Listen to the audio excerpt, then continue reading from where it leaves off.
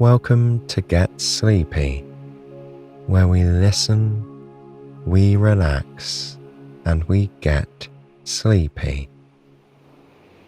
I'm your host, Thomas. Thanks so much for tuning in.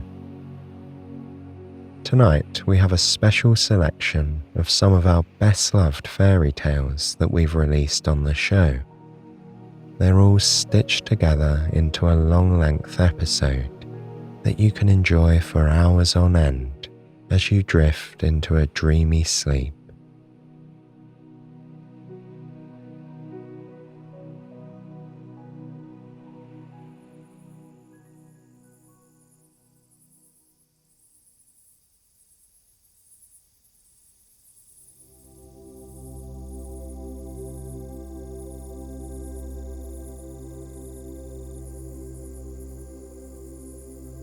Once there lived an astronomer who was mesmerized by the night sky.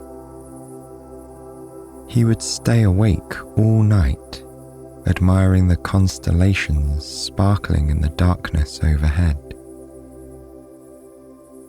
He lived in a small village in ancient Greece, where the mountains climbed up from the sea.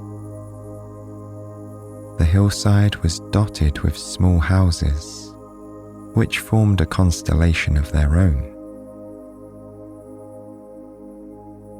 But although he lived in a wonderful place, he had a singular passion. Once he was awakened to the beauty of the night sky, it wasn't long before the astronomer cared for nothing else. The astronomer lived in a squat white house, adorned simply with a bed, dresser, desk, and chair. He didn't need much else, because all he did in the house was sleep and record the constellations while sitting at his desk. He had no need for a table or chairs for guests, as he rarely entertained a single friend or relative. He had no time for such things when there was always more of the night sky to discover. What wonders must still lie above to help people navigate, tell the time, and read the seasons, he thought. In his dreams, all he saw were the stars. He wished he could float into space to get a better look at the pinpricks of light that made up his life's work. The little corner of Greece where he lived was blessed with clear skies, and the astronomer wanted to discover as much of them as he could. Each night he wandered further from the village, feet pacing over the rocky ground, to see the stars from different viewpoints. In the village, the townspeople farmed, gardened, and fished every day. All who lived there knew everything about everyone else. And so, the astronomer felt there was much more possibility in the heavens. Wanting to take full advantage of his nighttime strolls, the astronomer slept in the hot afternoon, while his friends and family enjoyed long meals together. At night, while they slumbered, he wandered the fields alone, climbing rolling hills and strolling on rocky paths, always gazing skyward. As dawn broke and the rest of the village was waking up, the astronomer would tuck himself away in the privacy of his home and write down his observations from the night before. Then he'd drift off to sleep, dreaming of the night ahead. He was so consumed by the world of galaxies, planets, and celestial bodies. All the most exciting things, the astronomer thought, happened at night. During the day, light illuminated all. But when the night sky took over, so much remained a mystery. It was a challenge to learn about it all. He watched the seasons pass through the stars, the landscape changing around him while he slept. Since he only went out at night, the astronomer never noticed the blooming of new flowers in spring, or the sweet, earthy scent of autumn. Someone else had already learned all there was to know about everything on land, he thought. What hid in the night sky was untapped potential, secrets, and unanswered questions. The astronomer watched Artemis's hunt in the stars. He sought the gods of Olympus in the constellations. Sometimes, under the glint of the moon, he would visit the temple of Artemis to pay tribute to the beauty shining in the sky above. The temple in his village had an open roof, which was perfect for stargazing.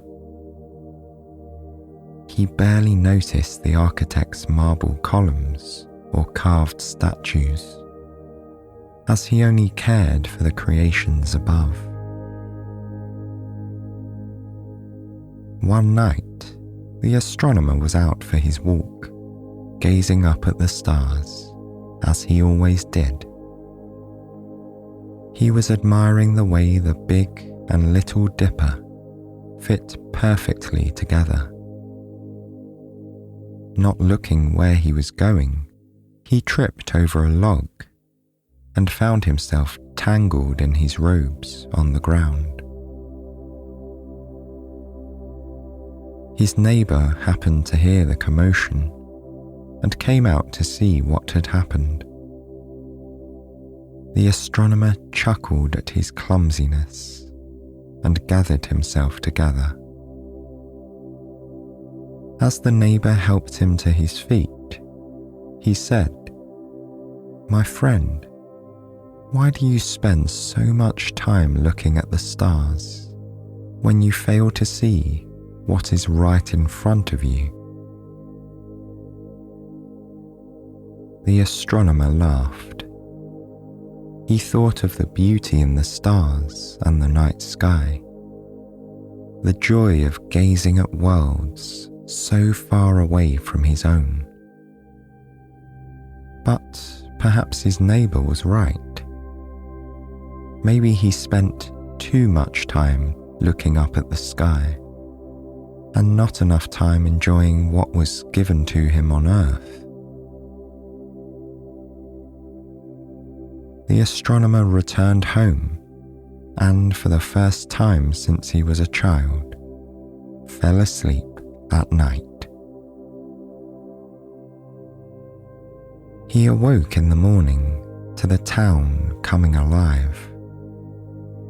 The sounds of laughter and quiet chatter rolled in the warm breeze outside. At first, the astronomer felt gloomy. What had he missed in the heavens last night? But then, as he dressed and went outside, his smile slowly grew. The same neighbour who had helped him the night before invited him over for breakfast. There was delicious, soft, crusty bread, crisp on the outside and doughy on the inside. along with hard cheeses and a warm mug of strong coffee. How long had it been since the astronomer had eaten freshly baked bread or enjoyed a mug of coffee shared with a friend? As they sat and sipped their coffee around the outdoor table, the astronomer told the neighbour's wife what had happened the night before. When they were finished, the couple decided to accompany him on a walk around the village. They were determined to help him experience everything they loved about their hometown. They set off together to walk down the lane. "Doesn't the soft earth feel wonderful beneath your feet?" they asked him. "Can you smell the fresh bread and coffee all the other villagers are enjoying this morning?" The astronomer's senses were delighted by the aroma of breakfast, and he noticed how the earth was slightly soft but still firm beneath his feet, cushioning each step he took. In all the hours he had spent wandering, he'd never realized how wonderful it could be. If he had paid so much attention to the ground the night before, perhaps he never would have tripped. They walked past a woman selling fruit from a little stand. "I haven't seen you in a while," the fruit seller called to the astronomer, waving him over. "Let's share some fresh juice together." She squeezed oranges into a cup. They let off the delicate and enticing floral scent of orange blossoms.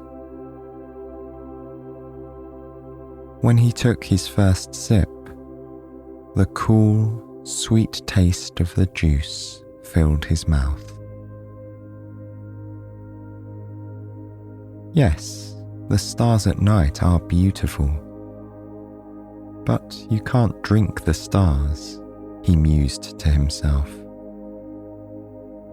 In that moment, the astronomer thought the glittering constellations only looked half as sweet as this earthly delight. When the neighbours told the fruit seller of their mission to help him see the beauty of the town, she said they must go and visit her niece's garden. For if you were enjoying the wonders on earth, that was the best place in town to do so. "I'll show you the way," she said, closing up her stall in favour of a new adventure. As they walked down the lane, more and more of their neighbours came out to join them. They weren't used to seeing the astronomer out and about during the day, so they each had a spot they wanted to show him. The astronomer couldn't remember the last time he'd been around so many people. He had opted for the quiet of night rather than the noises of daytime. But now that he was truly listening, he could hear the music in his friends' voices. When the group arrived at the niece's garden, she welcomed them with open arms. "What an honour to have the great astronomer in my garden for the very first time," she said with a smile. Together, he and the townspeople admired the flowers. The niece pointed to a bunch of red blooms growing around a wooden archway. "These are special wildflowers created by Aphrodite," she told him.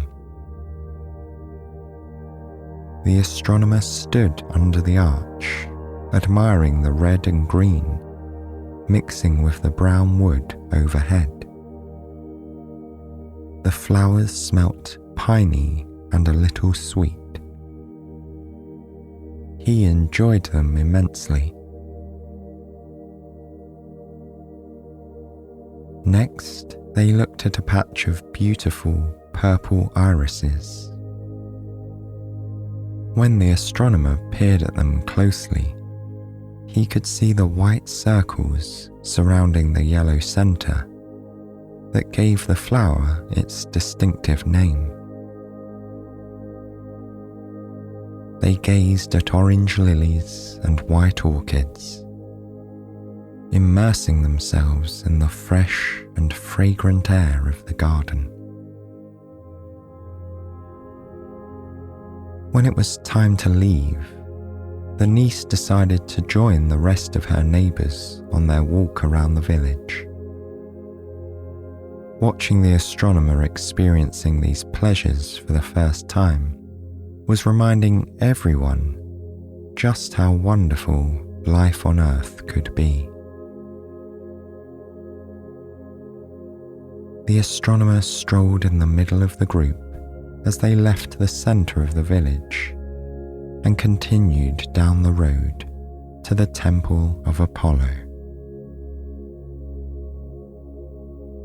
The pillars of the temple glittered in the sunlight. The astronomer noticed the change underfoot as he stepped from the dirt path to the temple's marble floor. The heat of the day was growing, and he appreciated the cool ground beneath him and the roof above. It was quite different from the Temple of Artemis, he thought. He took a moment to stand still.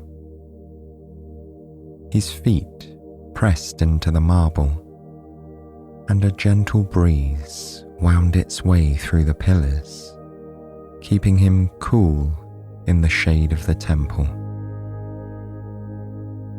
The other townspeople around him explored the building, admiring the statues and carvings on the walls. He enjoyed the feeling of staying still while the world moved around him. Perhaps he need not always be in motion, he thought. Sometimes it was best to take a break from work and study and just enjoy existing in the moment. When he was ready, he walked slowly around the walls of the temple, admiring the details. The great artists and architects had embedded them into this special place, which was used for community gatherings and for paying homage to the gods. When the sun rose higher in the sky, the group left the temple and gathered in the shaded village square for lunch. They each shared what they had: soft cheeses, leftover bread from the morning, roasted barley, and juicy olives.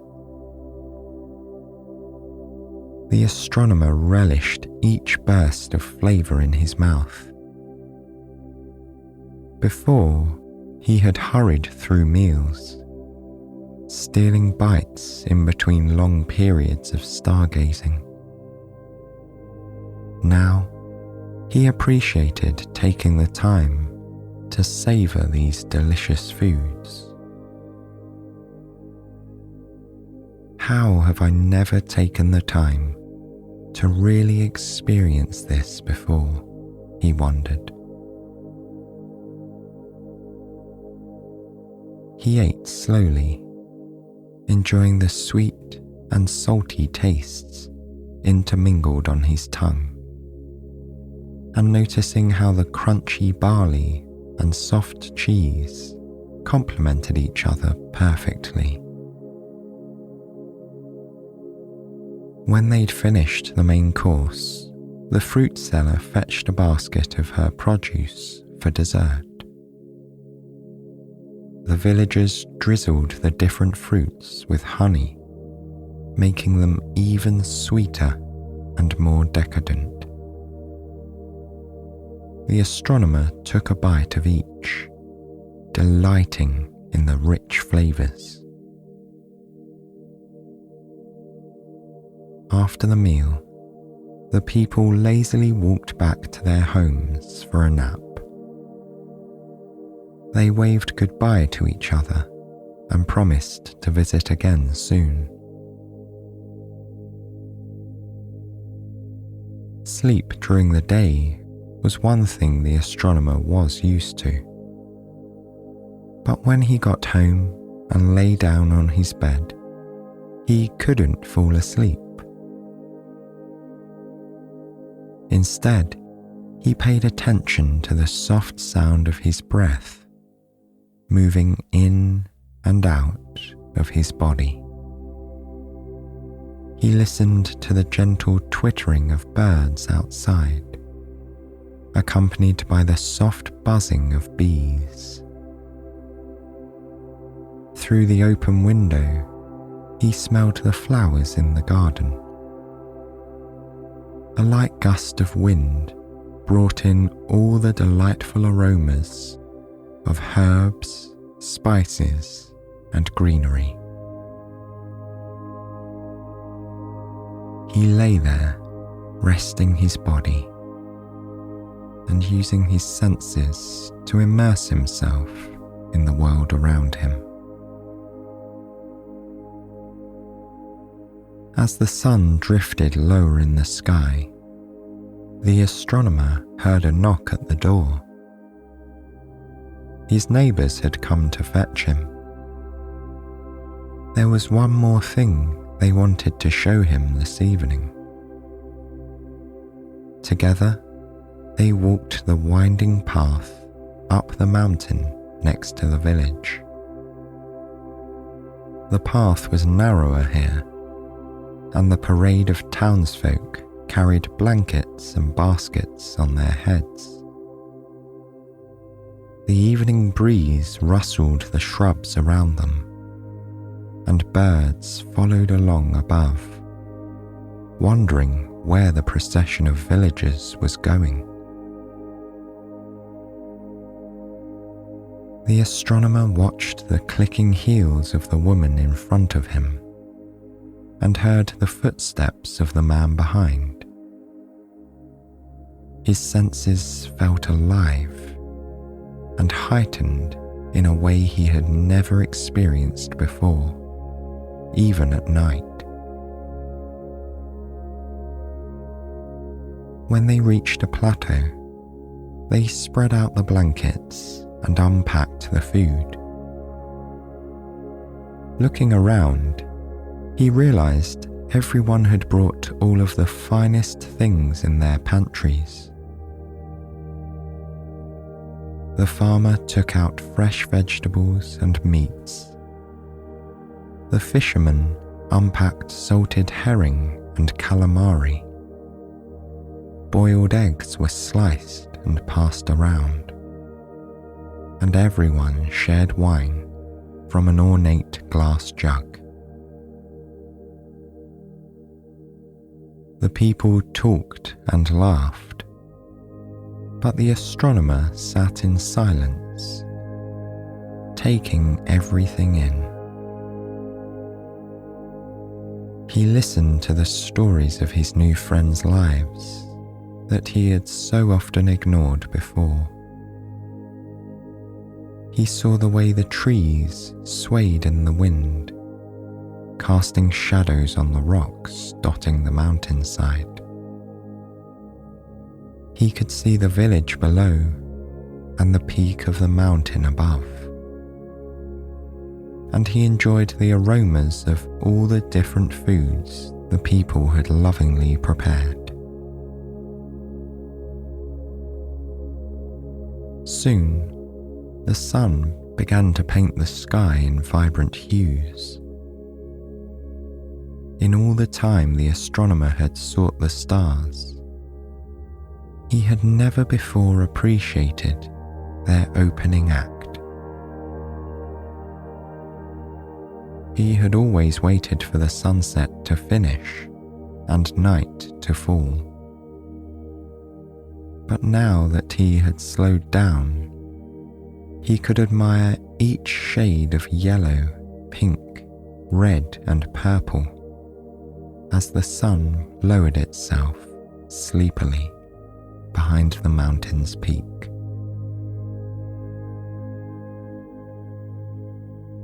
When the final rays of sun disappeared beneath the horizon, the villagers packed up the remaining food and folded the blankets, ready to go home for the night. But the astronomer stopped them. "Now I have something to show you," he said. His friends unfurled their blankets and lay down on the soft earth, watching the sky grow dark overhead. Glittering white and yellow stars began to poke through the darkness, delighting the villagers watching from below.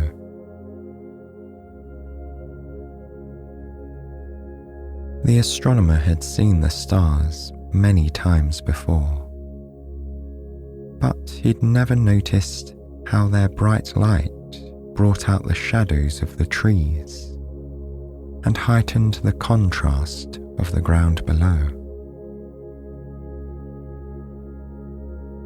He lay back on his blanket, admiring each constellation as it revealed itself. One by one, he pointed them out to the villagers, who were appreciative to be sharing in his knowledge. "I understand why you like to walk at night, but isn't it also wonderful to be still under the stars?" his neighbour asked him. The astronomer nodded his head in agreement. He didn't always have to be searching for something new, when so much beauty revealed itself around him every night. He wanted to fully take it in, not rush to discover the next thing. As they lay there, stargazing, the villagers felt their eyelids growing heavy. They began to yawn, and they knew it was time to pack up their things and go home to bed. In a slow and careful line, they tiptoed down the mountain. The astronomer felt the path beneath his feet, noticing each pebble or twig he passed over.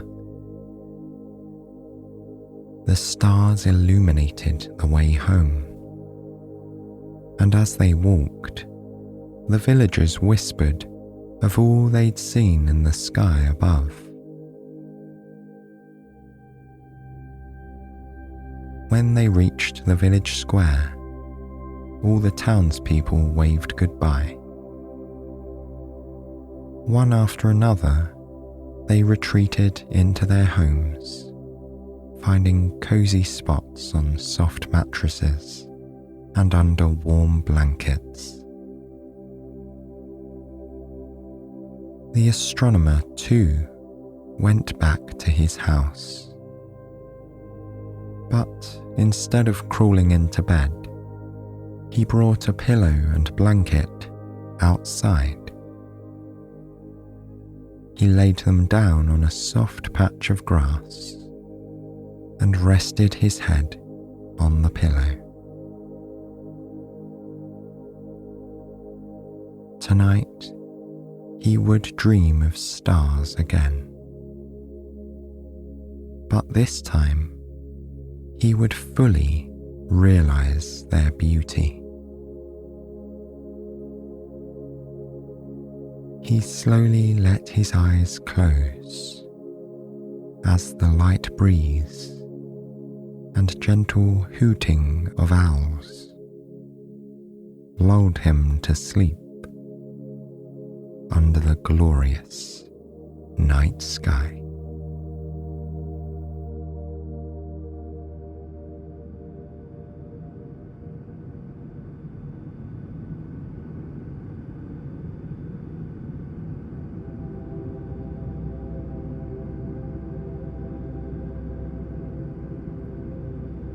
As a travel writer, Ben was used to moving around.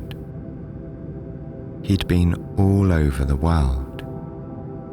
But this summer, he was going to a place that he'd wanted to visit for a long time, and he couldn't wait to get there. Ben specialized in writing about beaches, as these were his favorite spots. On this trip, he would be flying to Spain, one of the countries with the best beaches in the world. After doing a lot of research, Ben had decided to visit Mallorca, the largest of Spain's Balearic Islands, which are located in the Mediterranean. Here, he would stay in Porto Cristo, a small fishing village on the eastern coast. Ben was a great swimmer, and he enjoyed diving as well. Porto Cristo seemed to have some nice diving areas, which was what attracted him in the first place.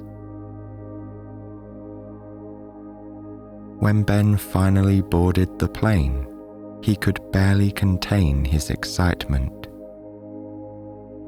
As the airplane reached its cruising altitude, he opened the window shade and watched the clouds. The plane was flying smoothly, and the clouds looked like white, fluffy cotton. Moving through the clouds reminded Ben of how he felt when he was floating in the water. He felt the same kind of lightness, like he didn't weigh a thing. For a while, he watched the changing shapes of the clouds and imagined that he was a small, light bird crossing the sky.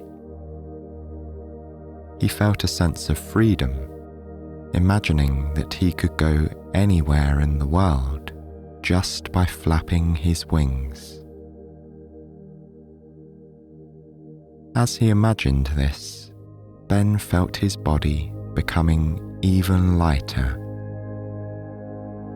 When he pictured the bird's wings moving effortlessly, his own arms and legs felt particularly light and relaxed. Relaxation finally took over his whole body, and when his eyelids fell under the spell, he calmly drifted into sleep. Some hours later, Ben was woken up by a voice coming through the airplane's speakers. They were about to land. Ben fastened his seatbelt and rubbed his eyes. Through the window, he saw pieces of land that seemed to float atop the blue sea. As the plane approached the ground, the islands became clearer. Ben could see flashes of green, brown, and ivory as the trees, plants, and rock formations grew in size and detail. He was already imagining all the things that he would do once he landed. His mind and heart were filled with excitement. A little while later, Ben got on the bus to Porto Cristo, and after a relaxing 2-hour journey, he arrived in his hotel room. Ben was pleased to see that the room was clean and neat. The colours were a combination of white, light browns, and light blues. The bed had just been made. Ben lay down and took a deep breath. The air smelled nice and fresh, and the pillows and sheets were very comfortable. The room was not that big, but it was extremely cozy. It felt like his own personal nest. He closed his eyes and breathed slowly and deeply as he began to unwind. As he was relaxing on the bed, he felt a breeze on his feet. It was coming from a sliding door. Ben got up and stepped outside. On the balcony, he caught his first glimpse of the gorgeous hotel pool. It was huge. Breathing in, he noticed that the air was salty and tasted like the ocean. As he took in the beach scent and the view of the pool, he wanted to be at the seaside right away. He got ready and left the hotel. Once Ben was outside, the salt in the air was more evident. The breeze carried the essence of the ocean throughout the town. Ben could imagine tiny grains of sand getting tangled in his hair as it was combed by the light wind. It was about 4 in the afternoon, and the sun was just right. It was bright, but not so hot anymore. Ben felt the comforting warmth of the sun's rays as he made his way down to the beach.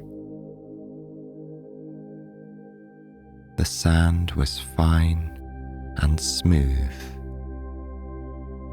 Walking barefoot felt like being massaged by tiny beads. The water was a clear shade of blue, and some areas even shimmered turquoise under the sunlight. The ocean looked like an infinite pool of freshness and beauty. Admiring the view in front of him, Ben felt deeply relaxed. As he let the water wash over his feet, he could feel a wave of calm rising through his body.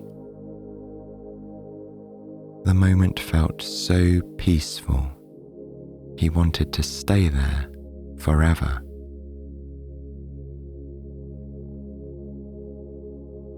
At last, Ben continued to make his way through the shallows. He walked slowly as the small waves lapped over his feet. Then, all of a sudden, Ben felt a slight tremor in the ground beneath him. Though it only lasted for a few seconds, he was sure that there was something unusual about the tremor. Maybe even something magical. Though perhaps it was just his imagination. But then he saw something peculiar out of the corner of his eye. It looked like a golden stick flying past him. Now, Ben was convinced that something strange was going on. As he squinted and looked around, trying to find where the stick had come from, he noticed something else. A few meters ahead, the water was moving, and these weren't ordinary waves. Curious to see what was happening, Ben moved towards the strange waves. And then, when he was almost there, he saw a man emerging from the water. Before Ben could come any closer, the stranger raised his hand in a commanding gesture, telling him to stop. The man had a peculiar look. He was middle-aged, muscular, and taller than average. And he had a long, tangled beard. A moment later, the man went underwater.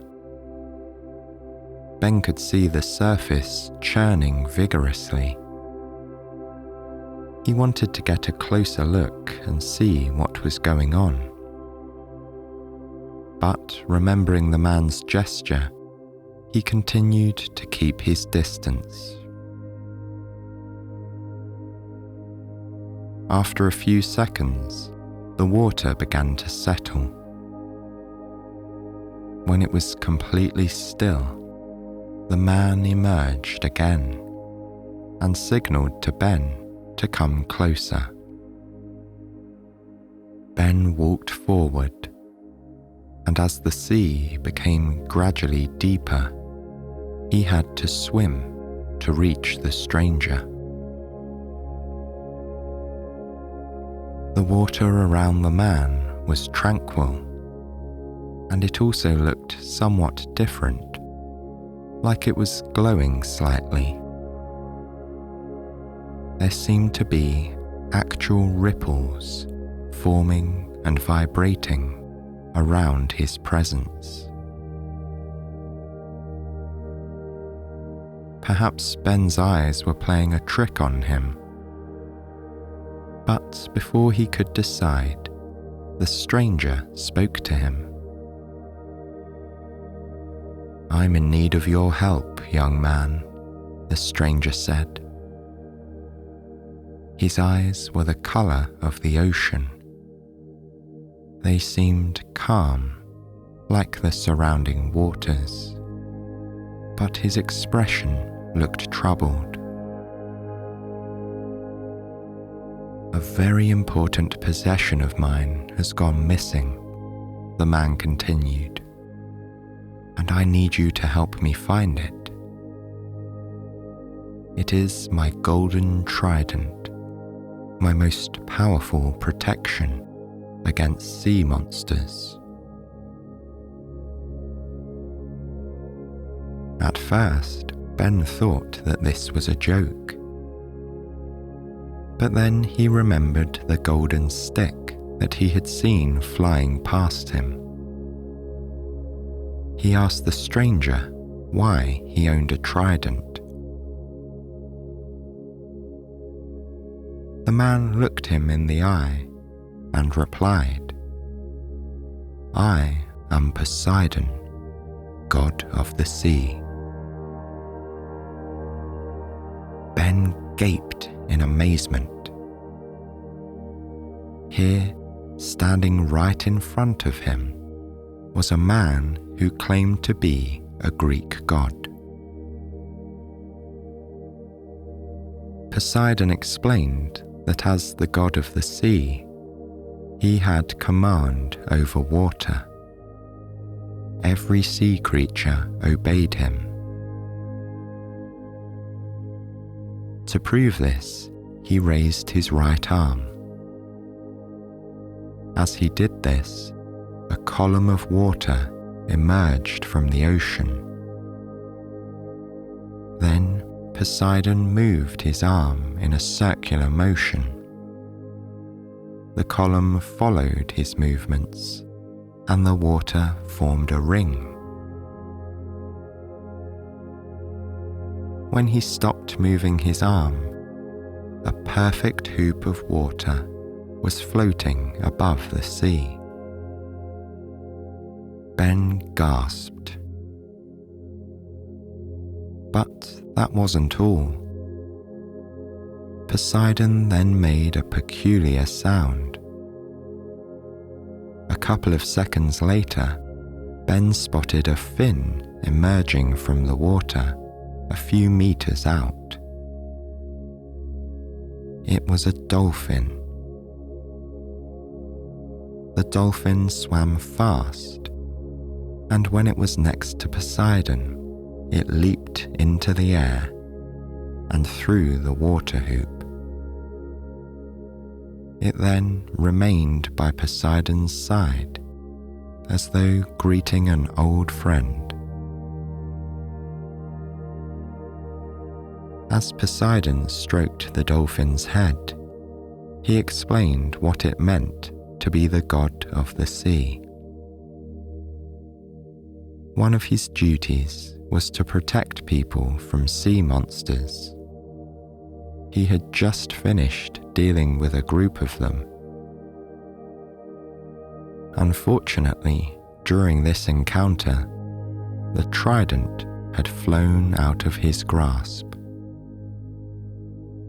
Poseidon couldn't leave this spot because he had to keep an eye out for more. Besides, there were also other important tasks that he needed to take care of in the water. His work as god of the sea kept him busy. This was why he needed Ben's help to find his trident. For a moment, Ben was speechless. The man really was Poseidon, the ancient god of myth and legend. He remembered what he'd seen earlier, a golden stick flying in the air. When he mentioned this, Poseidon nodded. Whenever the trident wasn't in his hands, it turned into a golden staff that almost looked like a regular stick. The god seemed thoughtful as he looked at Ben. Then he asked, "What is your name, young man?" Ben replied that his name was Benjamin, or Ben to his friends.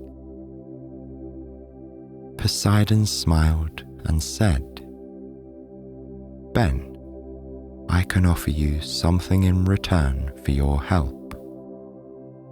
It will be of great value for your work and travels.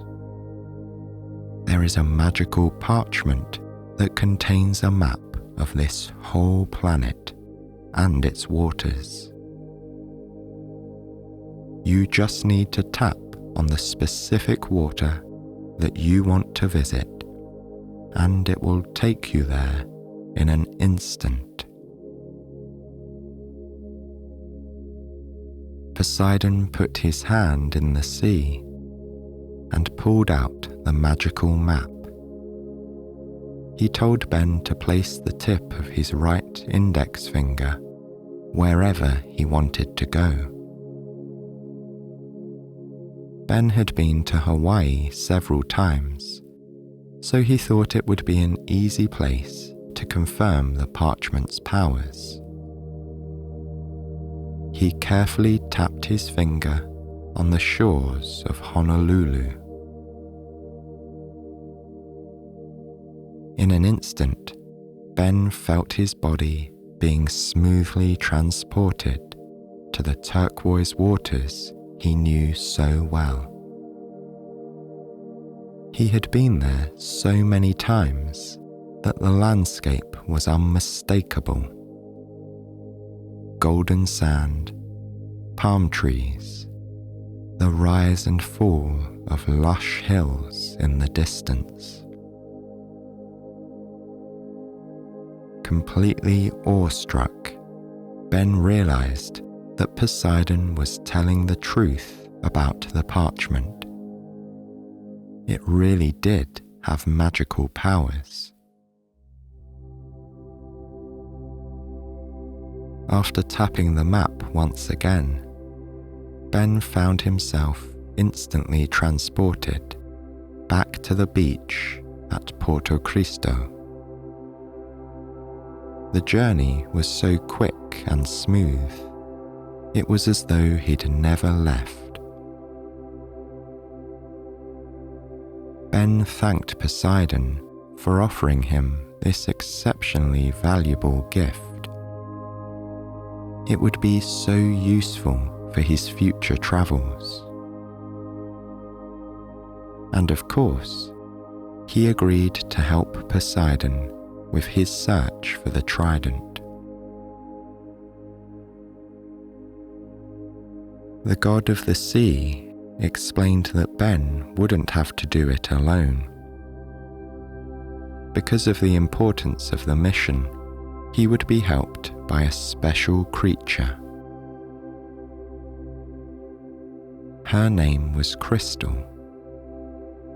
She was a fish when she was in the water, but turned into a bright firefly when she was in the air. Poseidon explained that Crystal had a special talent for finding precious objects. She would let Ben know where to look for the trident, and she wouldn't stop until they found it. In that moment, a beautiful fish appeared in the water. She was as clear as the ocean, but she also had touches of emerald green and turquoise blue on her scales and fins.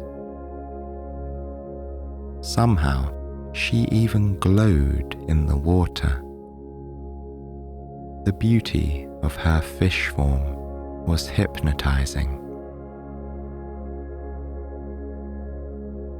As Crystal rose to the surface and came out of the water, she swiftly transformed into a mesmerizing firefly. Her wings were thin, but strong at the same time. She could fly high and fast. And the most beautiful part of her was the light that she emitted. It was bright, but not dazzling. It was a warm and reassuring glow that made Ben feel like he wasn't alone on this journey. He sensed that Crystal was more powerful than she looked, and he knew in his heart that he would be safe if he followed her magnificent colours wherever she went. Ben walked back toward the shore, with Crystal flying by his side. When they got to the beach, Crystal flew quickly to the far end and hovered in mid-air. This was where they had to start looking for the trident. But with everything that had happened this afternoon, Ben was starting to feel tired. He just needed a second of rest. He lay down on the beach and felt his head and neck sinking into the warm sand. Then his back, his arms, and then his legs and feet. The sand moulded to the shape of his body. Even the smallest grain of sand seemed to be massaging his tired muscles.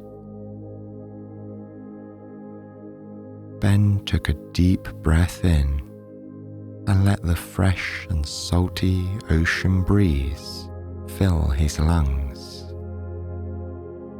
As he exhaled, he imagined all the tiredness leaving his body. Crystal came toward him, her firefly wings shining in the sunlight. She seemed to understand that he needed a brief moment of rest. She flew over his forehead and hovered there, glowing warmly and calmly. Ben could feel the glow spreading through his face and head. There was something special about Crystal's glow. It made him feel like every thought was leaving his mind, as it filled with pure relaxation. Ben breathed slowly and deeply, feeling completely at ease. Next, Crystal hovered over Ben's stomach. His belly was rumbling, and she could tell that he was hungry. But somehow, she managed to create a blanket of warm glow that covered his stomach. While she did this, Ben's mind was filled with images of his favorite food. They felt so real that he could taste delicious fruit on his tongue, and his belly was starting to feel full. Just as he was beginning to feel thirsty, a fresh river of water seemed to flow through his throat and body. Ben felt so relaxed now that he wasn't tired, hungry, or thirsty. He didn't know how, but thanks to Crystal, he was feeling completely rejuvenated. Ben took a deep breath as he slowly got to his feet. When he thanked Crystal, she almost seemed to have understood him as her wings glowed more brightly. Feeling ready to walk on, Ben continued along the beach, with Crystal leading the way. Ben was wearing sandals, and with each step, he could feel the smooth sand moving through his toes. After walking a little further along the shore, Ben followed Crystal into a dense area of trees and other plants. As he stepped into the shade, he noted how dark it was inside the grove. He couldn't see much at first, but this almost didn't matter to him. The little forest was full of herbal scents. Ben felt like he was swimming in a warm cup of calming tea. Closing his eyes, he breathed in deeply. He didn't want to miss any of those soothing scents. When he opened his eyes, he saw that Crystal was glowing brighter than ever. Feeling calm and relaxed, he followed the magical firefly as she made her way through the woods. Ben and Crystal carefully looked for the golden staff in the sand and in the lower plants and bushes. Then they searched the taller trees, like the live oaks and palms. Crystal flew to the highest parts and moved through the branches, while Ben searched from the ground. Sometimes he would climb a tree as high as he could and look for the trident there. But there was nothing to find, not a single shimmer of gold. As they left the wooded area, Ben glanced at his watch and saw that it was already around 2 in the morning. Perhaps it would be best to take a small break to sleep. But then he realized that his hotel room was too far away from the beach. He didn't want to waste time going all the way back. Just as he was wondering what to do next, Crystal started glowing and flew along the shore. Ben followed her into a small cave next to the beach. As he looked around, he understood why she had brought him here. It was the perfect place to rest for a few hours.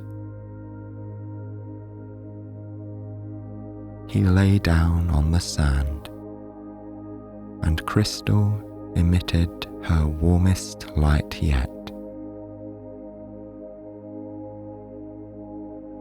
Ben didn't feel cold at all inside the cave. It was warm and cozy.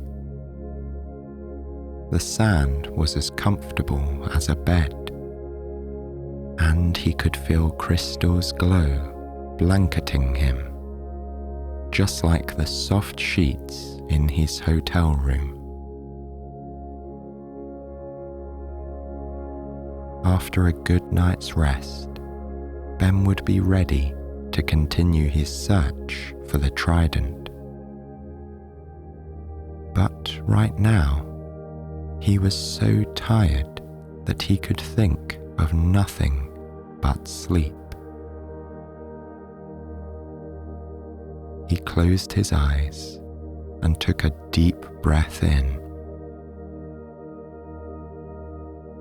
His breathing gradually settled into a natural rhythm, just like the waves of the ocean. And soon, Ben was fast asleep.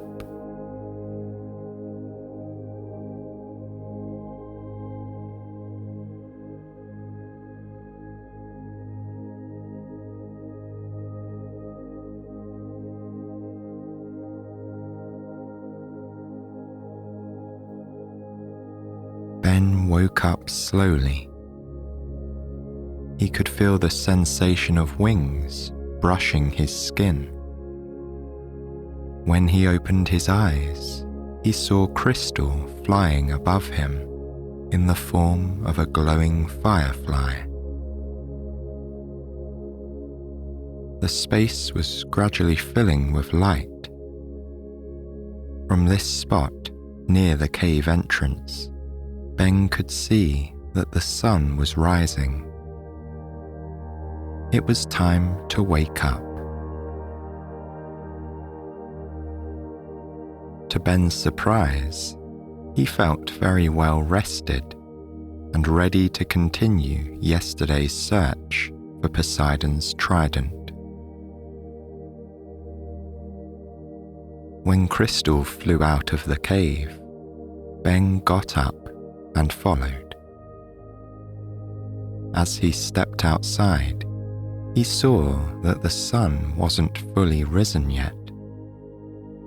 Its edges were touching the water, covering it with soft, golden shimmers.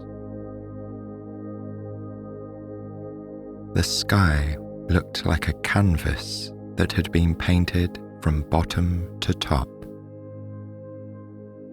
Near the horizon, the sun's golden glow resembled orange paintbrush strokes. Orange then transitioned to a light yellow, followed by a soft blue. The top part of the sky was like a painting made of deep blue strokes.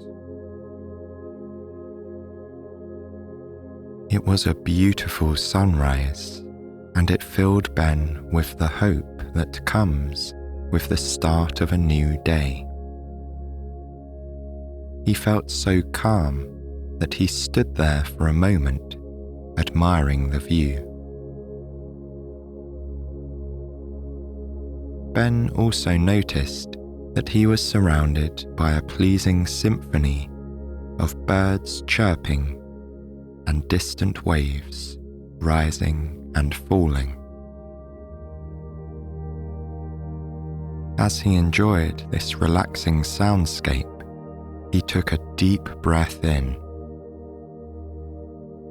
The early morning scent of the beach filled his lungs. He closed his eyes, savoring the calming atmosphere. A moment later, Crystal was back at Ben's side, fluttering eagerly. From her movements, Ben understood that he had to follow her. Crystal guided him to a spot under the trees. The ground was covered with fresh fruit. There were piles of apricots, oranges, and grapes, as well as a big watermelon. Ben's eyes lit up. He thanked Crystal and began to eat. Each bite of fruit seemed to melt in his mouth.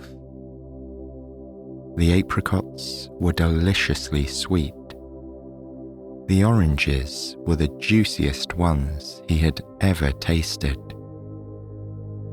Then there were the grapes, so soft and sweet, and the big watermelon, which was juicy and refreshing. The strong scents of all the fruits made them taste even better. It wasn't just a breakfast, but a banquet. When he had finished, Crystal started flying toward the sea. At first, Ben was puzzled. He didn't understand what she wanted. Then Crystal went into the water and transformed into her other form, a gorgeous fish. Ben walked towards the shallows, and kept following Crystal. The little fish had started glowing, with wavy rays emanating from her body. Once he was deep enough, Ben put his face underwater, hoping that he would be able to understand Crystal a little better like this. What he saw below the surface was amazing. Crystal's colours were even more vibrant underwater. She was captivating. Ben gazed at the shades of sparkling blue and green in astonishment. But then he saw something even more magnificent. The rays of light that were coming from her body were also glowing, and they pointed in different directions. At last, Ben understood. Crystal wanted them to explore those different areas of the ocean, but for that, he would need diving gear. Fortunately, he remembered that he'd seen a diving school not so far from the shore. Without delay, Ben rented all the equipment that he needed. And in no time, he was back at the ocean, where Crystal was floating near the surface. They were ready to begin their search for the trident.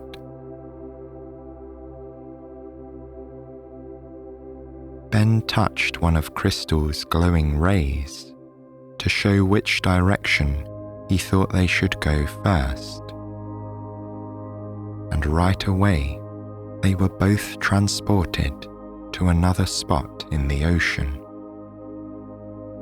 It was just like Poseidon's magical map with its powers of teleportation. Ben could see that they were now far from the shore. But he was a trained diver, so he felt comfortable and safe being there. In addition, these waters were particularly clear, and they offered good visibility. As Ben and Crystal dived to the depths of this area, the light became dimmer, but they could still see their surroundings well, thanks to the bright rays of sunlight that penetrated the water. Diving deeper, they came across several marine species, such as eels, tuna, and damselfish. There was even an octopus, which moved its tentacles in such a graceful way. The suction cups that covered the tentacles looked like pearls. What an elegant creature, Ben thought. As they got deeper, Ben and Crystal found bright pink coral reefs. Their detailed patterns and structures made them look like architecture or a work of art. It was here that Ben discovered his favourite creature, the nudibranch, also commonly known as sea slugs. He loved their beautiful mix of exotic and vivid colours. His favourite nudibranch looked like something painted by a famous artist. It was lime green with canary yellow dots. Its head was decorated with larger, light blue spots surrounded by yellow rings. Although Ben went diving frequently, all the beauty that he saw underwater took his breath away. He experienced this sense of awe every time. Ben stared at this coral reef and its sea slugs for a while, contemplating the wonders of nature.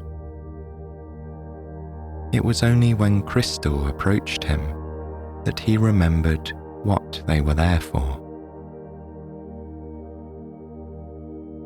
Ben started looking through the reefs, but found nothing.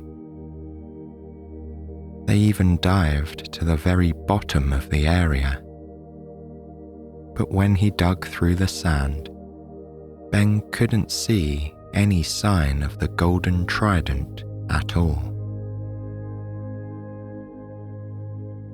Crystal then emitted a new glowing ray. When Ben touched it, he found himself suddenly transported to the entrance of an underwater cavern. The smooth teleportation still felt surreal, but he was getting used to it by now. The underwater cavern had wide holes where he could enter and explore. Small, colourful fish swam around this area in groups. Ben swam slowly so as not to startle them.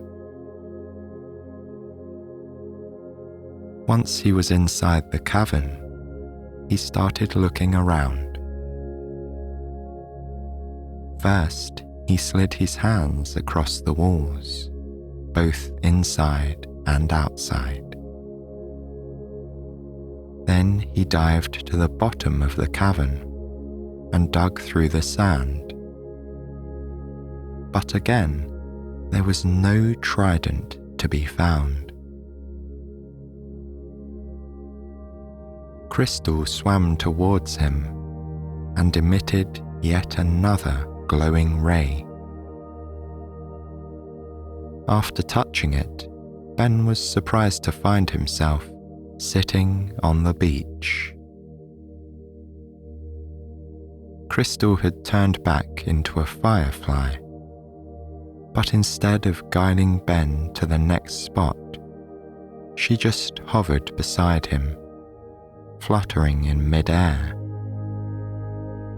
Perhaps she was thinking about where to search next.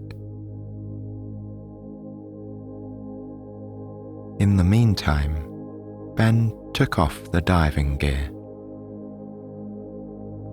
Just as he had finished, Crystal started fluttering in front of him, glowing intermittently like a flashing light. This had to mean something, since Crystal had never glowed like that before. Maybe she knew where the trident was. A moment later, Crystal started flying along the beach, her wings still flashing. Ben got up and followed her.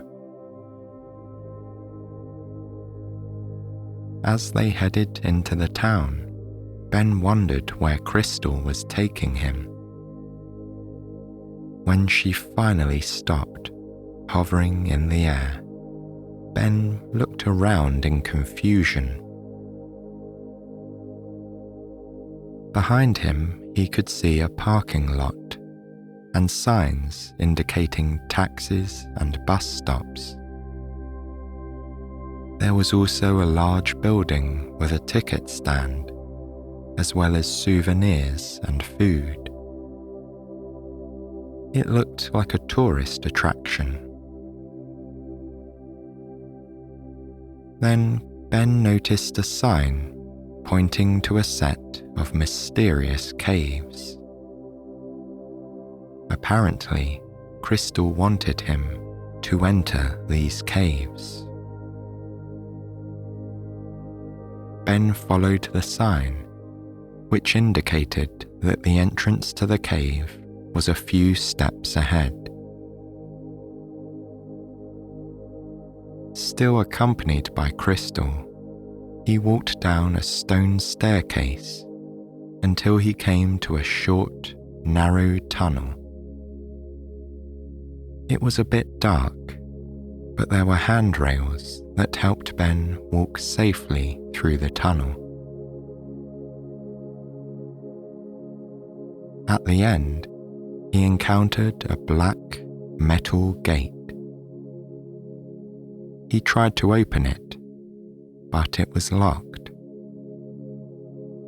This didn't seem to be a problem for Crystal, though. She simply emitted a glowing ray of light that travelled to the gate. As soon as the glow touched the door, it swung open, and they went through carefully. Once they were on the other side, Ben stopped abruptly, and his eyes widened.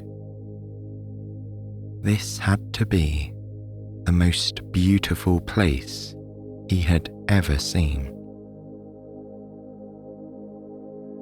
They were inside a long cave. Its interior was full of hanging stalactites and stalagmites that emerged from the ground.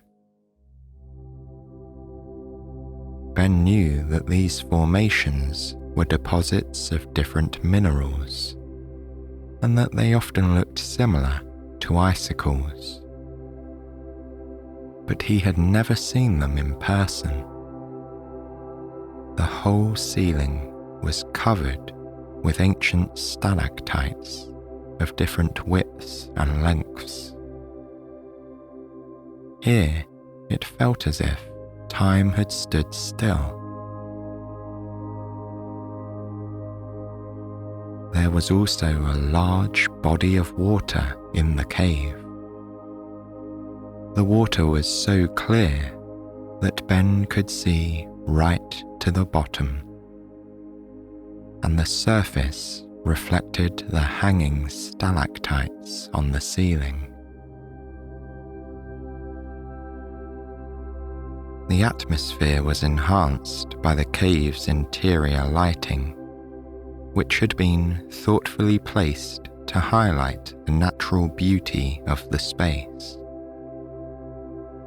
The combination of the rock formations, the water, and the lighting made this place look like a dream.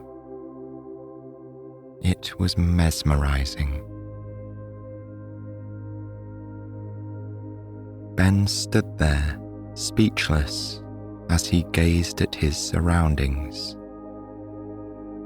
The atmosphere inside the cave was cool and damp compared to the summer temperature outside. But to Ben, it felt wonderfully refreshing.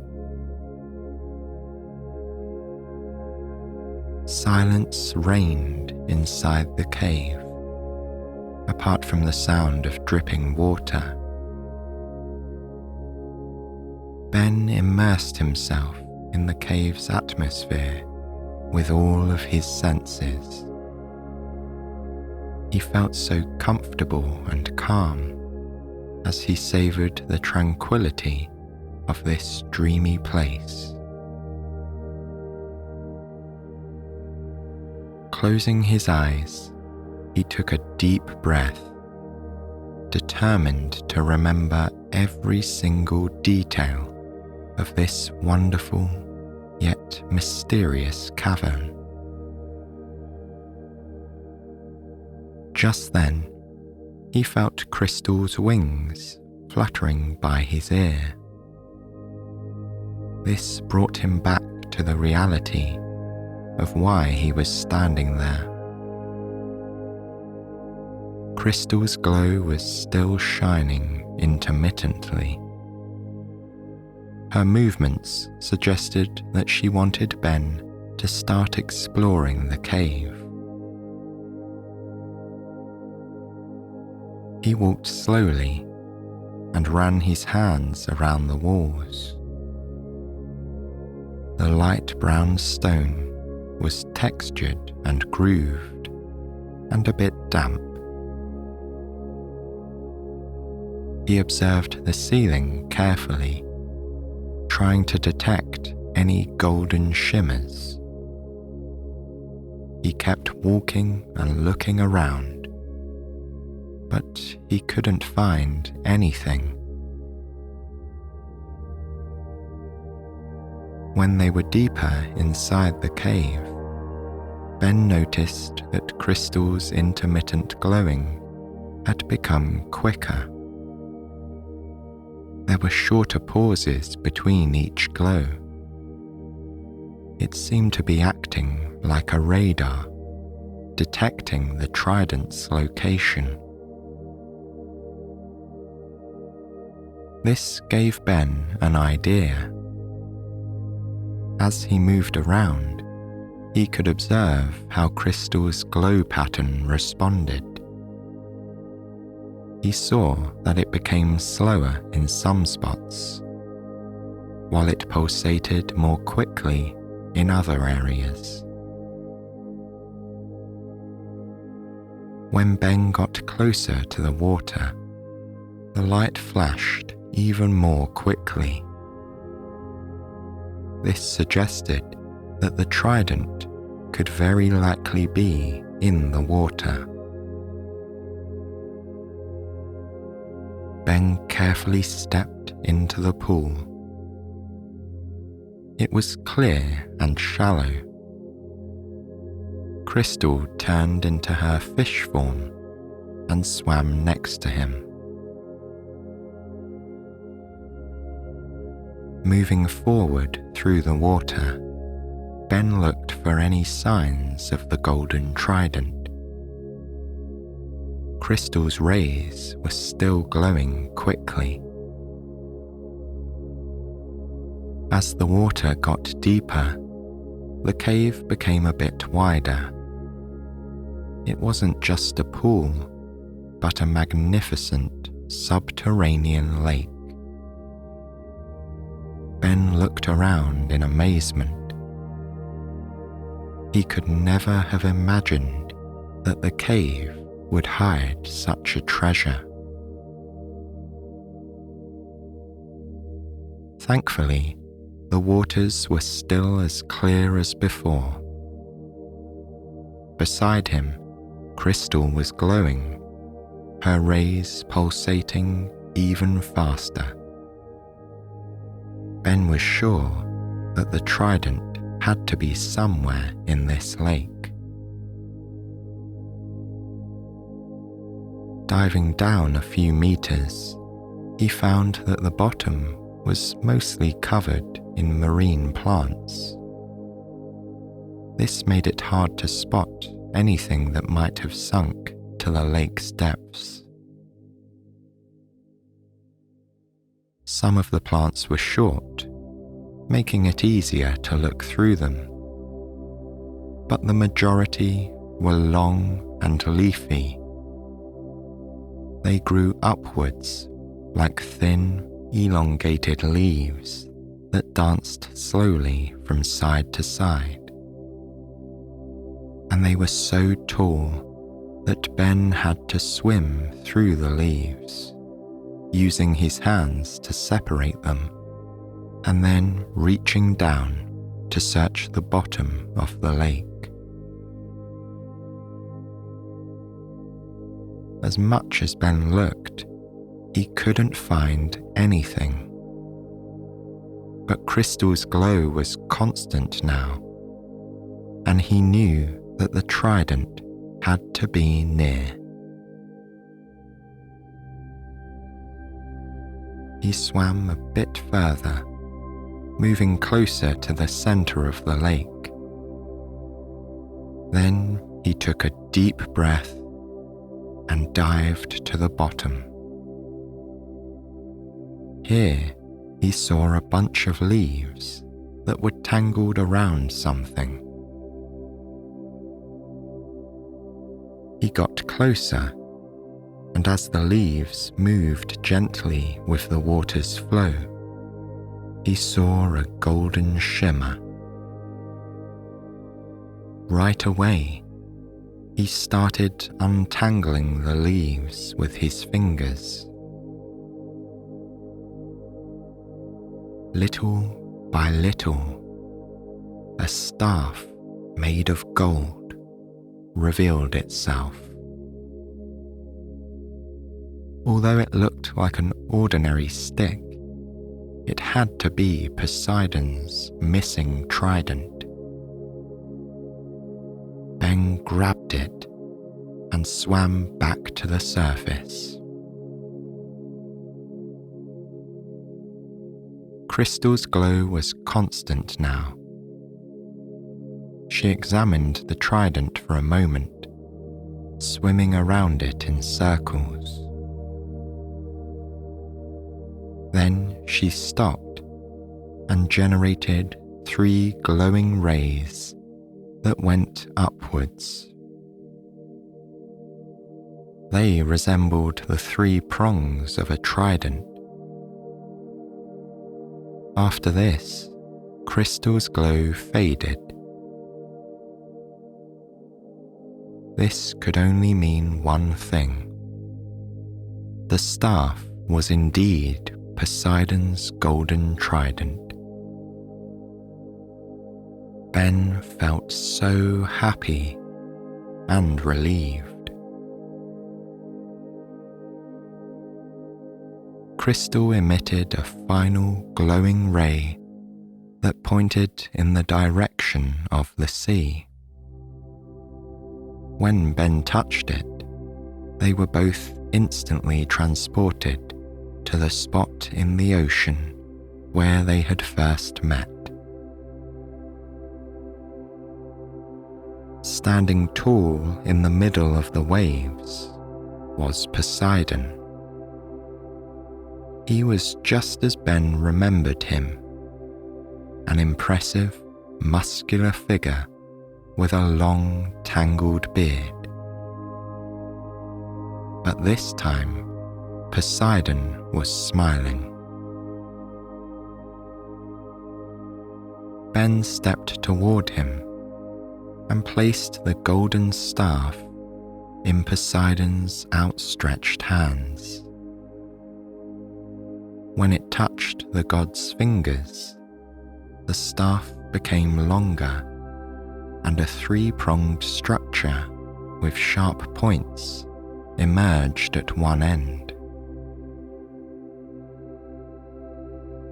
The trident looked powerful, and in Poseidon's hands, glorious. His loyal companion Crystal swam to his side and remained there. "Thank you, Ben," said the god of the sea. "You have proven your bravery, honesty, and skills, and you are more than deserving of the magical parchment." Poseidon retrieved the parchment from the water and gave it to Ben. As soon as he touched it, Ben could feel the power emanating from it. "I know you will make good use of this valuable tool," Poseidon said, "but I must leave now." And then he added, "Good luck on your voyages, Ben." Ben watched as Poseidon and Crystal started to swim away, further into the ocean. He called out after them, thanking them both for everything. In the distance, Poseidon turned and smiled. Crystal briefly leaped out of the water and twirled in the air before diving down again. Ben felt reassured that they had both heard him. Now that this adventure had ended, Ben realized just how tired he felt in both mind and body. The exhaustion was like a weight. He went back to the hotel and made his way to his room.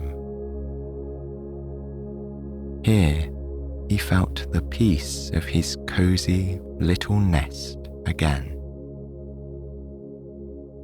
After taking a relaxing, warm shower, Ben made himself comfortable in bed.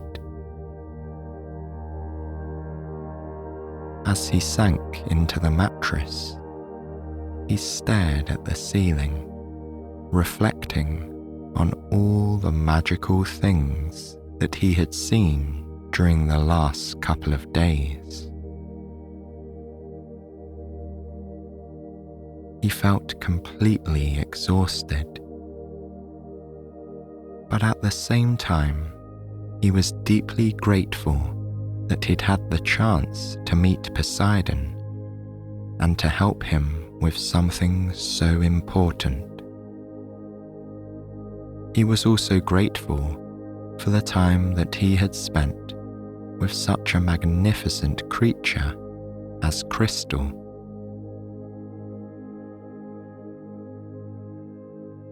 Ben felt truly fulfilled.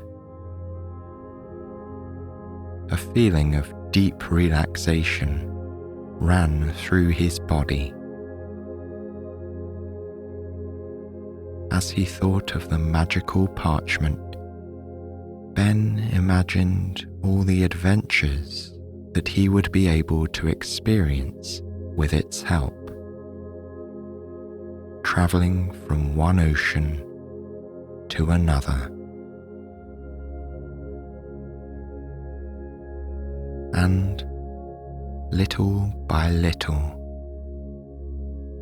Ben peacefully drifted off to sleep.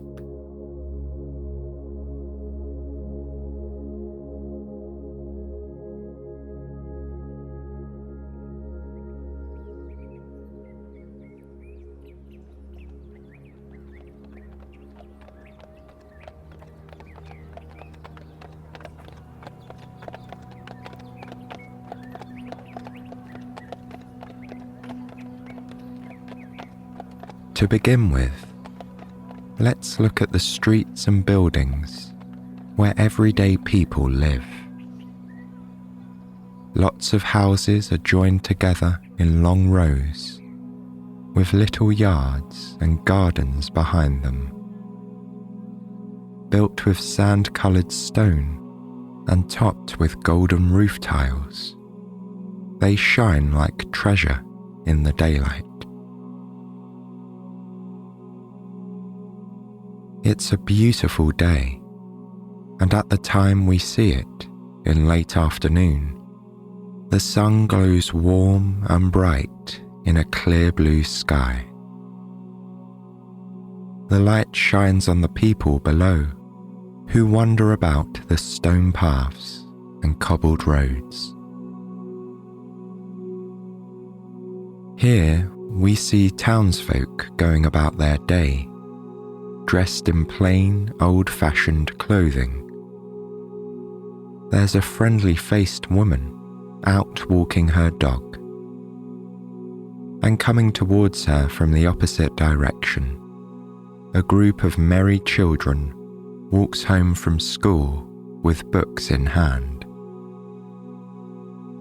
When they cross paths, the children wave and say hello to the woman, pausing to pet her dog's fluffy head before continuing on their way.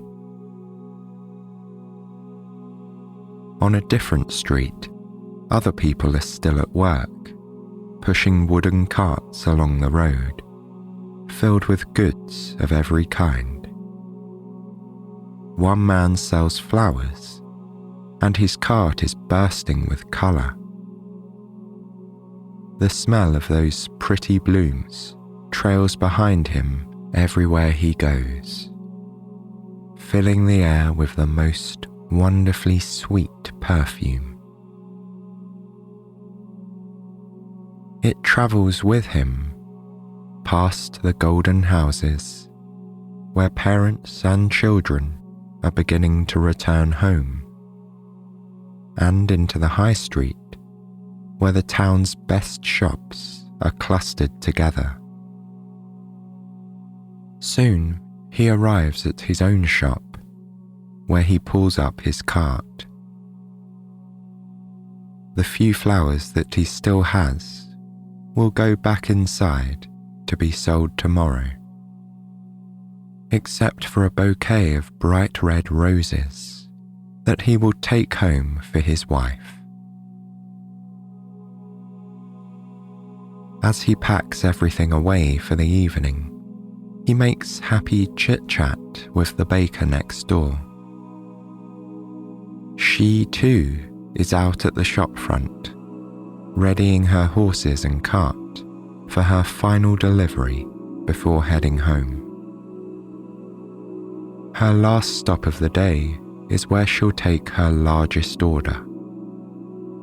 It's a request from the palace for 3 boxes of freshly baked bread, pastries, donuts, and other delicious sweet treats. Let's join her now as she sits down upon the open, cushioned bench behind 2 magnificent chestnut-brown horses. With her wooden cart filled with mouth-watering delights, she pulls gently at the reins and starts on her way. The sound of horses' hooves echoes through the streets as she heads out of town, humming a happy tune and waving to the people that she passes. As she travels, the rows of crowded shop fronts fade into the distance, and the land around her becomes green and alive. The countryside surrounding the town is rich and verdant. Aside from the occasional farmhouse or shepherd herding their flock of sheep, there are very few people here.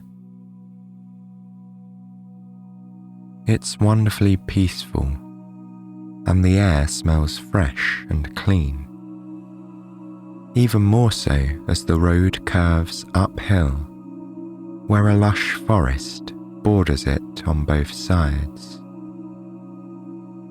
Apart from the clopping of hooves and wheels upon the road, the only sounds come from the trees swaying in the breeze and the gentle twittering of birds returning to their woodland nests.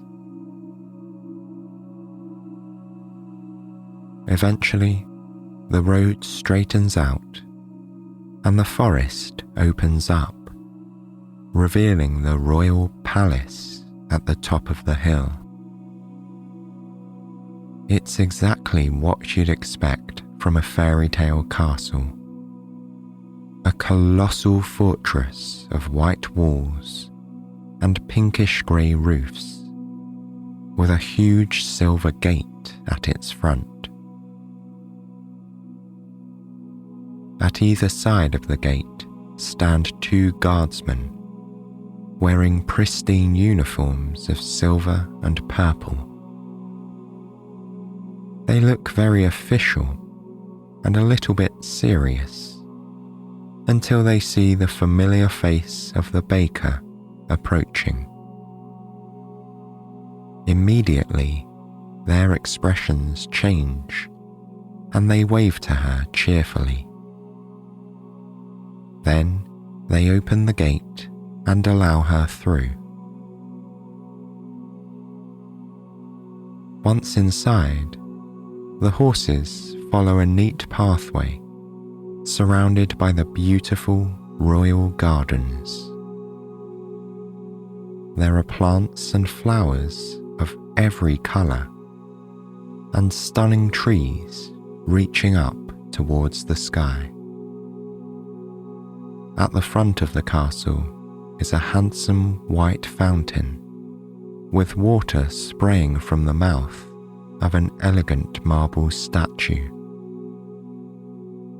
Behind it, two staircases rise towards each other, meeting in the middle on a balcony where the massive front doors stand open. Bringing the horses to a stop between the fountain and the steps, the baker hops off her seat and greets the kitchen maids who are waiting there. They wear black dresses with frilly white aprons pinned to their fronts, and their hair is hidden beneath lacy white hats. As always, they are delighted to see the baker and her boxes of sweet treats. They stroke the noses of the friendly horses before lifting the boxes from the cart. And then they wave goodbye as the baker takes up the reins once more and heads back out through the palace gates. Evening is approaching now. Though the baker and her horses are returning home for the day, the staff of the palace kitchen still have work to do. And so, they carry the boxes of baked goods inside. Then, they help the cook unpack everything and put the final touches on tonight's royal meal. Rolls of fresh golden bread sit upon silver trays beside bowls of hot, creamy soup. This is the first of many courses to be served tonight. Carefully now, the staff exit the kitchen, walking gracefully across a panel of purple carpet into the main hall of the palace. Here, the soup and bread are served to the royal family, who are already seated at a long marble table against a backdrop of huge arched windows. This is where we meet the prince, his mother the queen, and his father the king. The queen is resplendent in a gown of ruby red velvet, and the men wear stylish suits of blue and silver. They each wear a crown, decorated in jewels in every colour of the rainbow. The baker's golden rolls are a particular favourite of the family.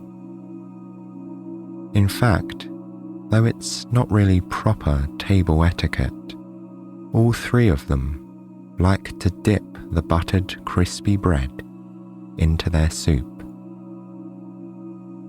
In between mouthfuls, they make pleasant conversation, discussing the events of the day and any pressing matters of the kingdom. Naturally, it isn't long before the topic of marriage comes up. The king and queen ask their son if he's found a suitable bride yet. And, just like always, he tells them that no, he hasn't. The prince has searched far and wide, travelling all across the land to find a worthy princess. But so far, he hasn't succeeded. He's met lots of very nice ladies, to be sure, but none that felt like the right princess for him. Seeing his unhappiness, his mother tells him not to worry. The right person will come along, probably when he least expects it. A moment after the Queen has spoken, the sound of thunder rumbles outside the castle. Through the massive windows behind the table, the family can see a darkened sky filled with deep silver clouds. The hallway is lit with a sudden flash of white lightning, illuminating the beauty of the grand hall. This is swiftly followed by the sound of heavy rain pouring down over the thick palace walls and upon the ground. It's a welcome sight for the royal family, who are particularly fond of a good storm. And so, there is little conversation as the next few courses are eaten. In the glow of soft golden candlelight, the family savours one delicious bite after another, all the while enjoying the sounds of the wild and chaotic weather. Not far from the table, a huge fire roars to life in the large stone hearth, which is both tall and wide. Golden flames fill the large hall with warmth and light, and the sound of logs crackling amplifies the contrast between the cold, wet outdoors and the blissfully comfortable indoors.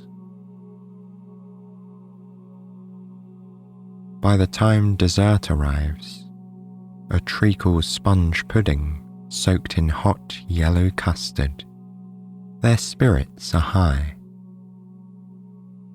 By now, the storm is dying down. The thunder and lightning have stopped, and the rain has faded to a gentle pitter-patter. It taps at the palace walls and rooftops, trickling down the hall's great windows in an assortment of shapes and patterns. The king, having finished his pudding, stands beside the window looking through the rivulets of water. As he does most nights, he is admiring his vast, beautiful city down below. Only tonight, the king's quiet thoughts are interrupted by the approach of a guardsman. He hears damp footsteps move across the thin carpet panel and then the marble floor tiles in his direction. The guardsman explains that a princess has arrived at the palace gates, seeking shelter from the storm.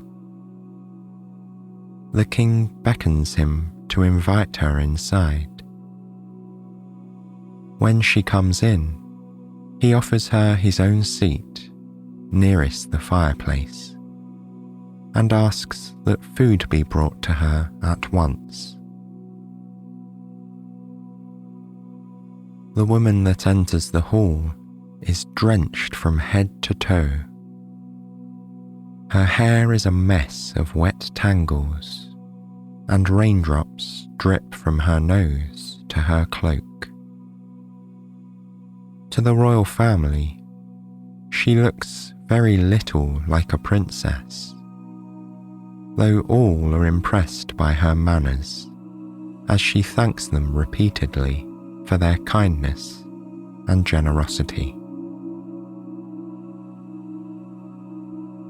They watch her with curious eyes as she dips bread rolls into her soup, just as they did earlier.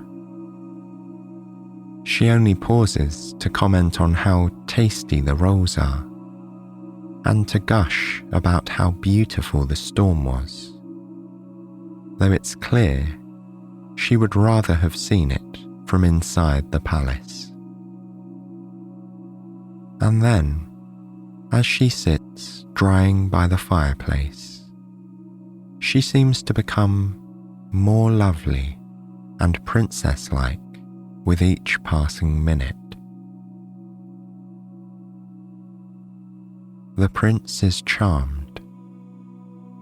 After all, few of the princesses he's met across the land have seemed as kind and genuine as this one.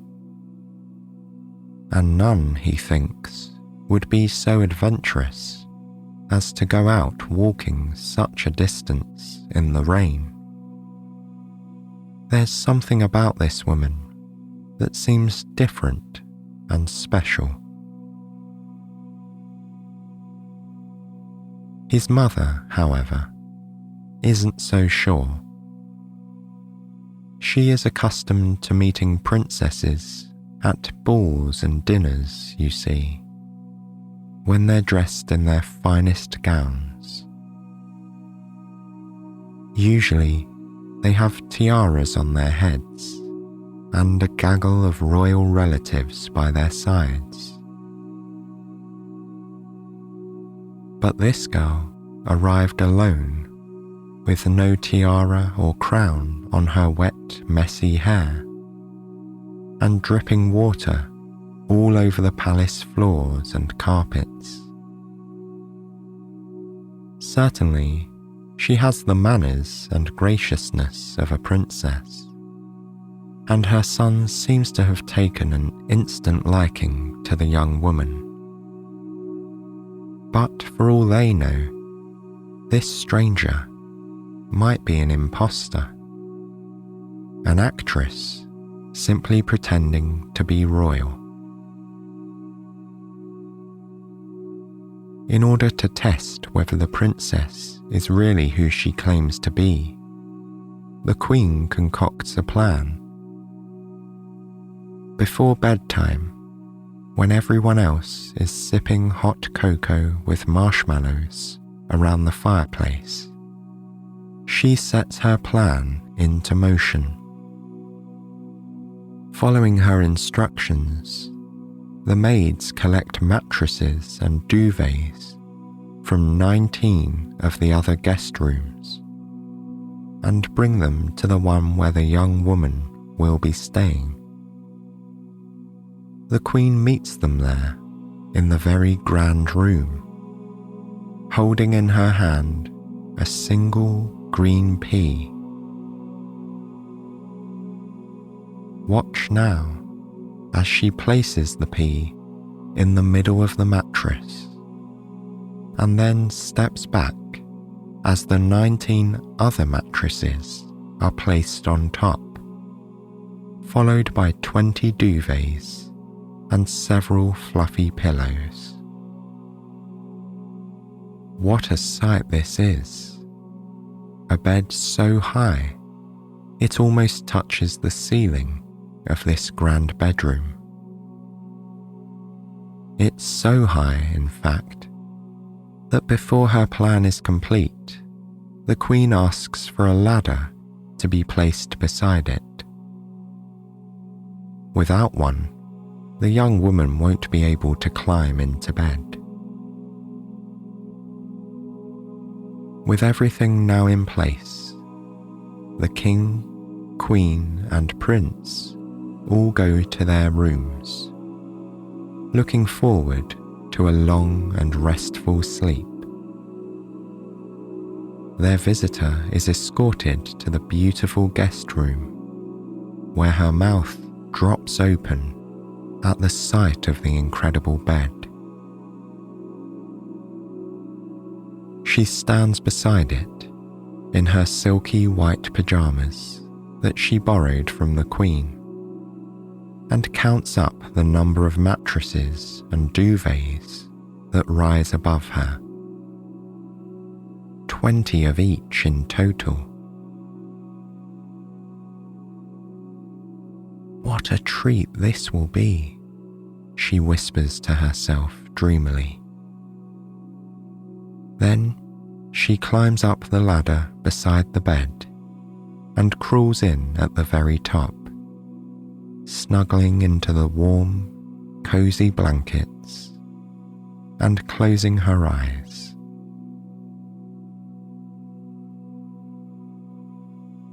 The next morning, the princess awakens after a night that was anything but restful. As lovely as the bed was, she couldn't seem to get comfortable and woke up at different times throughout the night, feeling as if something hard were pressing into her back. It was not a good night's sleep. However, she's not the kind of woman to dwell on complaints or grumbles, so she climbs down the ladder, ready to greet a new day with a smile on her face. This is made much easier by a lovely warm bubble bath in a tub the size of a small swimming pool. She floats about in the soapy water, washing away the tiredness with a velvet soft sponge and a range of luxurious soaps. Her hair gets a wash too, with a creamy pink shampoo that smells of delicious strawberries. Then she lays back, singing a lovely song and enjoying the warmth of the water.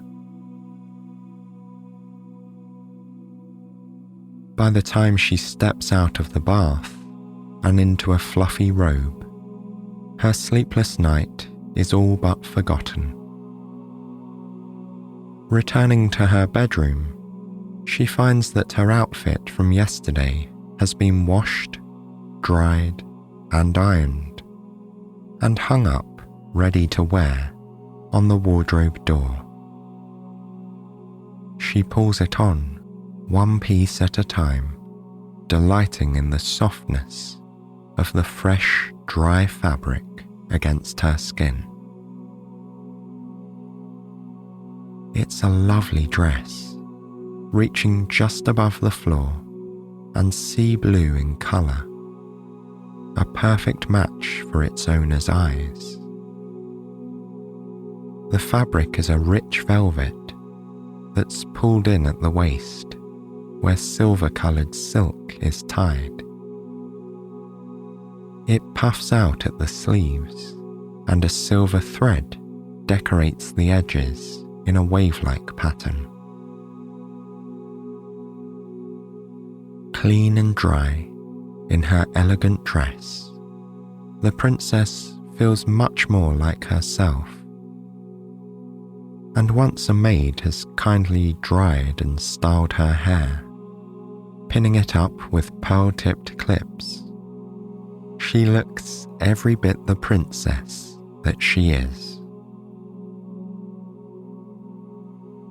In fact, the royal family are quite taken aback when she arrives for breakfast in the main hall, looking so very different from the last time they saw her. She carries the fragrance of soap and strawberries upon her hair and skin. It wafts over the table like a blanket of sweetness. Even the Queen is impressed. Of course, she has to be sure that this stranger, as lovely as she might be, is actually a real princess. She has to find out if her experiment worked. So, as the family are tucking into their morning croissants, buttery and golden as the baker always makes them, the Queen begins to inquire as to how the girl slept. The princess wishes to be honest without seeming impolite. She sips on her freshly squeezed orange juice as she thinks of what to say. "Your Majesty," she begins, "I have never slept in a bed so tall and grand as that one. Just climbing up into it was a wonderful adventure." Then she clears her throat a little nervously and adds, "But in all honesty, I did not sleep well. No matter what position I was in, I seemed to be lying on something hard and uncomfortable. I can't begin to think of what was in that bed." And with these words, the Queen laughs heartily, joined soon after by the King, who already knows of his wife's clever plan. The Queen then explains that what the girl felt was a tiny green pea, which proves that she must indeed be a princess. Only a real royal princess would be so sensitive that she might detect the presence of a solitary pea between 20 mattresses and 20 duvets. At this, the table erupts into laughter, followed by many heartfelt apologies from the Queen, forever doubting the princess's sincerity. "I suppose it might help if I were to wear my crown," the princess says. "But alas, it's so heavy that I only bring it out for special occasions." Around her at the breakfast table, the King, Queen, and Prince each wear crowns on their heads. And it's true, they're as heavy as they are beautiful. "You're so right, my dear," says the King. "It really is a heavy thing. I don't know why we wear ours so often. Just habit, I suppose." And with that, the King lifts his hands to his head and takes off his golden, jewel-encrusted crown. He sets it down on the table, grinning from ear to ear, delighted to be free of the extra weight. Seeing his relief, the Queen and Prince follow suit, taking off their crowns and placing them down on the marble table. This is the first of many breakfasts that the merry foursome will share together. Even without his mother's help, the prince had already decided that this girl was a princess, and that she is the one he's meant to marry. He knew it last night, with her hair dripping wet, as she dipped bread rolls into her soup, and as her eyes lit up as she talked about the storm. Just as his mother had suggested, the right girl had turned up when he least expected it.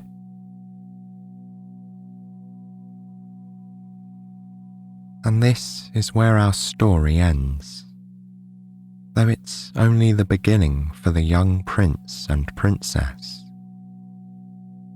Over the next few months, they will spend a great deal of time together, growing to love each other more with each passing day. Eventually, they will marry in the main hall of the royal palace, its floors scattered with red roses provided by the florist we met earlier. Their wedding will be attended by everyone in the city. They'll call it the social event of the year. And to celebrate, it will feature the most spectacular, towering wedding cake, designed by the baker herself. How people will gasp when they see its 20 tiers of cake and 20 more of icing, created in honor of that most unusual bed. As for the famous pea, it remained somehow unsquished, despite the many mattresses and duvets that sat upon it. And it will find a new home in the city's Royal Museum. There, the pea will rest on a pillow of purple velvet for any and all to gaze upon when they visit.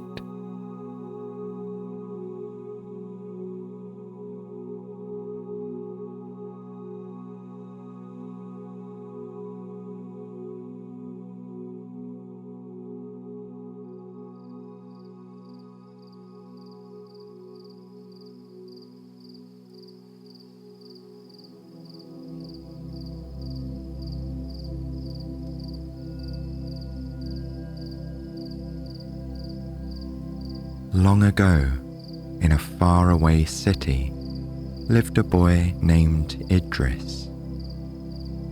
He spent most of the day at school, and the rest of his time was divided between his friends and family. After school, he would roam the streets of the city with his friends. He'd explore the alleys and markets and play ball games in the dusty square. And then, when the sun went down, he would head back home to the large mud brick house where he lived with his extended family.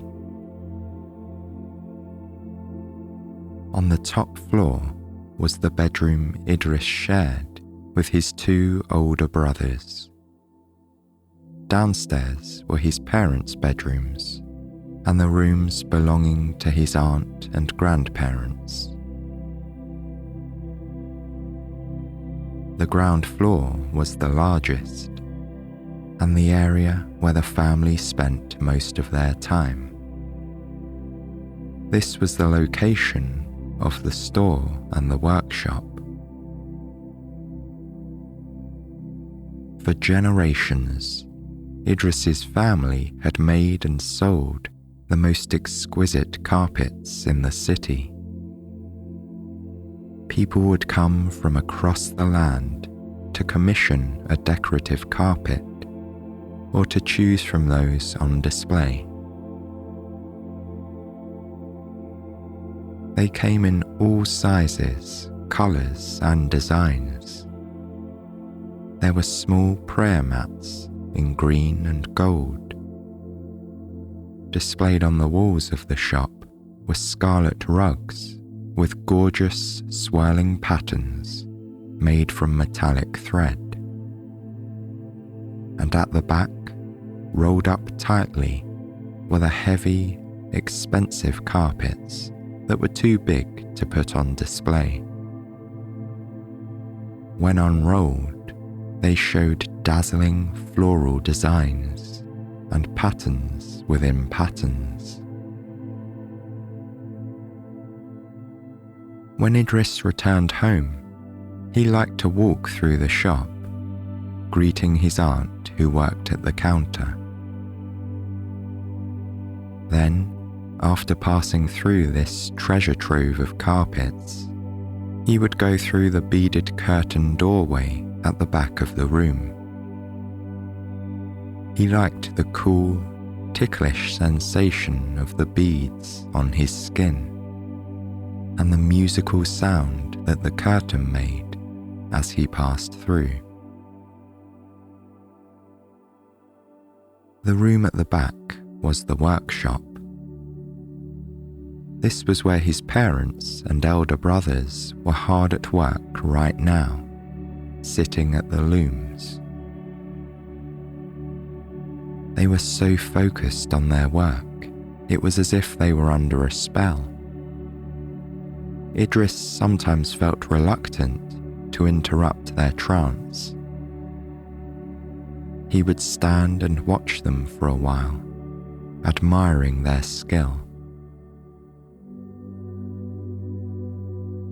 At the moment, the family were working on 2 large carpets that had been specially commissioned by a wealthy man from a neighbouring city.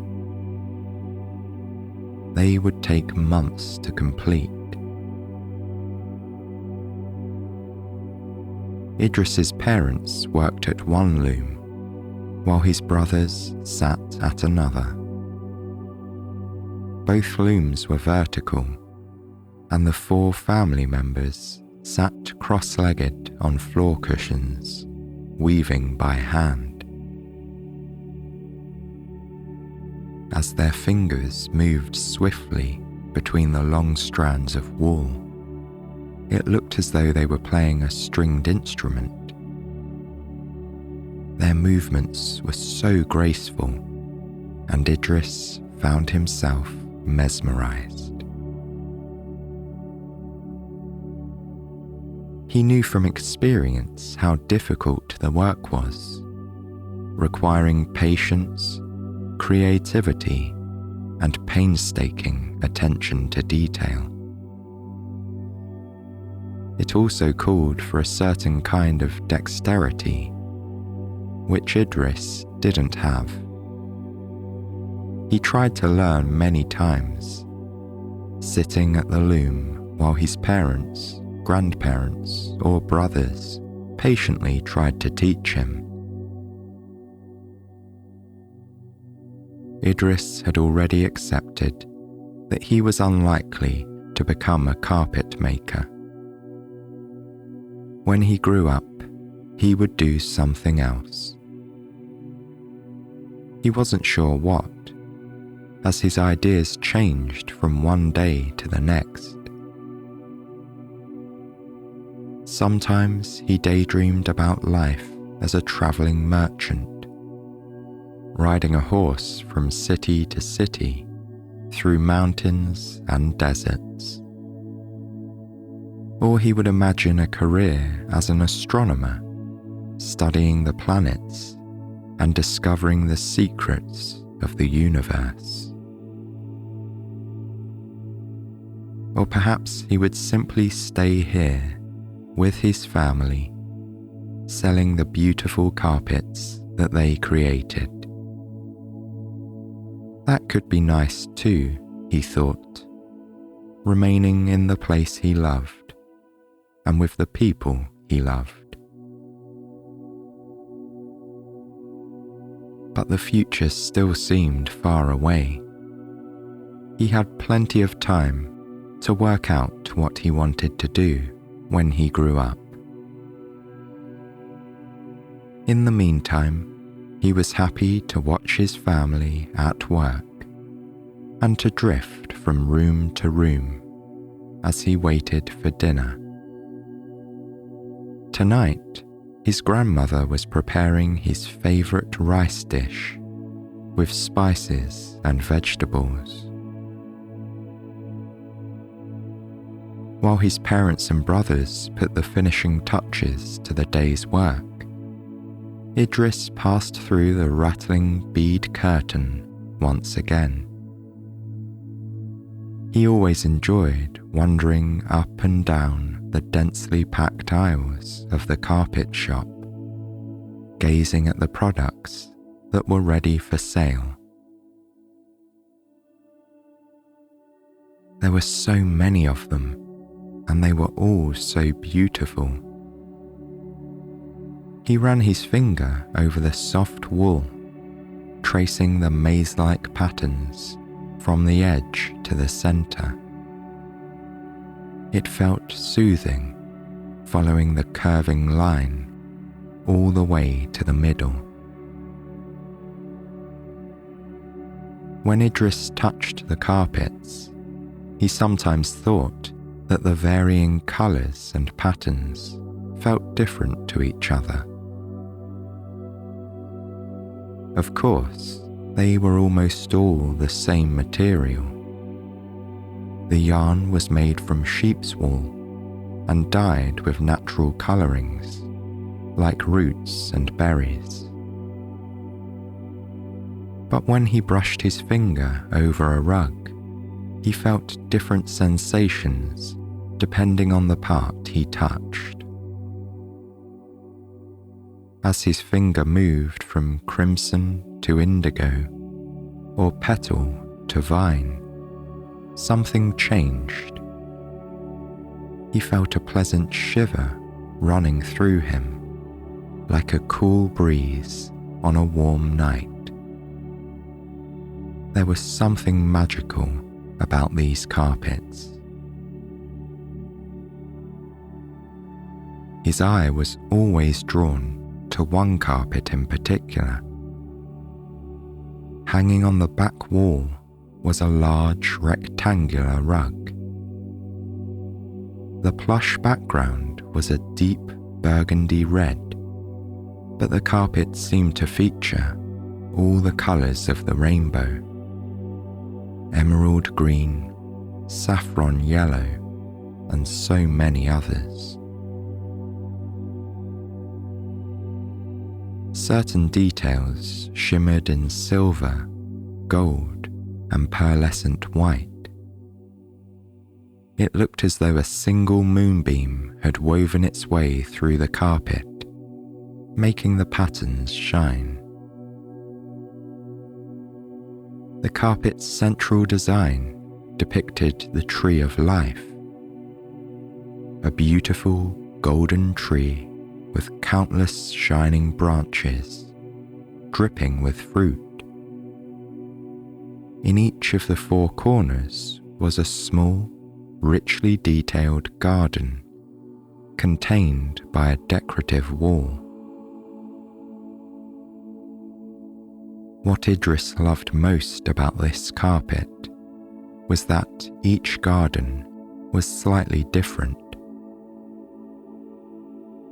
From a distance, the design looked perfectly symmetrical. There were 4 identical gardens, each with an identical fountain in the middle. But close up, subtle differences emerged. One garden resembled an orchard of figs, while another was filled with pomegranate trees. The animals also changed from one garden to another, from goats to hens, and horses to peacocks. Even the grass varied. The garden in one corner had vertical lines of golden grass, while the garden below had silver waves that resembled an ocean. As a young boy, Idris had spent hours gazing at this carpet, hypnotized by the intricate details.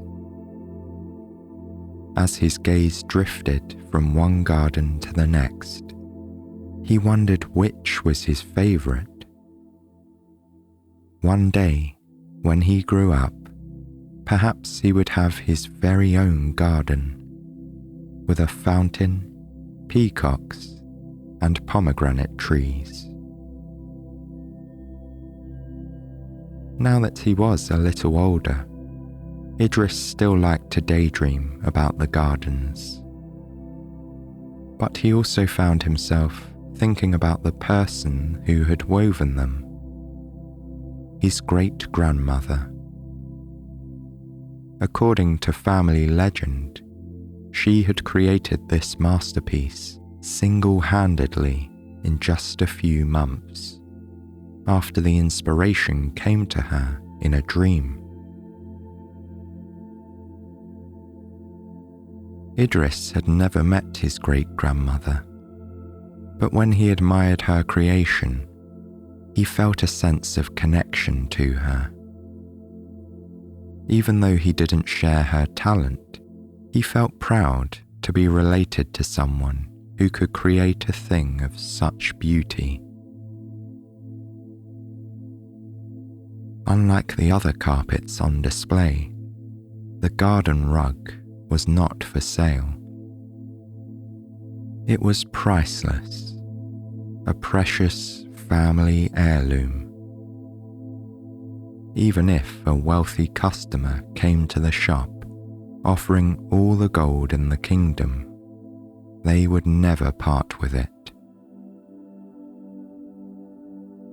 Idris was glad to know that his favourite carpet would always be here, with pride of place on the back wall. He could look at it whenever he liked, lingering over every dreamy detail. Later that night, when the rest of his family was sleeping, Idris found himself thinking of the carpet once again.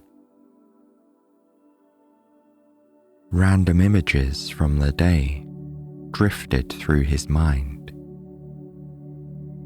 The sun-washed square where he'd sat and talked with his friends after school. The colourful baskets of freshly dyed wool drying in the sun on the patio, and the woven images of the 4 gardens, each one a small, glittering paradise. Idris wasn't tired enough to sleep just yet, but he was happy to lie in bed watching the slow procession of images passing dreamily through his mind. The room was quiet, except for the soft snoring of his brothers and the distant call of a night bird beyond the window. It felt as though the bird was the only other living creature awake at this time. When it was taking a little longer than usual to fall asleep, Idris often liked to get out of bed for a while. He'd walk around the house, take a deep breath of fresh air on the roof terrace, and clear his head. It was a kind of break, which left him feeling refreshed, yet somehow sleepier than before. When he went back to bed, he usually fell asleep as soon as his head touched the pillow. So, after lying awake for a while, Idris decided to get out of bed. He lit a candle, put on a pair of light slippers, and quietly crossed the room, taking care not to wake his brothers. Then he slowly walked downstairs until he was standing in the darkened shop. In the midnight hush, the shop felt like a shrine. It was completely silent, and the only light came from Idris's flickering candle and the glow of the moon through a single window. the silver moonbeams seemed to land lightly on the stacked carpets. Noticing the way the light fell, Idris smiled. Perhaps the moon shared his instinct to be gentle and move softly. In a moment, he would go outside. It was warm tonight, and he wanted to stand on the terrace and savour the cool breeze before going back to bed. But first, he would allow himself one last look at the garden carpet displayed on the wall. He loved the idea of having it entirely to himself. There was no one sitting behind the counter, and there were no chattering customers to distract him. It was just him, alone, transfixed by the splendour of the woven tree and gardens. Time seemed to stand still. Everything looked different in the candlelight, with shifting, blurring colours and optical illusions. At one point, the carpet itself seemed to move in the breeze. A gentle wave spread through the fabric, causing the patterned leaves to ripple like water. Idris blinked and looked around in confusion. The air was still, and the window was closed.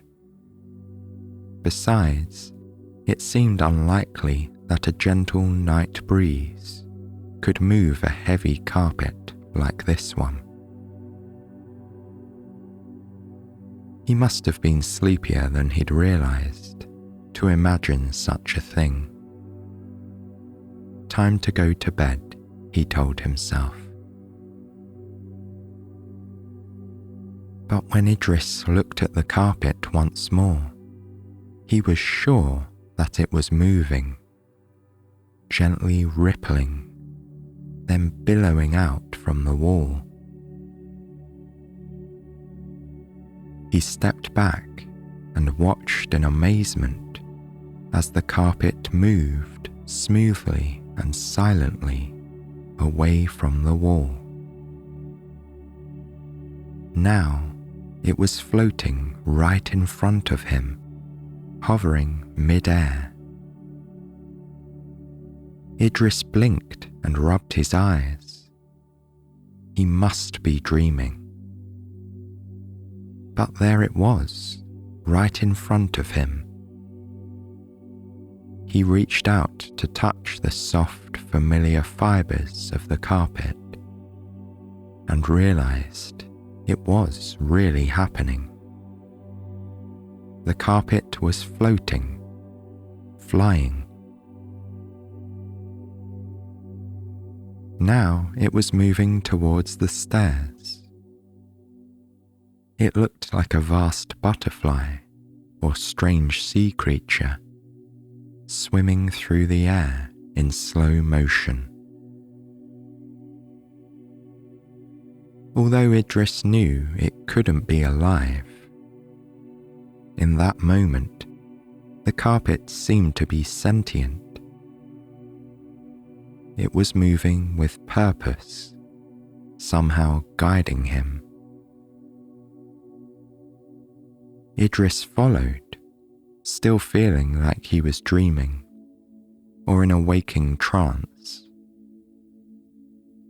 Up and up he went, past the bedrooms where his family was sleeping.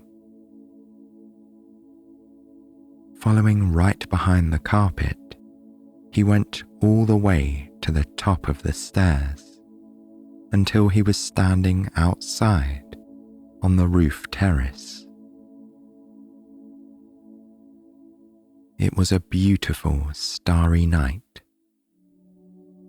On any other evening, Idris would have come up here to stargaze. But tonight, his eyes were fixed on the magical apparition in front of him. The carpet had come to a stop, but it was still floating, slowly undulating in the air. Some of the threads seemed to catch the moonlight, shining brightly. Idris watched in wonder. It was like something from a fairy tale, one of the dreamy stories his mother used to tell him at bedtime when he was a little boy. Her stories were full of magical moments, with fairies and genies and talking animals. Imagining was one thing, but seeing was quite another. Idris felt a surge of happiness. Even if this was all just a dream, what a wonderful dream it was. But it felt so real. And when the carpet spread itself out before him, Idris didn't hesitate. Somehow, he knew instinctively what he had to do. He sat down in the middle of the carpet, right on the image of the tree. Once he was sitting comfortably in a cross-legged position, he stroked the velvety surface, giving the sign that he was ready. The carpet seemed to understand the signal. Just seconds later, it began to move once more, slowly lifting itself off the ground. It moved up and up until it took flight, just like a bird. All of a sudden, Idris found himself riding a flying carpet. He was being carried above the rooftops, smoothly and effortlessly, as though he weighed no more than a feather.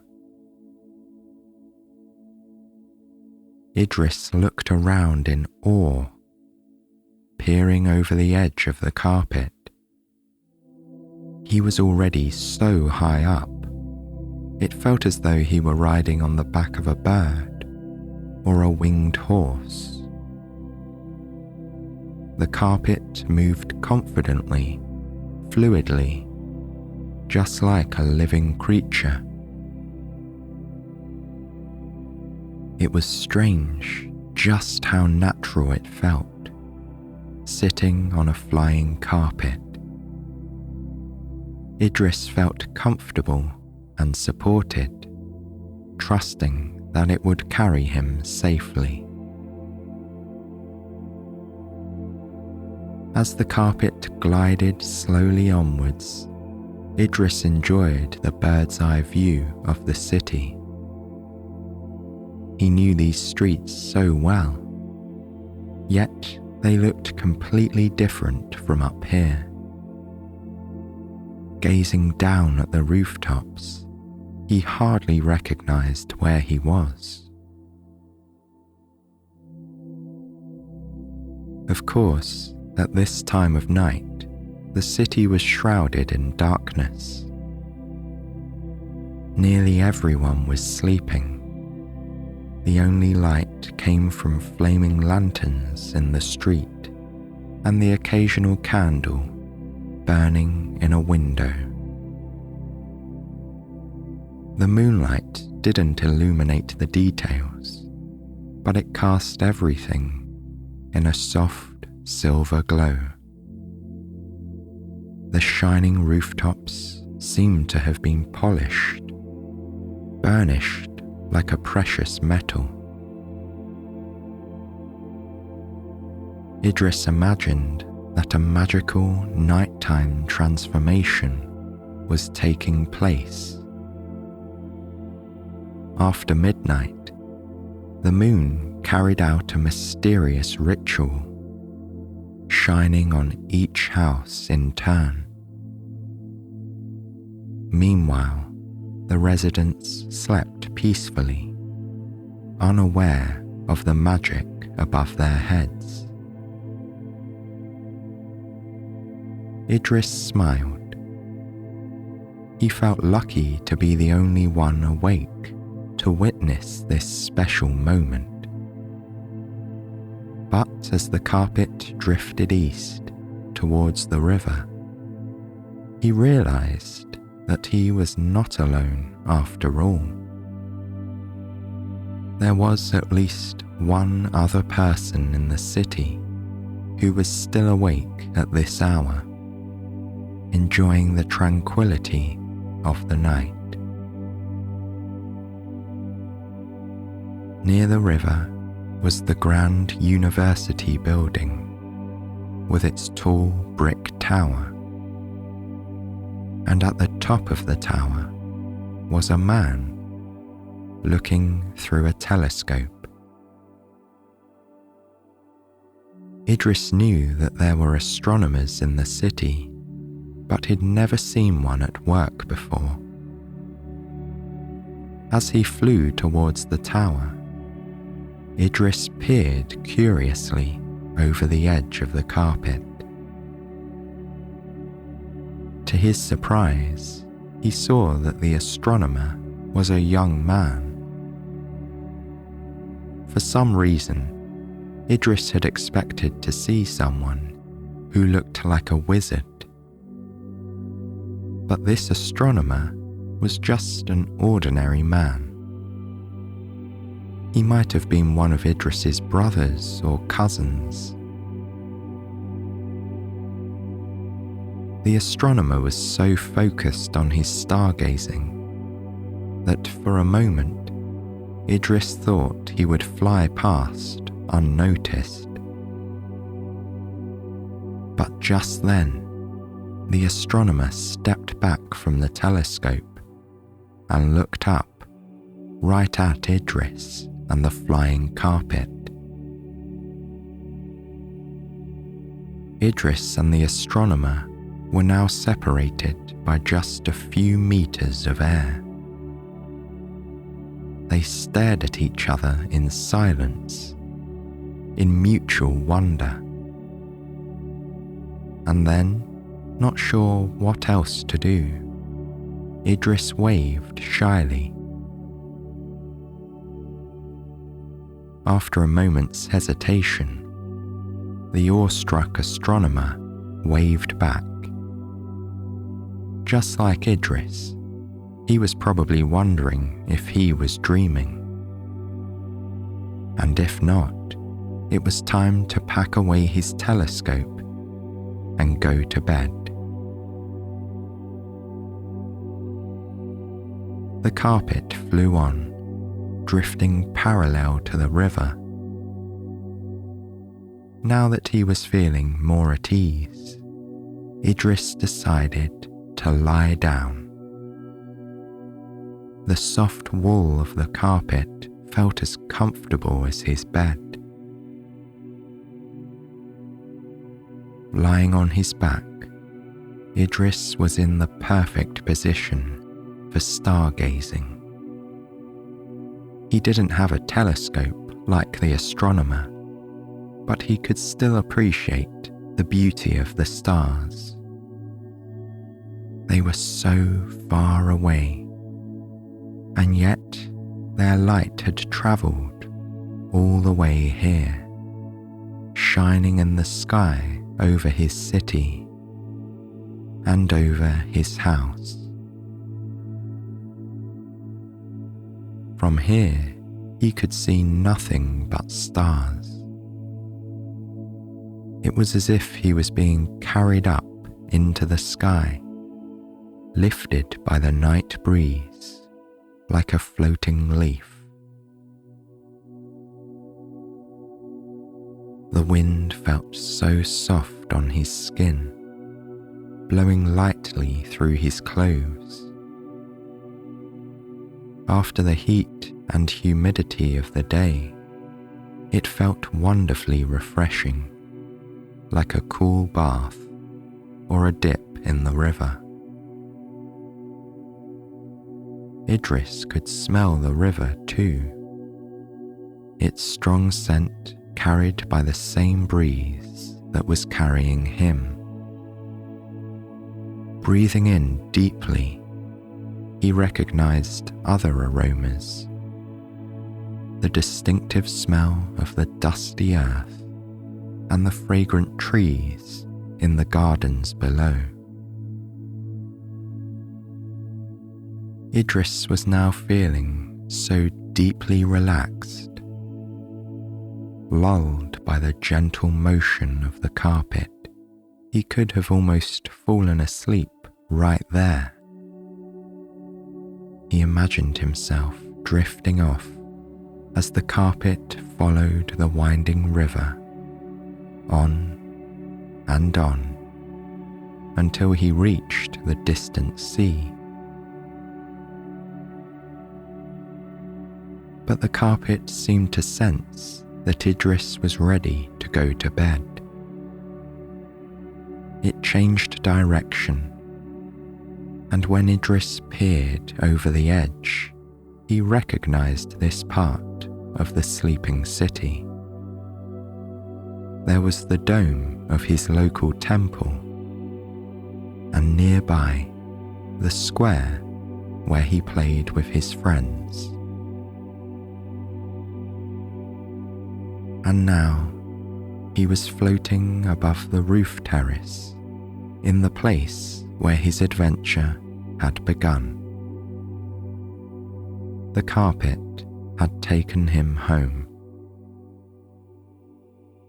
It descended just as gently as it had taken flight.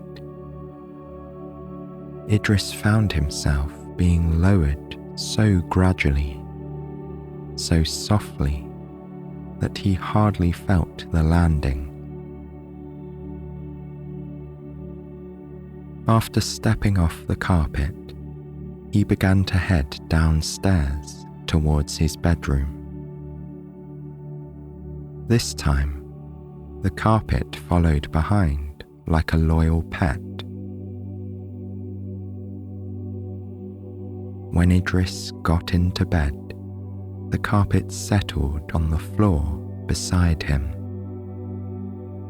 Perhaps it was tired too, Idris reflected.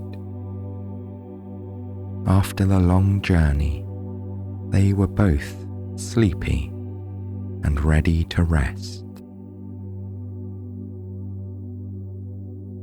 As Idris made himself comfortable, moving his pillow and rearranging the sheets, he noticed that the carpet was doing something similar. Ever so slightly, it shifted position. Then the patterned surface rippled, as though a breeze were passing through. Idris imagined the carpet taking a deep breath, just as he was doing now. A deep breath in, then out. Idris closed his eyes. At last, he felt ready to sleep. And just moments later, he drifted off, dreaming of the wind and stars and his magical moonlit flight.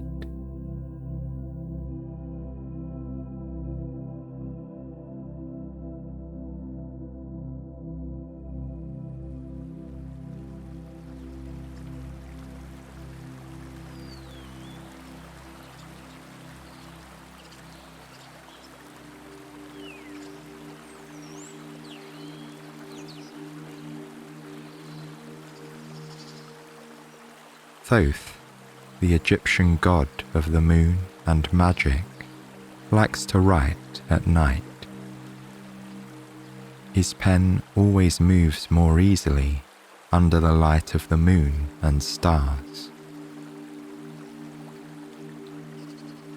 Tonight, Thoth has a story to tell about the sun god Ra and the people who live in Egypt. His reed pen scratches against the sheet of papyrus as he weaves his tale. Soon the sun will rise, and Ra will spring forth from the land of the gods, leaving Thoth to travel to the underworld, where neither sun nor moon can be seen. Thoth sits in his temple in Memphis, the capital of ancient Egypt. Large, smooth bricks make up Thoth's mortal home, and colourful artwork adorns the walls. The moonlight glints on the tips of the pyramids outside his window. The magnificent structures tower above the sleeping city. With a human body, but the head of an ibis, Thoth's long, narrow beak almost touches the parchment where his pen is moving. He is painting the letters of the ancient Egyptian alphabet. The familiar smell of the Nile River wafts into his chamber, sweetening the air. The water, so essential to life in this ancient place, flows through the city.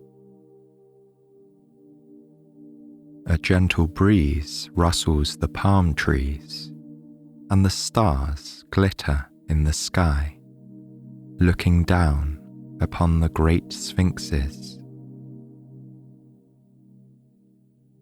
Soon Ra will wake and eat the moon and the stars, rising with the great sun. At night, he will travel back to the underworld, keeping the forces of chaos at bay. But things were not always this way. Back in the beginning, there was only Ra, the sun, and none the water. Ra enjoyed watching the water glittering under the sun's rays. He noticed how the glow changed at different times of the day, so he kept the name Ra for the midday sun, and called himself Khepri at dawn and Atum at dusk, when the sun turned multicolored. But Ra got lonely with no other deities to talk to. So he brought forth the wind, rattling through the palm trees and brushing their flat leaves. Then he brought the rain, relieving the dry desert air with wonderful drops of water. From his tongue came Thoth, god of the moon, stars, magic, writing, and the calendar. With the earth and the rain and the wind, it was only a matter of time until other life forms began to grow. Beautiful plants and flowers blossomed from the earth. Insects and animals flocked to the land of Egypt. Great philosophers, artists, storytellers, and architects made this place their home. Ra was no longer lonely. He walked among the people, plants, and animals, his falcon head hovering above the mortals who revered and respected him. For Ra helped the crops grow and gave the artists and scribes light to make great works. Ra ruled above the earth, while his brother and fellow god, Osiris, ruled everything below. The underworld, where gods and heroes lived, was a place of beauty and chaos. The mortal world, where the sun shone, was a place of order. Many years passed this way. Ra appointed a pharaoh to uphold law and order for the Egyptians, and Osiris kept to his realm below in the underworld. But eventually, Osiris grew restless and wanted to visit the world of mortals.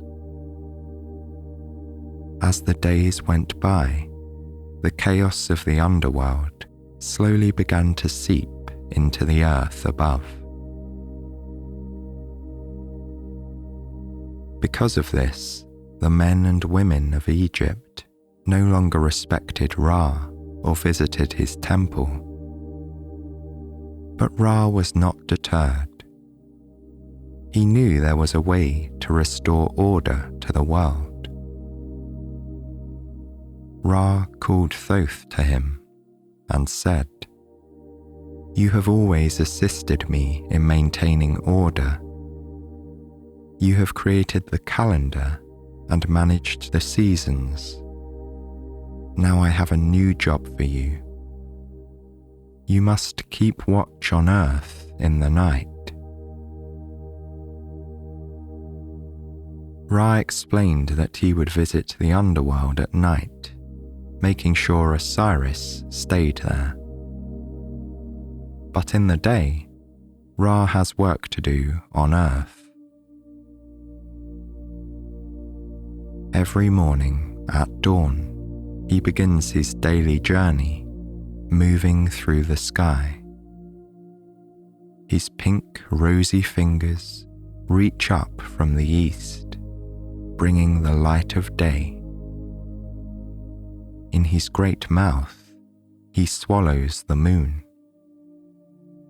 And with his rays, the cities of Egypt come to life. Merchants hawk their wares in markets. Women haggle for milk, eggs, and cotton cloth. Magicians perform feats of wonder in front of captivated audiences. And artists paint pictures onto stones.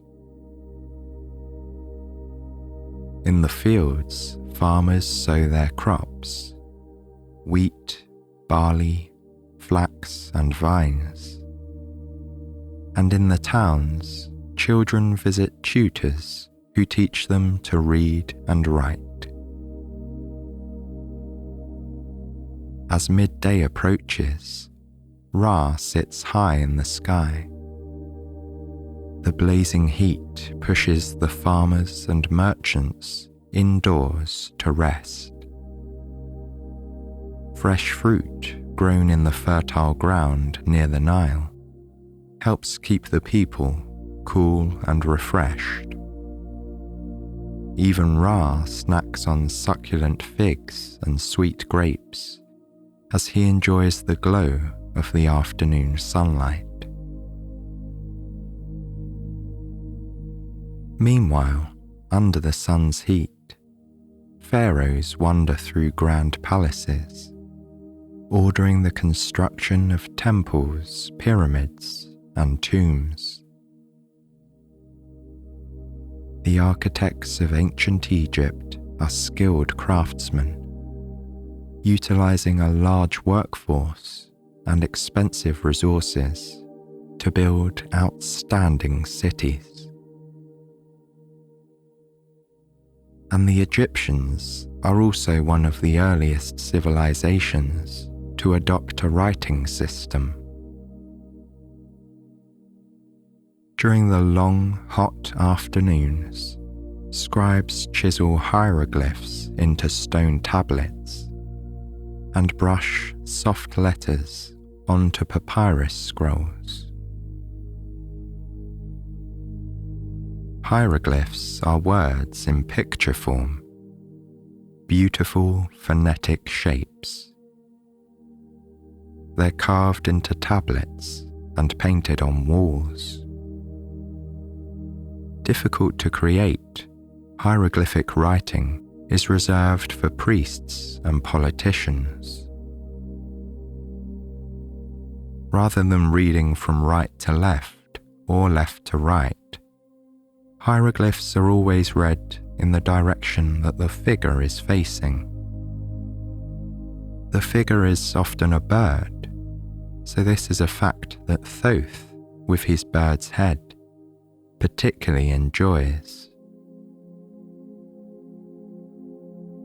As the scribes work on their hieroglyphs, the sun god Ra continues his journey across the sky, moving west of the Nile River. Longboats sail in and out of the northern Mediterranean shore of the country, bringing and sending goods to and from the rest of the Near East.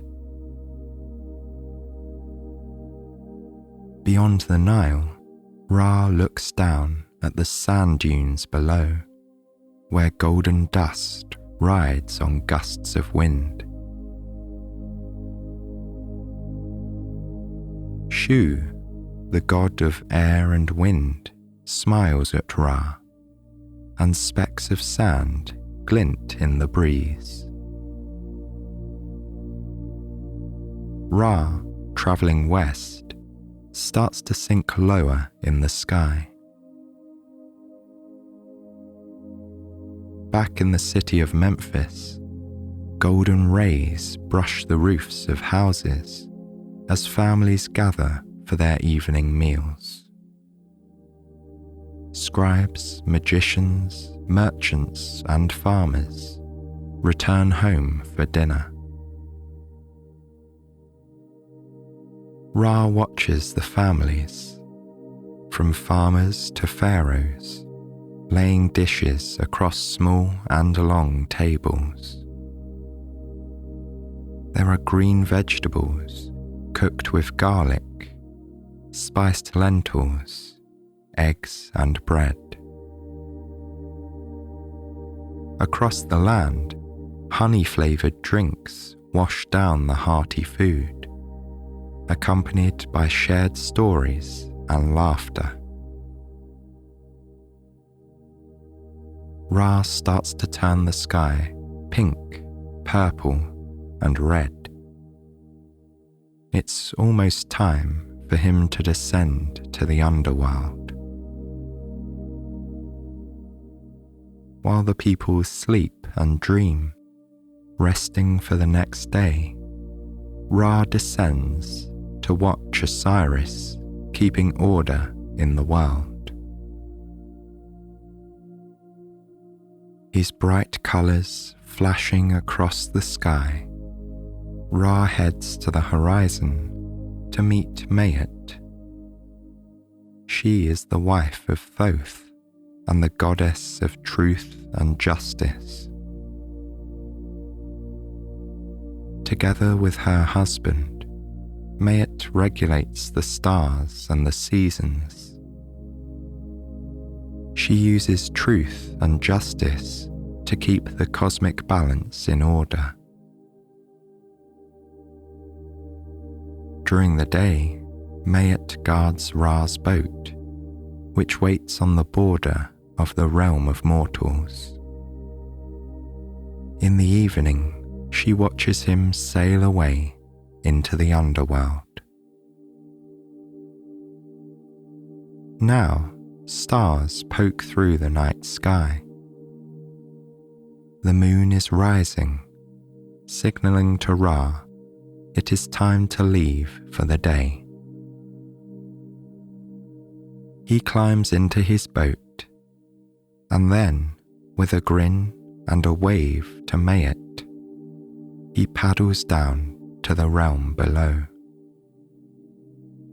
For the rest of the evening, he'll row his boat through the river of the underworld. As the last rays of the sun disappear from the sky, the moon god Thoth knows it is his time to keep watch. During the night, he scribbles with his pen, tracking the hours, days, months, and seasons. Meanwhile, the busy streets of the great Egyptian cities go quiet. Stars shine brightly through the black sky, and the full moon provides light as parents lull their children to sleep. By the same moonlight, Thoth works on his books of alchemy and astronomy, sharing magical secrets that the curious will study for generations to come. Men and women lounge in their homes, keeping each other company and telling tales. They will soon fall asleep, but Thoth will stay awake, guarding order as he weaves his tales. These are the stories that people tell by fire and by starlight about the Egyptian gods and the people who worship them. They're the tales of architects who build tall pyramid complexes and scholars practicing ancient forms of magic. Some, like the Greeks, believe Thoth is the author of the Emerald Tablets. This is an ancient text which has been cited as the foundation of alchemy, the art of transforming substances and creating magical elixirs. Many alchemists and magicians believe that the Emerald Tablets contain the key to making the Philosopher's Stone, which grants eternal life. As Thoth works on his alchemy and watches over the sleeping world, Ra continues his journey below. His steady boat rocks back and forth as he rides slowly through the river of the underworld, just as if he were floating down the Nile. As he travels, he salutes the Egyptian heroes and pharaohs of times past. Many gods call this place home. Osiris reigns here, but the underworld is also home to Anubis, the god of mummification, and Hathor, the goddess of love and fertility. They all dwell in the wide fields and wonderful caverns of the world below, where turquoise trees line the way. Thoth and Mayet call this place home as well, and only dwell above when the moon and the stars shine bright.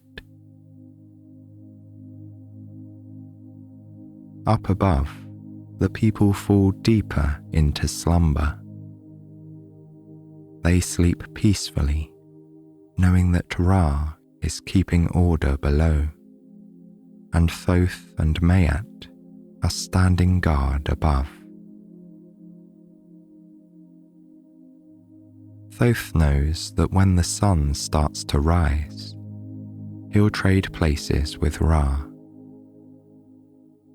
When Ra bursts from the underworld, bringing the sun, Thoth will return below.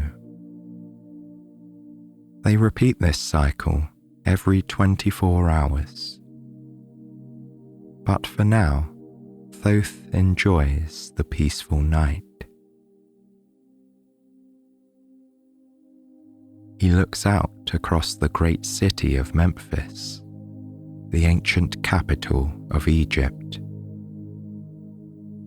While the power of the ancient Egyptians will rise and fall several times throughout their long history, the wonders built here will captivate the world for millennia to come. Thoth smiles as his pen scratches the parchment. He loves this quiet time of night when the balance between order and chaos creates a calming equilibrium. But he knows he's not the only one awake. There are others who enjoy the night just as he does. For in Memphis, night is the domain of magic. While their families sleep, astronomers sneak out of bed. Wrapped in warm shawls, they study the sky. The astronomers see patterns where others see only random dots in the darkness. They name the constellations after their favorite gods and stories. One, the geese of Ra, is an ancient star pattern unknown to modern astronomers. But tonight, two famous constellations fill the night sky. They will one day be known as the Plough and Orion's Belt. The astronomers play an important role for the people of the Nile. Over generations, the astronomers have learned to let the stars tell them when the river will flood, allowing for farmers to plan their agricultural year. The reading of the stars helps the Egyptians plan for annual festivals, and some believe to predict the future. But watching the rising of the sun and moon and studying the positions of the stars also has a more practical function. It allows people to divide time into days, months, and years. Perhaps it is for this reason that Thoth, god of the moon, is credited with inventing the 365-day calendar. Astronomers use an instrument called a merket to study the night sky. The instrument helps them count the hours of the night through the stars. The merket measures the decan, a group of 36 stars, which form a kind of clock. The Book of Nut, an ancient Egyptian astronomical text, explains how these stars can be used to count the days, months, and hours. As the hours quietly pass on, the astronomers must put away their tools and crawl into bed. For soon, Ra will bring the dawn. Thoth, knowing it is nearly time to go, finishes his writing for the evening and leaves his temple.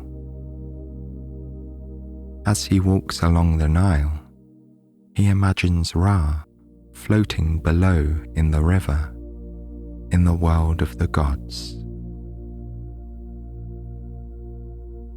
Soon, Thoth will trade places with him.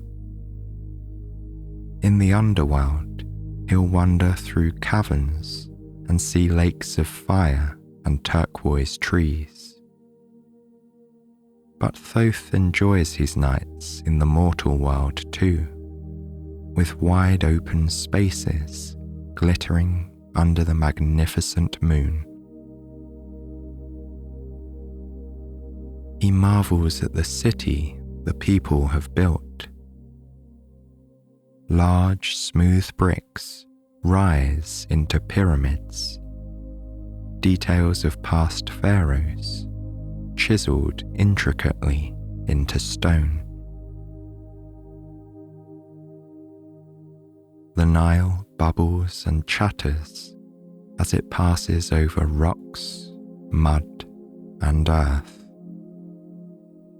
Gentle noises soothe the sleeping people as the night birds hoot gently overhead.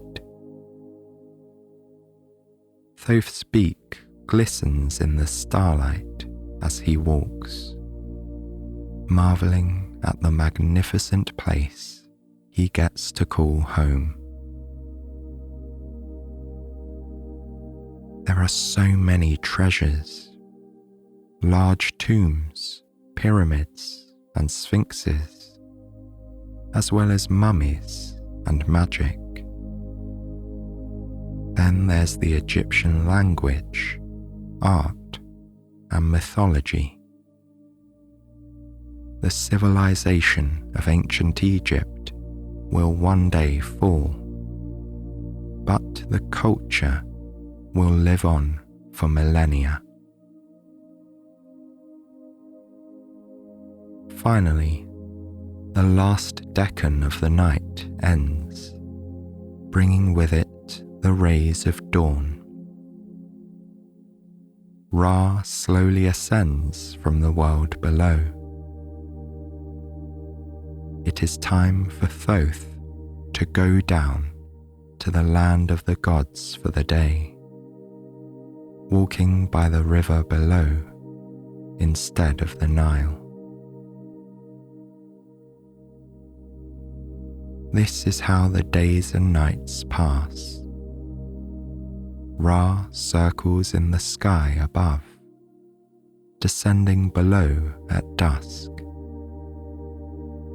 Thoth rises in the evening and keeps the stars and moon shining brightly until dawn, recording the stories of the people as they dream. Ra wakes the people with the light of dawn. They'll soon be ready to go about their days, exploring the wonders of this magical place they are lucky to call home. And then Ra will complete his circle again, painting the sky a mural of pink and purple and red, signalling that it's time to sleep once more.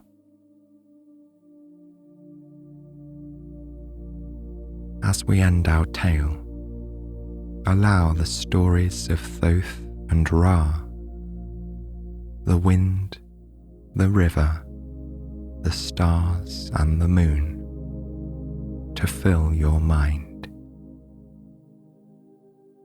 Hear the trickling of the river and the swaying of the palm trees as the artists, magicians, scribes, merchants, farmers, and pharaohs lay down to rest. I'll leave you here to dream with them.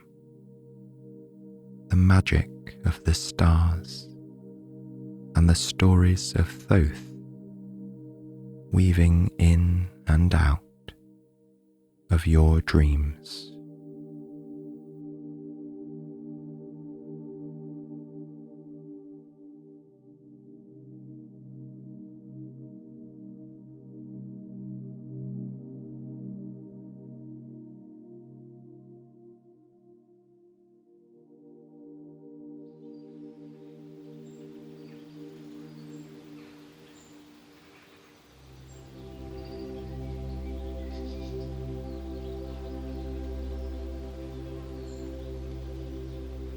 You are standing on the brow of a hill. You can sense the wide expanse of land and sky all around you.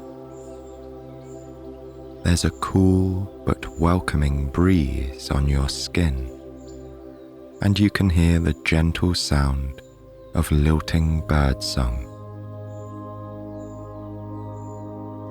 As far as the eye can see are hills and plains, brownish green and thick with wilderness. The landscape is dotted with small forests and fields. They stand out like little swatches of emerald and olive green on a huge patchwork quilt. Here and there, at the tops of other hills, there are grey, smooth rocks that protrude out of the ground like teeth. These are called tors, and they are magical places. For generations, these marks on the landscape have inspired stories and fairy tales. Perhaps some of them, or all of them, are true, you think. It's easy to believe, standing here in this ancient and mysterious place. You take a moment to breathe in this wild landscape. As you do so, you notice its soothing quality. A vast sense of peace and groundedness is carried on the soft wind, and it greets your body like an old friend. The grass underfoot is short and curiously springy.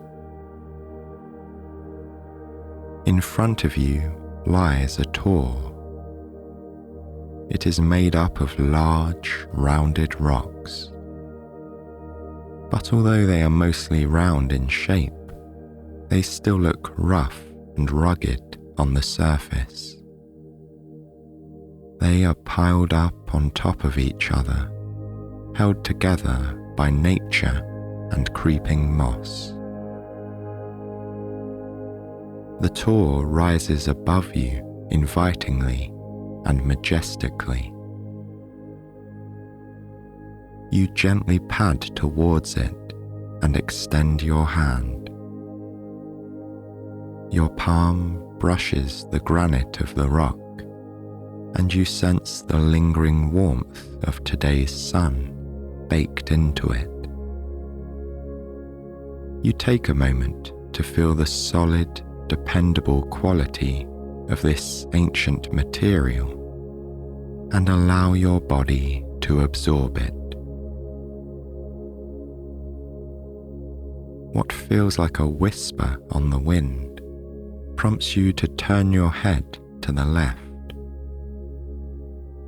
To this side of you, the tor gives way, like dominoes that have fallen into a lush green hillock.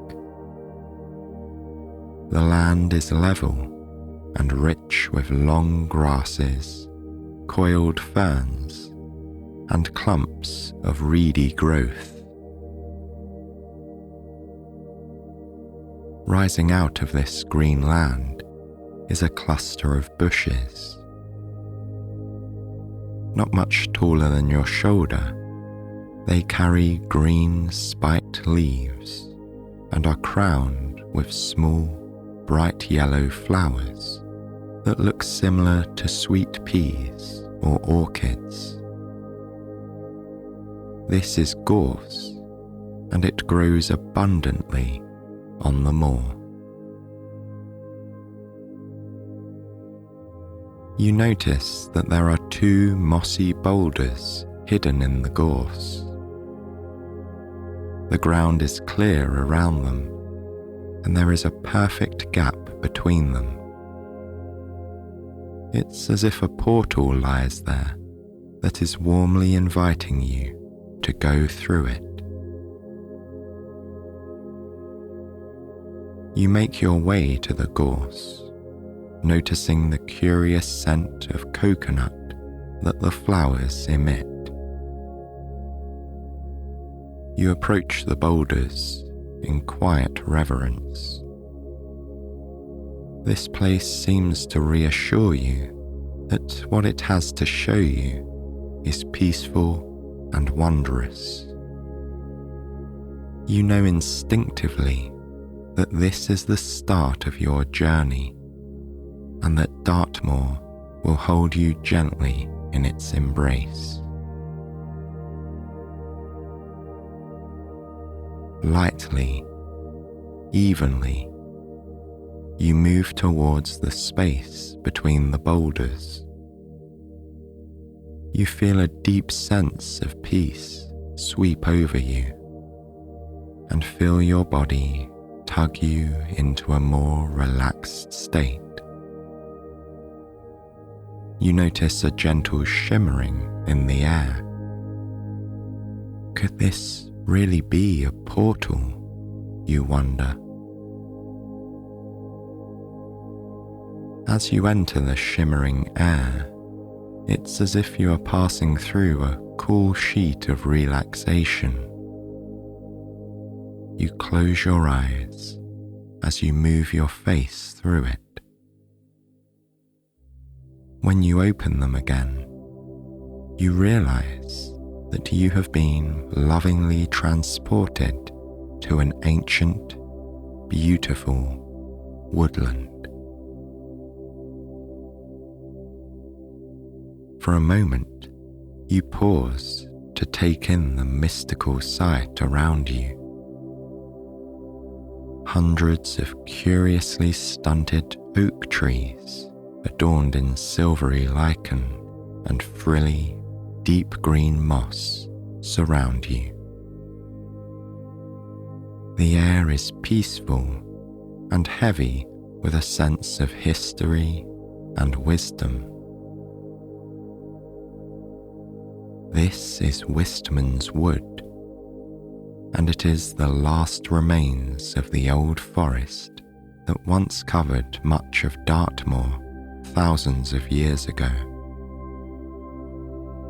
You notice the twisted and contoured trunks of the trees that formed in much cooler climates, and you take another moment to savour this amazing piece of living history and allow yourself to connect deeply with the earth.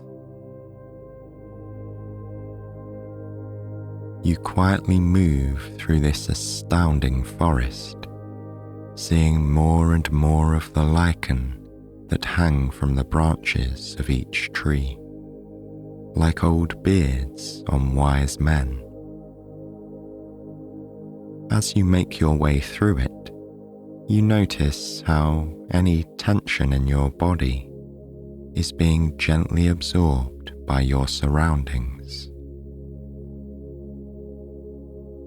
You take an even breath in, filling your lungs with the magical air all around. It seems to flow through your body, healing and nourishing you. It encourages any remaining tension to flow out of you and dissolve into this place, which happily takes it, converting it into new growth.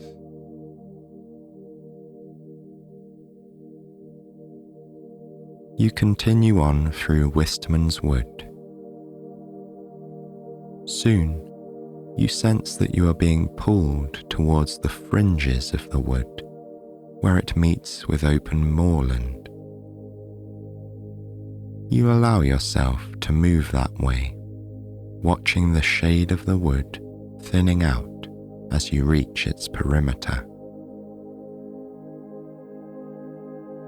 You emerge from the trees onto the moorland to see that you are in a vast, barren valley. You take in this amazing sweep of land, feeling deeply humbled by it. Rising up around this valley are sloping hillsides, crisscrossed with paths made by animals. The sight draws you onwards. Continuing your journey, you walk through this valley. The further you travel across it, the more you appreciate the raw magnificence of this place. The ground is sloping upwards now, and you are easily climbing it. The slope breaks into the crest of a small hill. Grazing peacefully on it is a herd of wild ponies. They are the natural guardians of this land, and their hoof prints are said to have been found in archaeological digs that date back 3,500 years. You are so close to these peaceful creatures. They are not afraid of you, nor you of them. As you observe them, you begin to sense their energy. Their tangled manes flutter in the breeze, and they blink slowly, lovingly at you. You sense that they are here to guide you, as if by the same magic that pulled you through the shimmering air on the moor. They allow you to join the middle of their group. You notice their beautiful colours: grey-white, chestnut-brown, mottled hazel, and almost black. They toss their manes together, and each raises their left hoof. The ponies bring their hooves down simultaneously, and as they do so, you feel yourself lifted above the ground. The ponies lurch forwards, breaking into a canter. They seem to carry you with them, and you watch their powerful limbs as they speed into a gallop.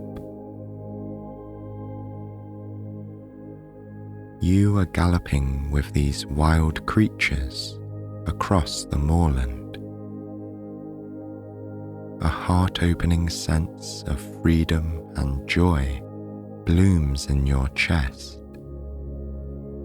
You watch the rugged moor pass by, smell the earthy scent of the ground being churned under the pony's hooves, and feel the air whipping around your face.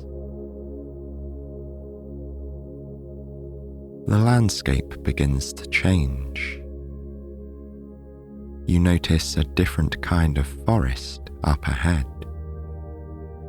The familiar scent of pine drifts towards you, and you realize that this forest is made up of tall, towering pine trees. As you draw closer to it, you feel the ponies slowing down. Eventually, they slow to a walk, and then finally a stop right in front of this magnificent pine forest.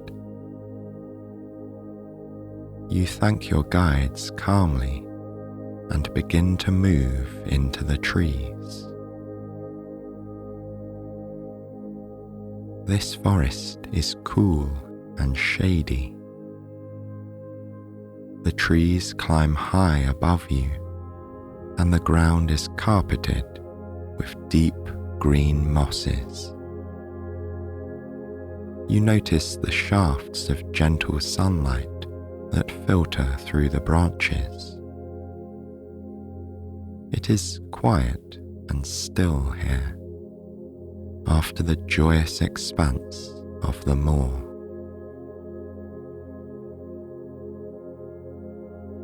As you wander through these unfamiliar trees, you begin to sense the traces of other people. Perhaps settlers that lived here many years ago would have used this wood for their homes or fires. You can almost smell wood smoke in the breeze. It's as if the distant sound of children running through these trees now reverberates through the years. You can imagine them laughing and playing, then perhaps older children gathering them together to return home for dinner. Or perhaps you can imagine people walking here together, savouring the peace and stillness of the forest, stealing special moments with each other on summer evenings when the light is warm and the breeze mellow. As you pass through these slumbering memories held in this great forest, you become aware of how grateful you feel to be here. Then, the sound of a gently babbling stream reaches your ears. You realize that it must be nearby, so you use your senses to wander towards it. The trees start to thin. You can see more and more open spaces, and the sound of the stream is becoming clearer and crisper. You emerge from the forest onto grassy land, and there, a few meters in front of you, is the stream. Shallow but perfectly clear, it cascades and bubbles. You allow your eyes to trace it upstream, and to your delight, you see an old stone bridge. It is short and squat, but perfectly joins this bank of the stream to the other. The stone is rough and worn, surely built in medieval times. The memories of other settlers come back to you as you marvel at the skill and craftsmanship of this sweet bridge. You see that it's made from the same grey granite as the tors you encountered earlier. As you cross it, you brush it with your hand and feel the lingering touch of thousands before you who have crossed this bridge. The bridge leads you away from the forest. In front of you is a clear path to towards open moorland. The small stones beneath you crunch with your movement. Here you feel just as peaceful and at ease as ever. You sense that you are nearing something magnificent, but you allow your pace to be easy and steady. There is no need to rush in this timeless place. The path curves around and passes through an old stone wall. Here, the rocks have been piled expertly, needing no cement or binding to keep them together. Yellow rings of lichen grow on them, marking their age and the weather they have endured. You pass through the gap that the path makes in this wall and into what would have been a large pasture. You continue through this pasture as it spreads into wide, wild space. Here, you notice small objects on the ground, like tiny tors in the distance. As you come closer, you realize that these are flat, hefty chunks of rock that have been arranged in a circle. They stand no higher than your waist, but they feel as important as the trees and tors you have journeyed with on the moor. You feel a powerful sense of reverence as you understand that this is a stone circle placed here thousands of years ago by prehistoric people. Every stone rises out of the ground purposefully and evenly. Each one has been carefully selected and positioned for a reason that you can only guess. As you reach its perimeter, you slow to a stop. You take in this strange and beautiful sight. Your body naturally takes a deep, slow breath. You feel your lungs expand and then soften as the air flows back out.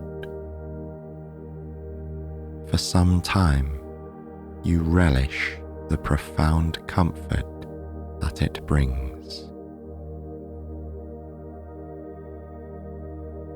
You're enjoying this special moment, standing on the edge of the stone circle, when you notice a dip in the center of it, like a little trench or burrow.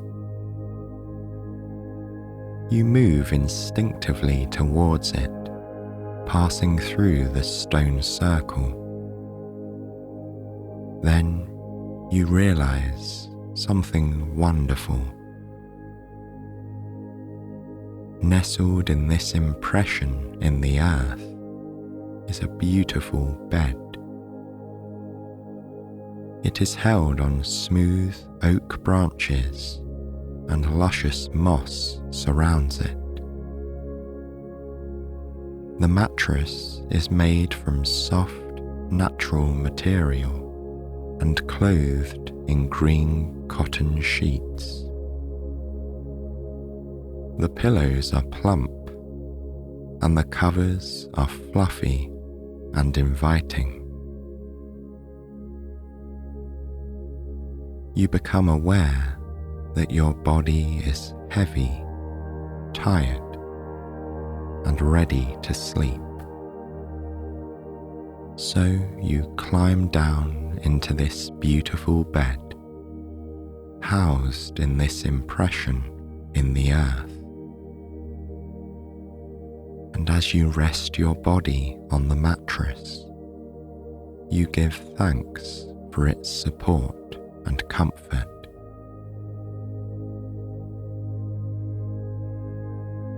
You pull the covers and sheets over you, finding them warm and supple.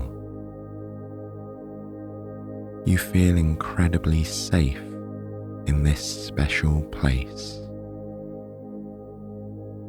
The stones of the circle are protecting you and guarding you. The light of the day begins to fade, and as your head sinks into the pillow, you feel your body preparing for sleep. The wonderful memories of Dartmoor hold you as your breathing deepens and slows. You are filled with a sense of gratitude and wonder for this amazing land. Quietly, you allow your mind to be still and your thoughts to be at peace.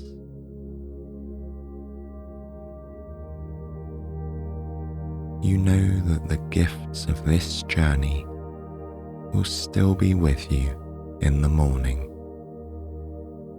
So you smile as you drift off into a blissful and restorative sleep.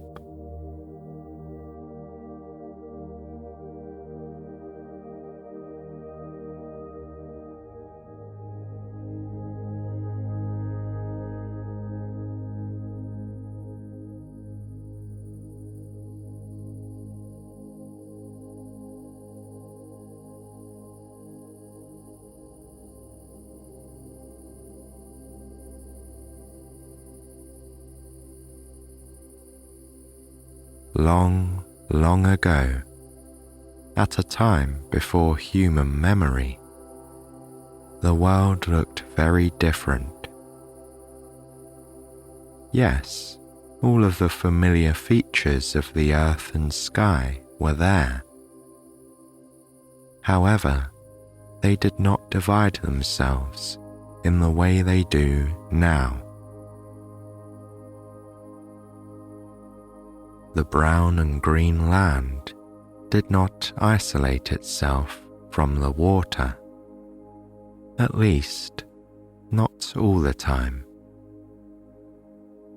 The ocean and the features of the earth did not remain separate from the planets and stars in the sky. Instead, these building blocks of the world existed in tandem. The sun and moon, the water, and the land were all very friendly with one another, mingling happily. The sun and the moon were the king and queen of the air. They were good neighbours to the sea god and the creatures of the land. They were very well liked. The Sun King was, after all, a very handsome and generous fellow. He naturally impressed everyone, no matter where he went. His golden rays and warm, radiant gifts were welcomed by all. It seemed that prosperity sprang up wherever he visited, and his neighbours were glad to receive him. Even better, his ethereal and beautiful wife, the moon, travelled in his wake. When he had taken his brightness away in the evening, she lit the dark night with her gentle glow. Her cool and steadfast illumination kept all the creatures of the earth from being afraid. The sun and the moon paid frequent visits to the god of the sea.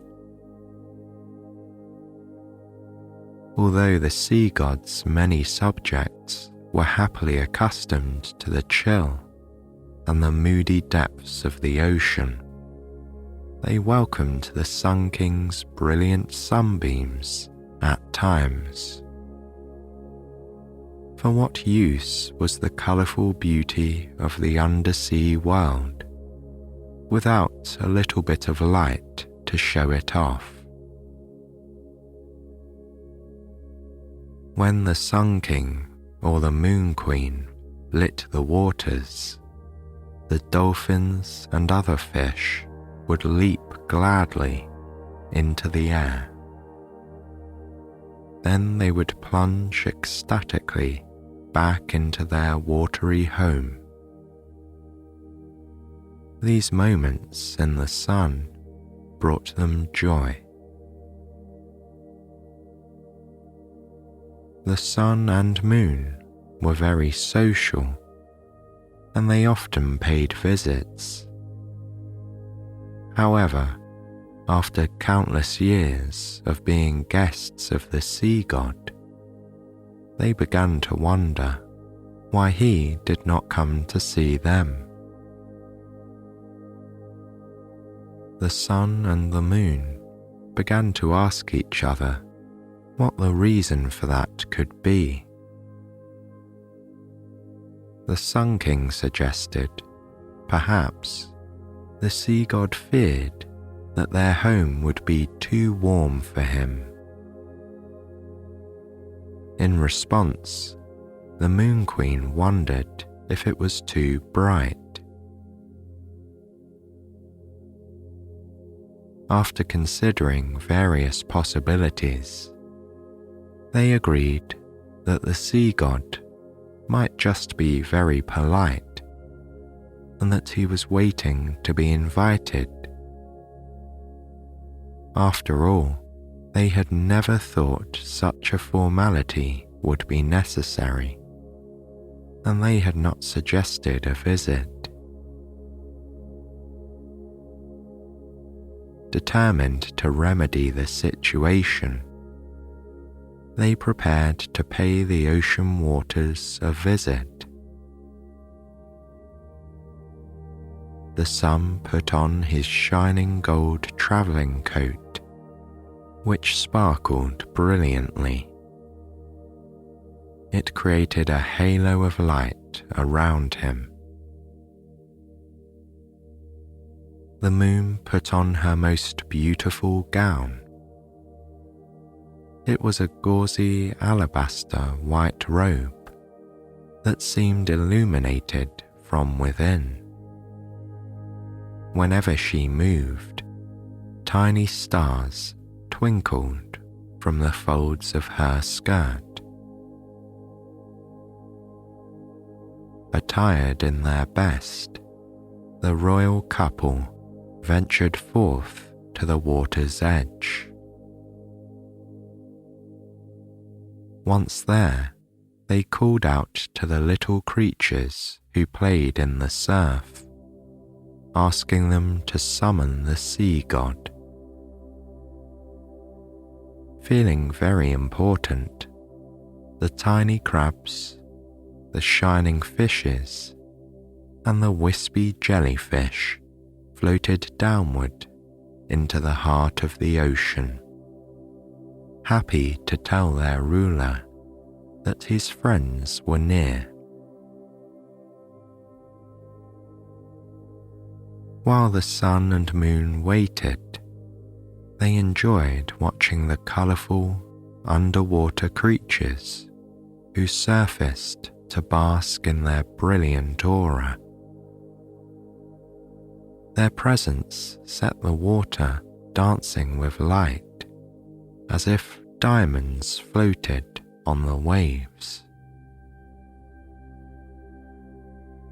Soon, the approach of the sea god was heralded by a swelling of the waters. The waves broke majestically and foamed on the beach. The sea god always brought energy with him wherever he went. He arose from the water and called out a jovial welcome to his friends. The sea god was a strong, bearded fellow who wore a heavy gold crown. His shoulders bore a glistening mantle of many-coloured shells. He was the very essence of the powerful ocean. Together, the sea god, the sun king, and the moon queen passed a happy afternoon on the beach. They spoke of their latest news, or the events in their respective kingdoms, and of the creatures in the sky and in the waters. When it was nearly time to go, the Sun King got to the point of his visit. He asked the sea god why he had never come to visit them, and what might induce him to do so. The sun admitted that he was wondering if he and the Moon Queen had unwittingly slighted the sea god in some way, for he had never come knocking at their door. He said they would dearly love to return the sea god's hospitality of many years. At this, the great bearded god smiled kindly and chuckled with good nature. Placing his hand on the Sun King's shining golden arm, he said he would very much enjoy a visit, but that he had sought only to be polite. He explained that wherever he travelled, the water and its creatures had to come with him. And while he did not mind taking them along, he feared that the home of the Sun King and the Moon Queen would be overwhelmed by their numbers. In short, he could only visit if they had a very, very large palace in which to hold the ocean. At this, the Moon Queen clapped her hands together with delight. She assured the sea god that they would expand to fit him. She said that it would be their pleasure to build the grandest, most spacious palace the world had ever known. With many large rooms, surely it would hold all of his dear little creatures and his friends and family. The Sun King nodded in agreement. They would make it so. The King and Queen bid their friend a warm farewell, saying they would send an invitation when their house was ready. With a parting wave, the sea god sank back into the glittering waters of his domain. He looked forward to paying them a visit when the preparations were complete. On their journey home, the luminescent couple discussed their plans. They would build a palace worthy of many guests. It would have soaring ceilings, graceful arches, and large ballrooms.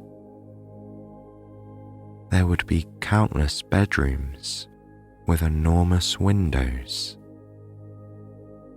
Large terraces would make room for the water. It was a glorious vision. Building this grand residence took an entire year. During that time, they were very busy. With great detail, they employed all the creatures of the heavens to realize their vision, working every day. When the dwelling was finally complete, everyone who saw it proclaimed it to be the grandest in the world.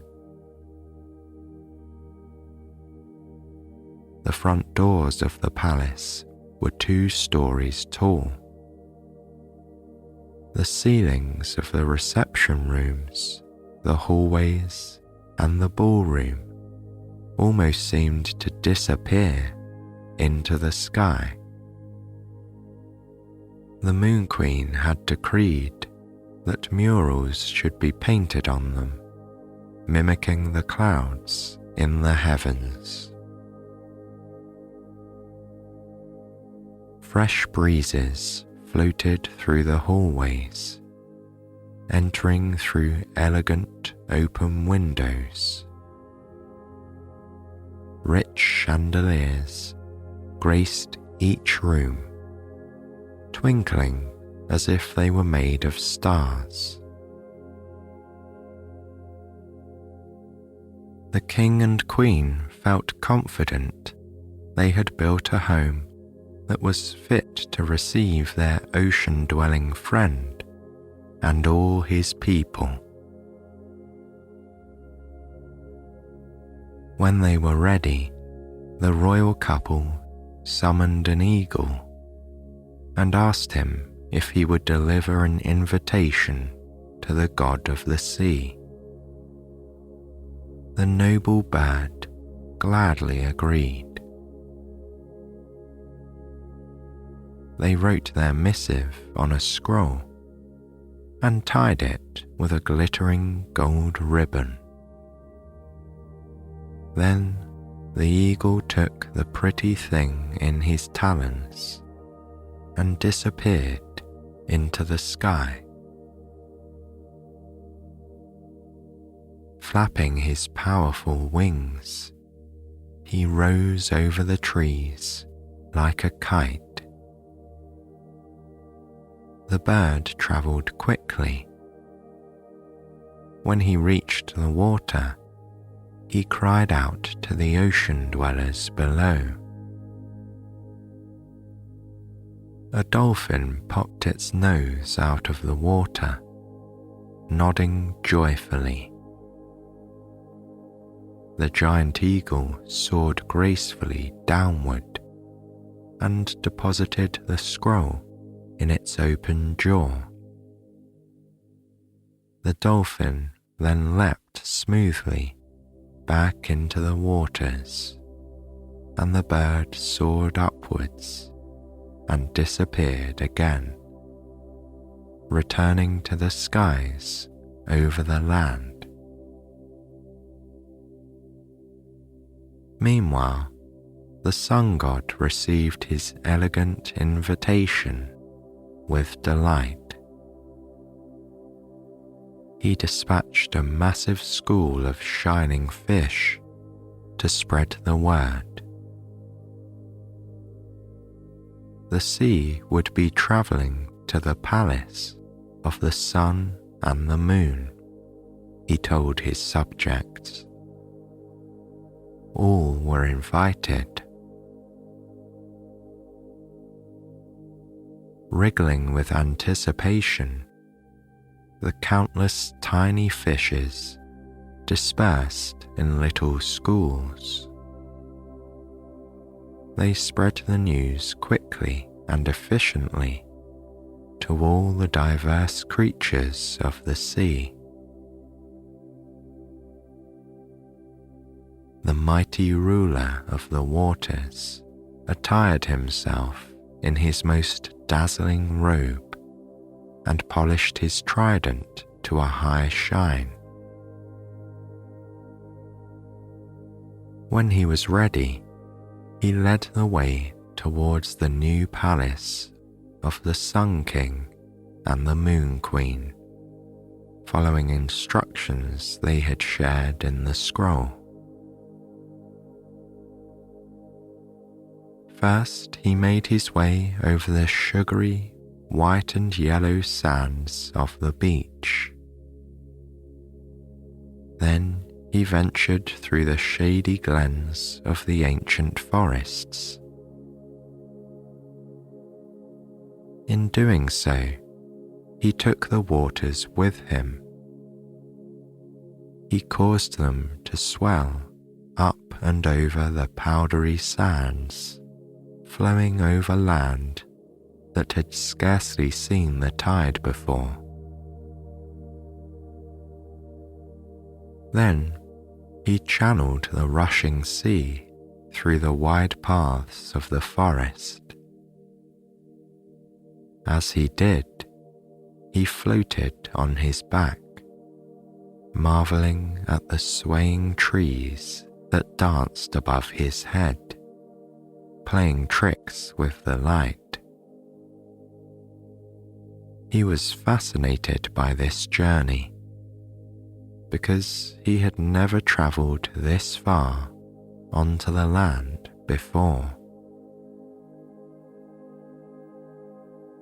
When the trees parted, he continued across the grassy plains. The salt water rushed onward, emerging and spreading out over the lush green grasses and waving wildflowers of the plains. Here he recognized the wide skies that hung over the ocean. He felt some relief to be back under a familiar canopy of blue. Lastly, as he floated to the end of the grassy meadows, he got his first glimpses of the hills. They pushed up from the earth, rugged in some places and gently rolling in others. Then, finally, as promised, he saw their house perched in the foothills. The palace was both vast and majestic. Its towers stretched toward the sky, with myriad windows in each level. Its balconies spread generously outwards. They were welcoming and spacious. He could see that the sun and moon had made every effort to create space for him and for all of his ocean-dwelling creatures. and they had certainly come with him. As the water rushed inland, so too did the fishes, the squid, and the little animals in their shells. The sea-living mammals were there as well. Dolphins and whales followed in his wake. Of course, there were also mermaids, who were very plentiful in that time. In fact, the mermaids were probably the most excited of all, because they always enjoyed a fine party. Up in the foothills, the king and queen had been watching for their friend's arrival ever since the eagle returned. Standing on the enormous terrace of the house, they patiently watched in the direction of the coastal waters, happily anticipating this visit. When the blue and green water finally came into view, rushing from the plains, the queen clapped her hands together with delight. She called out to the servants to prepare for their guests. All the doors were opened wide. The god of the sea arrived first, his cloak a vision of shimmering beauty, and his tridents sparkling in the rays that came from the sun. With him, the cool waters of the ocean, which were soon eagerly exploring the steps, and then the veranda. The gentle waves ran smoothly into the ground floor of the house, pooling quickly in every depression or crevice, then rising upward. This created a path for the ocean-dwelling creatures to enter. First came the little tiny ones, swimming freely in the first few inches of shallow waters that filled the ballroom. Like tiny emissaries, the animals quickly fanned out, taking in this strange new place. Glistening in shades of silver and gold and blue and purple, they soon covered every room in the ground floor of the house. They shimmered over the elegant white finish of the marble floors, which lay beneath the waters. The king and queen stood and talked happily with the sea god while this was happening. They had expected some flooding and were not bothered by it. The waters did continue rising, however. As the depth increased, larger creatures were able to enter. A massive squid squeezed itself comically through the door, floating awkwardly inside. Crabs and lobsters crawled over the windowsills, flopping into the interior of the palace. Naturally, some seaweed flowed in along with everything else, the plants did not like to be left out of the fun. Before long, the Queen found that her elegant gown was floating around her like an island of gauze.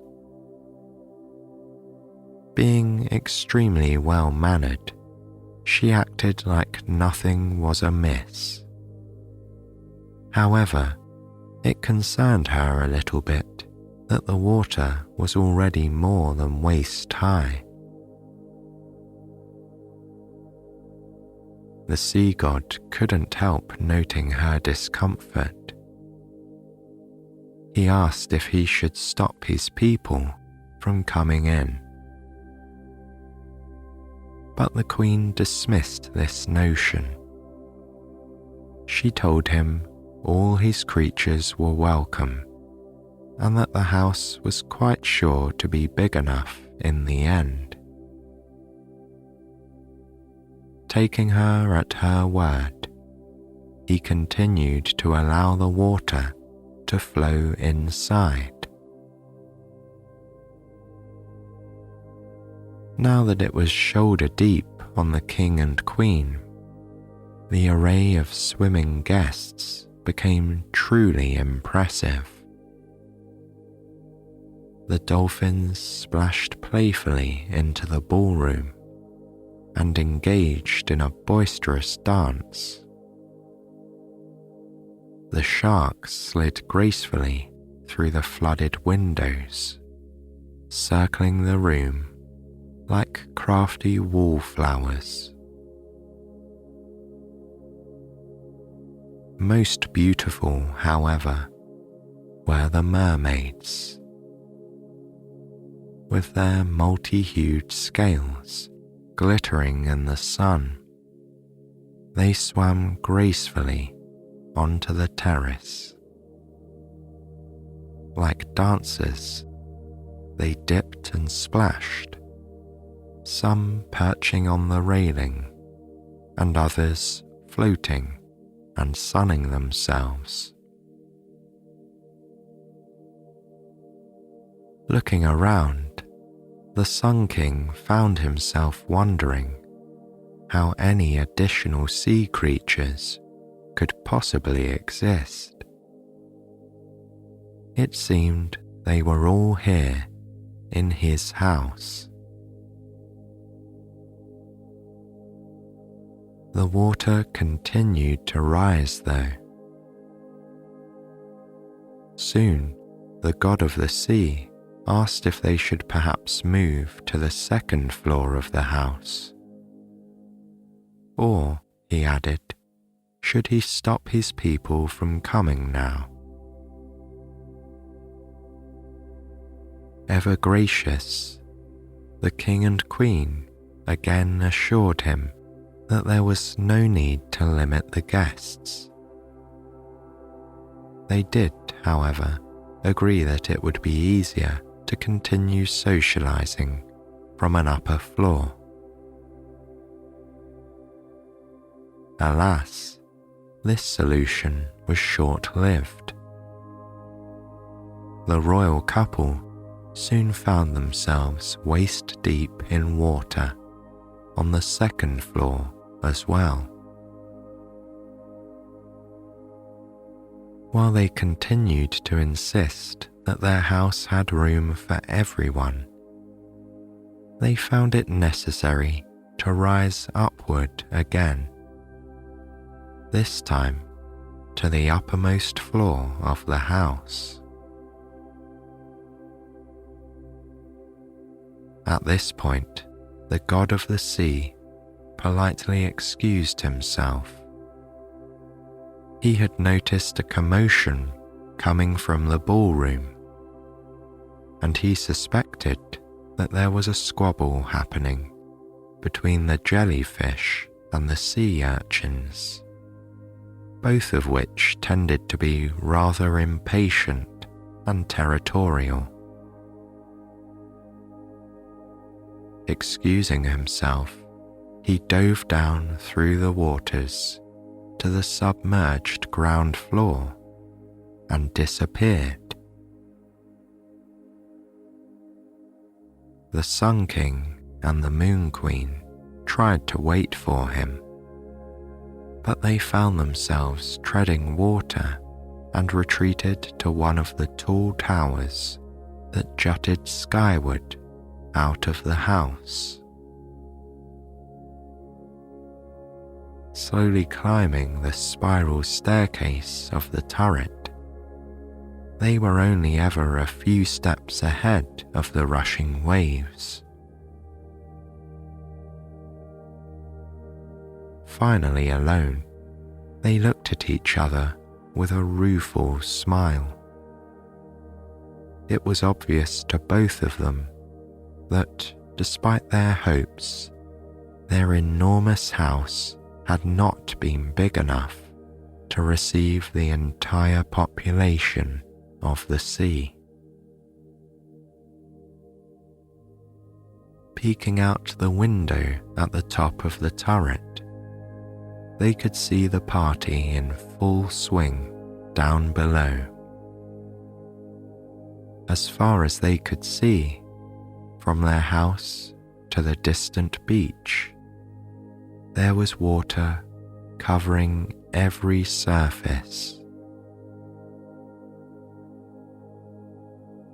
As they stood there, trying to figure out what to do, the trusty eagle flew by.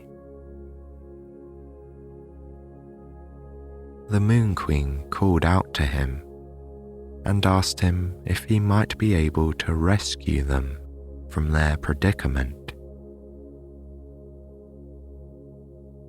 Flapping his powerful wings, he hovered near the turret. The sun and moon gratefully squeezed through the window and climbed onto his back. Then, pushing off with a mighty surge, the eagle rose into the sky. He flew higher than the tops of the mountains and up through the clouds.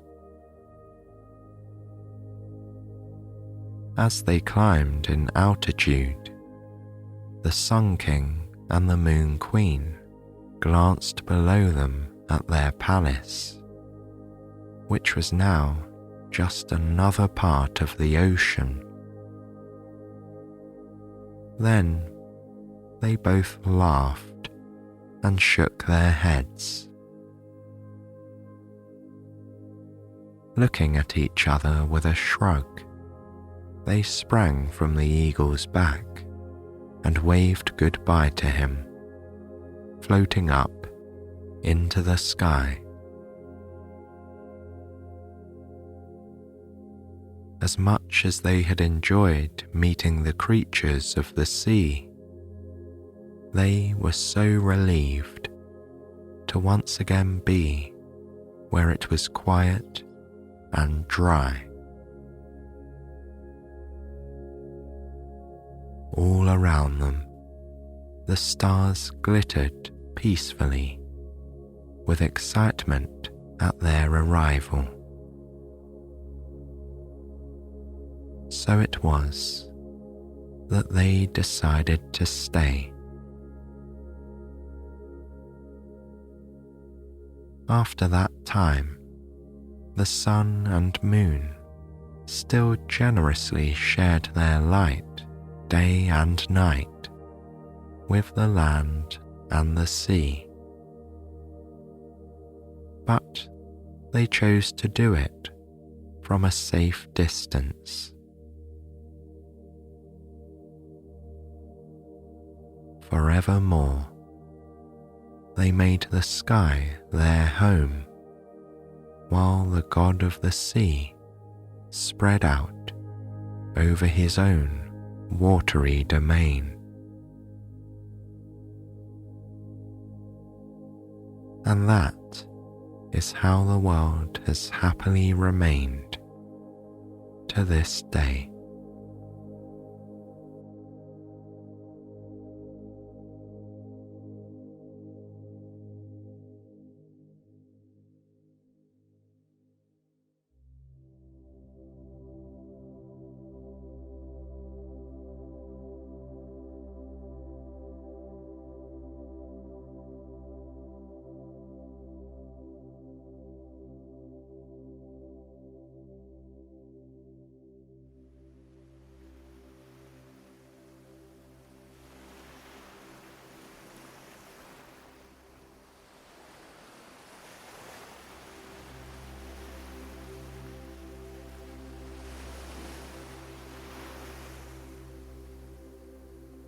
every legend and every fairy tale has some kernel of truth to it. The legend of Marla is no exception. Her story is a tale of finding one's place in the world. On the island that is now named after her, visitors flock to the shore to seek out the famed mystical watchtower where the legend is rumoured to have begun. The tower is very old, and it is covered all over with drawings and etchings of tails, fins, flukes, and mermaids. No one knows how old this tower is, or who made these markings. But one thing is for sure. They say the tower is from the legend of Marla, the girl who helped the underwater world and was rewarded in turn with a gift that she just couldn't refuse.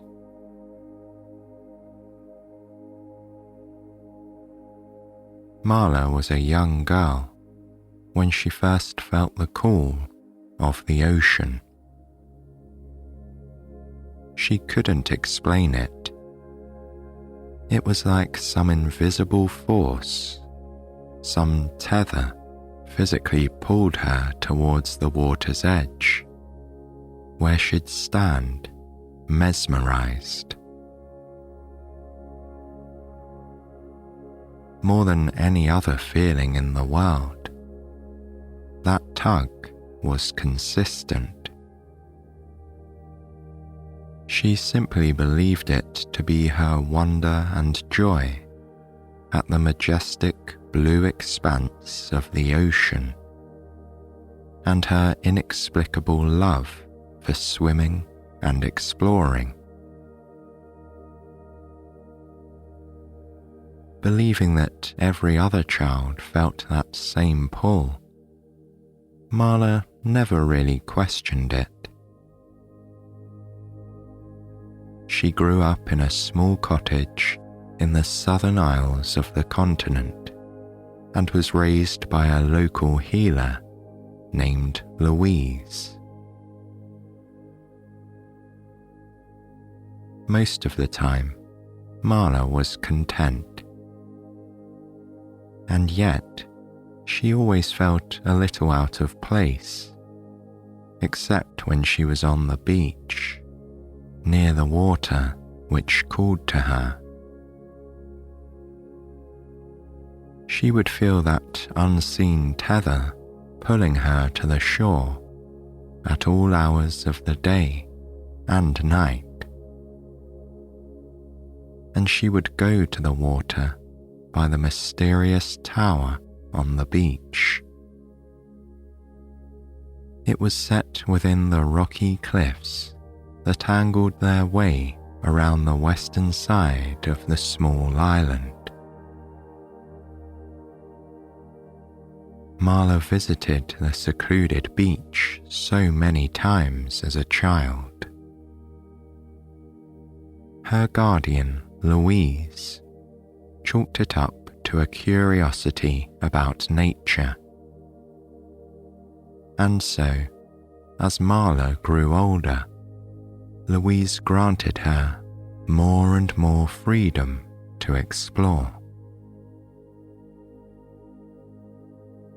Every moment of that freedom saw Marla swimming in the waters by the tower, that otherworldly structure decorated in exquisite etchings of mermaids and underwater life. There weren't many children her age in the village, so Marla didn't have many friends. At times, She longed for companionship and adventure. But when she was at the beach, or swimming in those sparkling cerulean waters, she felt like she was surrounded by things to explore. Sometimes she would comb the glittering expanse of sand for the rare and precious blue pearls that the island was known for. Nowhere else in the world had this kind of pearl. These pearls were larger than regular ones and so beautiful, shining in shades of aquamarine and sky blue, that they were rumoured to be the most wondrous things in all the world, either on land or in the water. If you were lucky enough to find one and pick it up, you could spend hours gazing at its shimmering iridescence, a kind of flickering bluish-green light that shone so brightly it almost seemed as if it was lit up from within. It was said that magic, real magic, the kind that made kingdoms quake and oceans roar, existed inside of those pearls. They must only exist in legend, Marla thought, as she had never seen one on any of her countless beach excursions. Neither had Louise, who had seen and done nearly everything that could be seen or done. Louise did have a few of the lesser pearls, the smaller, duller sisters to the magical ones. The healer used them in her poultices and tonics, as even they had healing properties. If Marla were to say anyone was truly her friend, she would say that Louise was. Despite the age difference, or perhaps because of it, the two enjoyed their time together. Over the years, Louise had learned all of Marla's quirks. For example, the only kinds of food that Marla liked to eat were fresh vegetables, plants, or seafood. Louise always joked that Marla was more suited to living underwater than anywhere else. Night after night, Louise sat by her bedside, regaling her with amazing stories. It was Louise who told her of the mermaids of old, which were Marla's favourite tales of all.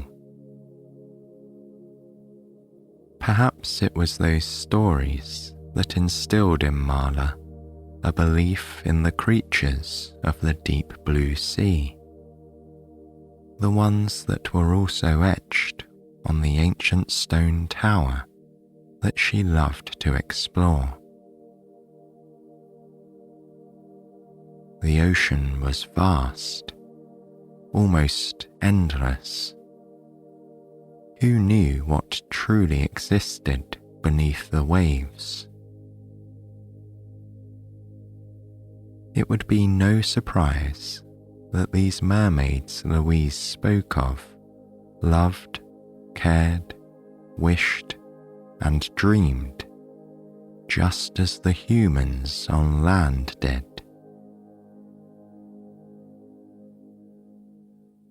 When she wasn't at the beach swimming or playing at the tower, Marla was at the healer's shop, helping Louise with the preparation of potions or tonics.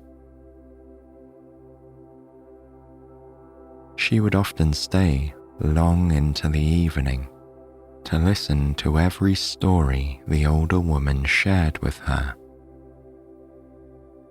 Mermaids weren't the only fantastical creatures Louise spoke of. There were also stories of fairies on land who communed with nature. Every plant, bird, and insect spoke to the fairies, keeping them apprised of all the happenings. The fairies even knew about Marla, Louise said with a wink, for they knew about everything and everyone. Those stories brought such wonder to Marla. Oh, how she yearned to see the fairies and mermaids for herself, to witness those stories come to life. She would often stay up long after dark, dreaming of such things, of becoming so attuned to nature that she could communicate with all of it. There was no doubt in her mind that these magical creatures existed and could do these amazing things that Louise spoke of. Everything just made more sense if they were real, Marla thought. To Marla, the healer's stories were more than just tall tales. When she heard them, they tugged at her, just like when she felt that pull to the ocean. It was as though they were imbued with a magic of their own. She never dismissed those feelings. She was sure that there was something magical pulling that tether. And sometimes she even thought that she could hear whispers spoken to her whenever she was outside, especially near the beach. Marla knew deep down that one day her dreams would come true, that she would see those creatures of lore for herself. Her unwavering hope and belief kept her anchored in those dreams.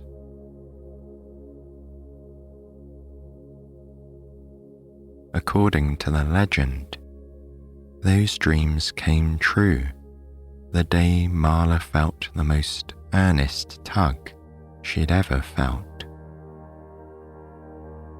As usual, it brought her to the water's edge by the tower.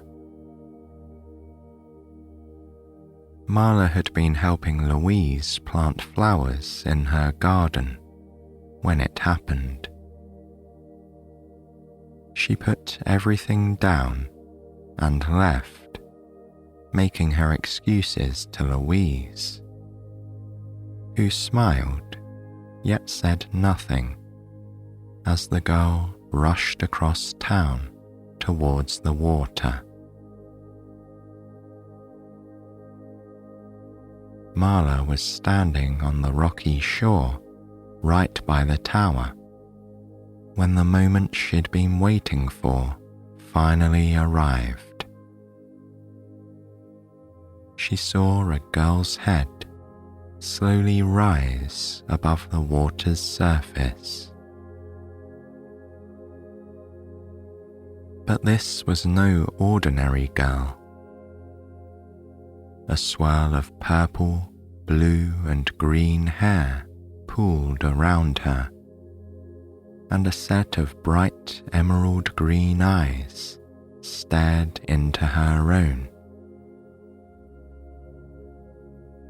Without even having to see the similarly coloured tail beneath the surface, Marla knew right then and there that this girl was a mermaid.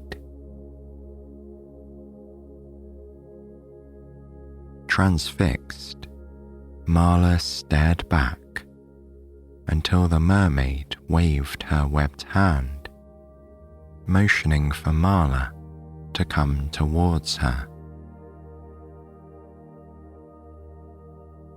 Not wasting another moment, Marla splashed into the water and swam right for the creature, her excitement a tangible thing. Upon reaching the mermaid, it was all Marla could do not to stare at her beauty. She was so stunning. The mermaid opened her mouth to speak to Marla, only for a stream of garbled sounds to pour out. As Marla raised an eyebrow, clearly not understanding, the mermaid sighed and then signalled for her to duck underwater. It was one thing to meet a real mermaid, but what happened next was even more extraordinary. The beautiful, ethereal mermaid brushed Marla's forehead with her fingertip. The second her smooth hand touched the girl's skin, there was a flash of green that pierced through the darkness of the water. And then, all of a sudden, Marla could see and hear everything, and she could breathe underwater. Her surprise and joy must have been evident. The mermaid grinned as she introduced herself as Vera. Marla could only glance around in awe at her surroundings, at the now crystal clear water. She could see far into the distance and far below her. Each and every detail was rendered infinitely clearer and more nuanced. She could see every sliver of sunlight dancing through the water, each individual scale of every fish in sight, and the myriad glittering blue-green scales of Vera's tail. She was mesmerized by the way every flicker of movement sent shafts of iridescence into the water. And Vera's voice was a symphony of sound, travelling effortlessly through the water. It was simply astounding, more magical than anything Marla had imagined, even in her wildest dreams. Vera waited for a moment, giving Marla time to take in her heightened senses and adjust to the changes. Then she took the girl's hand in her own and asked her for help. She explained that Marla had been summoned here to the underwater kingdom, the world of the mermaids, for a reason. Vera told Marla that she was special. She could hear the call of the deep. That was why she had been chosen for this quest. And that also explained why Marla had always felt that inexplicable pull to the water. Marla listened wide-eyed as Vera began to recount the story of the Mermaid Queen. The Queen had lost a sacred heirloom. It was a string of blue pearls, the same pearls that Marla had heard about in stories. The Queen treasured this magical necklace, having worn it her whole life. It was priceless, and it had been missing for a while now. At last, the Queen had asked for help. She asked Vera to send out a call through the water and over the land. The mermaids knew that only those who loved the ocean and believed in the existence of their species could succeed in getting the necklace back. The call for help had gone out, said Vera, and now here they were. Marla was the only one who had shown up, without a trace of fear or trepidation, and with only wonder and bravery in her heart. Should the girl complete the task and help the Mermaid Queen, a generous reward would await her. Marla was amazed at this turn of events. It was a quest, a real-life quest.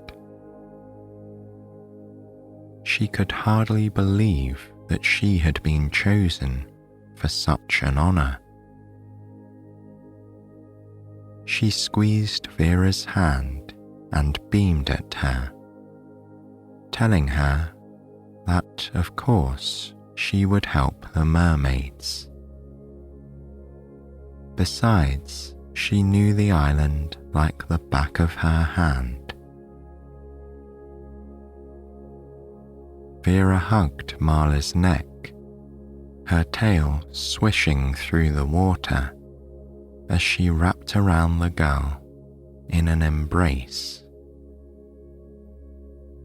Then she pulled back and opened her hand to reveal the most beautiful thing Marla had ever seen, a real blue pearl. It was smaller than what she'd imagined after hearing all the stories. Vera told her that the blue pearl possessed enough inherent magic to aid Marla in her task. Handing the pearl to Marla, Vera explained that it would help lead her to the necklace.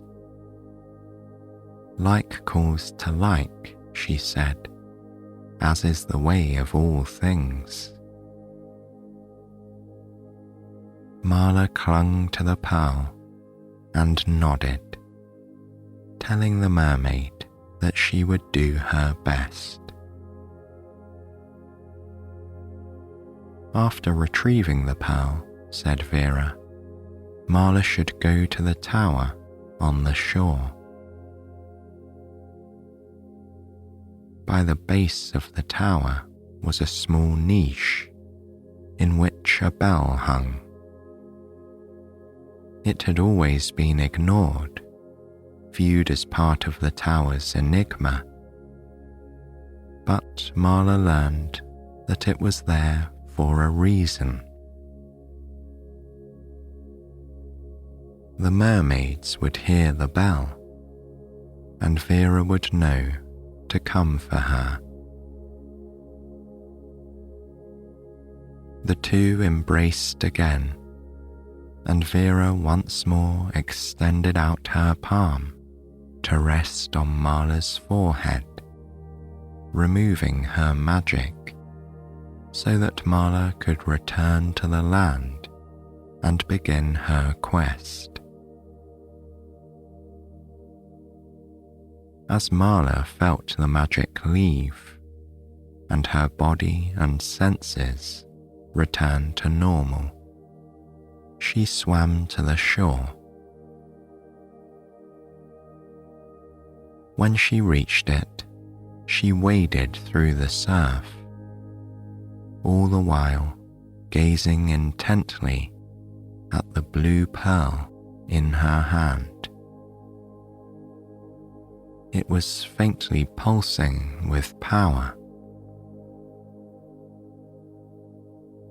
Marla plopped down on the sand so she could dry off a bit before beginning her search for the blue pearl necklace. The whole experience felt surreal, yet it also felt so right, as if she had been made for this very thing in this moment of time. She couldn't think of a greater honor than to help the mermaids. And so, with the rest of the day ahead of her, she got to her feet. Clutching the pearl tightly in her hand, she began her search. She wasn't quite sure how the magic in the pearls worked, but she could feel the power of the one in her hand, and she assumed that it would increase the closer she got to the necklace. Marla decided that the best course of action would be to try different directions and see which produced the most intense reaction from the pearl. Choosing to go north first, she started to walk towards the center of town. The longer she walked, the less the pearl seemed to throb. Taking that as an answer, Marla then retraced her steps, and this time chose to go east. East took her along the rocky shore of the beach, and it didn't take much time at all for her to feel the decrease in the power of the pearl. Retracing her steps once again, and considering that south would lead her right back into the water, she then went west, past the tower by the cliffs. And sure enough, The pearl began to throb and hum in her hand, its intensity growing by the second. Delighted to be heading in the right direction, Marla sang a jaunty tune while she walked. By now, the sun was hanging high in the bright blue sky. She passed by beachside cottages and brilliant green clusters of palm trees, stopping to eat some of the delicate fruit. It tasted so sweet and juicy. Resuming her walk, it wasn't long before the pearl grew so hot and hummed so loud in her hand that she knew she had arrived at the place where the necklace must be. The area was a small grove of trees a little way inland, with ample shade. Marla began to comb the area, keeping her eyes peeled for that telltale glimmer of iridescent aquamarine, which would match the colour of the pearl she carried with her.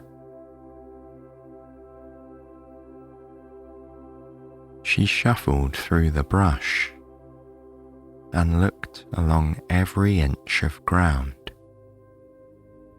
She circled every tree and searched every nook and cranny. But it wasn't until she turned her face up to look higher into the trees that she saw it.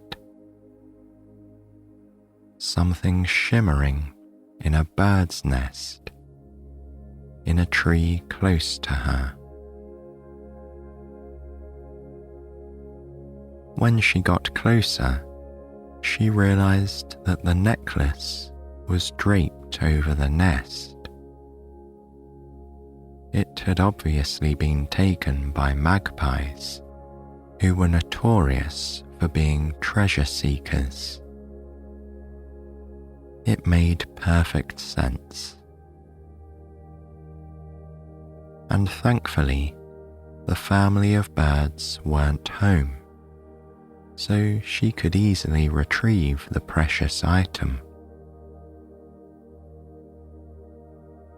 Scanning the tree, she found that there were several branches she could use to hoist herself up and climb to the nest. Marla put the pearl in her pocket. Then she took a running jump to grab onto the lowest branch, swinging herself up and onto it. Good thing she was nimble, she thought, as she surveyed the branch above. She scurried up the tree quickly. Soon she was within reach of the nest. With trembling hands, she reached out and gently pried the necklace from the magpie's nest. Vera had told her of the necklace's beauty, but there were no words for just how beautiful the string of blue pearls really was. And the magic it contained was impossible to ignore. It absolutely radiated power, and it shone so bright that it was almost hard to look at. Marla didn't waste any time in slipping the necklace over her head as she shimmied down the tree, jumping from the last branch to land on the ground. Her knees shook a little, but she remained upright. She touched the necklace one last time, savouring the thrill of power she felt before she set off for the beach. Reaching the tower, Marla began to circle it, looking for the niche.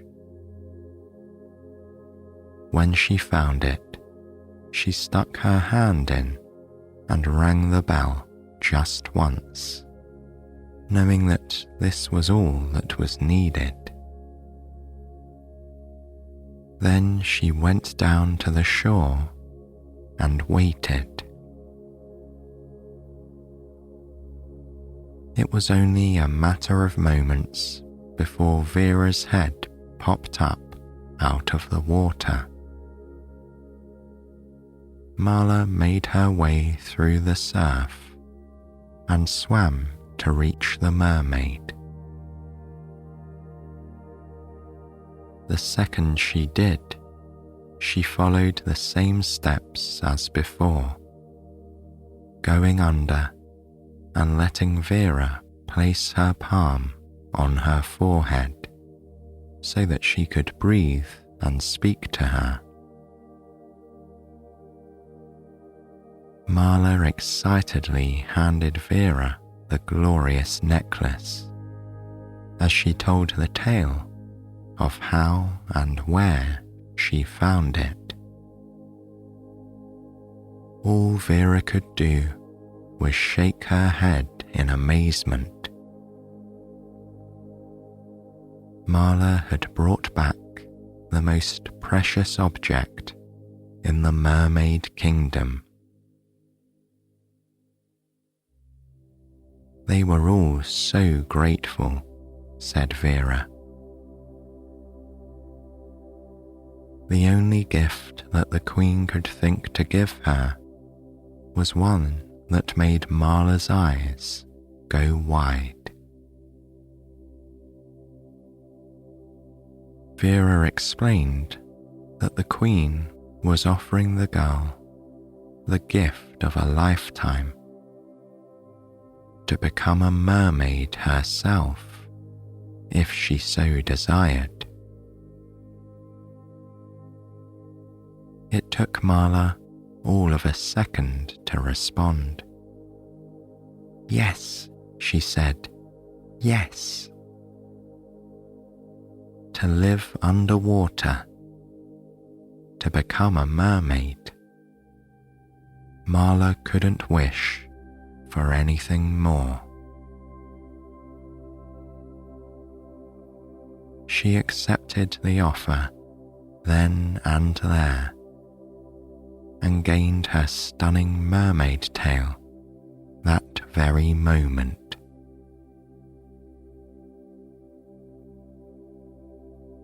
It is said that Marla found her people, the mer people that is, underwater. She finally found her home that day. That is the legend of Marla, the legend of a mere mortal, a human being, helping a kingdom and becoming a mermaid herself. It is a story of finding one's place in the world through the power of belief in magic and things unseen.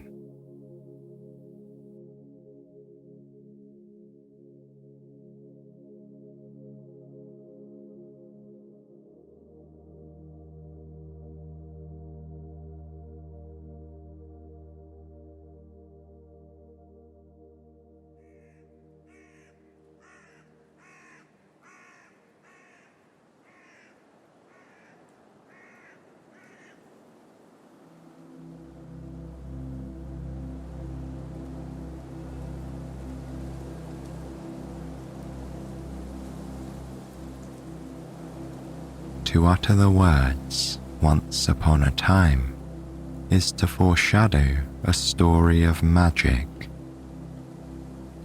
When we hear that familiar phrase, we know there will be heroic and brave characters, or that we're about to discover an enchanted castle resting under a spell.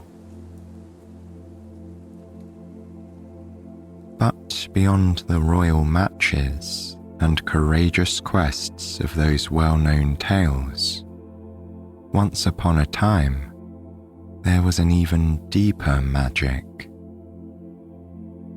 It thrived quietly, unobserved, in the wild places beyond the castle walls. There, it was free to do its work, out of the sight of normal people. Some of the unsung heroes in the world of Once Upon a Time were familiarly known as witches, and it's no secret they didn't have a very good reputation. Cast as the villain in more than one story of princes and princesses, these wise women of magic were often regarded with suspicion and mistrust. However, anyone who truly learned the secrets of their arts also knew that witches did a lot of good, even if they rarely received any credit. While they were solitary figures by nature, these dames of the enchanted world did not do their work without companionship. Although human visitors were scarce, almost every witch eventually adopted some type of animal familiar. Now, we tend to think of witches and cats as being linked, but the truth is that cats are creatures of civilization. They live and thrive near people. In keeping with their taste for privacy, witches prefer animals who crave the secrecy of the hidden places where a wise woman can best do her work. This brings us to our story. You'll find that it's about one such animal familiar. This witch's companion happens to be a very intelligent crow. You may have first met this mysterious bird as a small player in another story, but now you will hear the bird's own beautiful, dark tale. Let's go back to a new kind of beginning. It starts with the practitioner of good magic, who claimed the crow as her friend.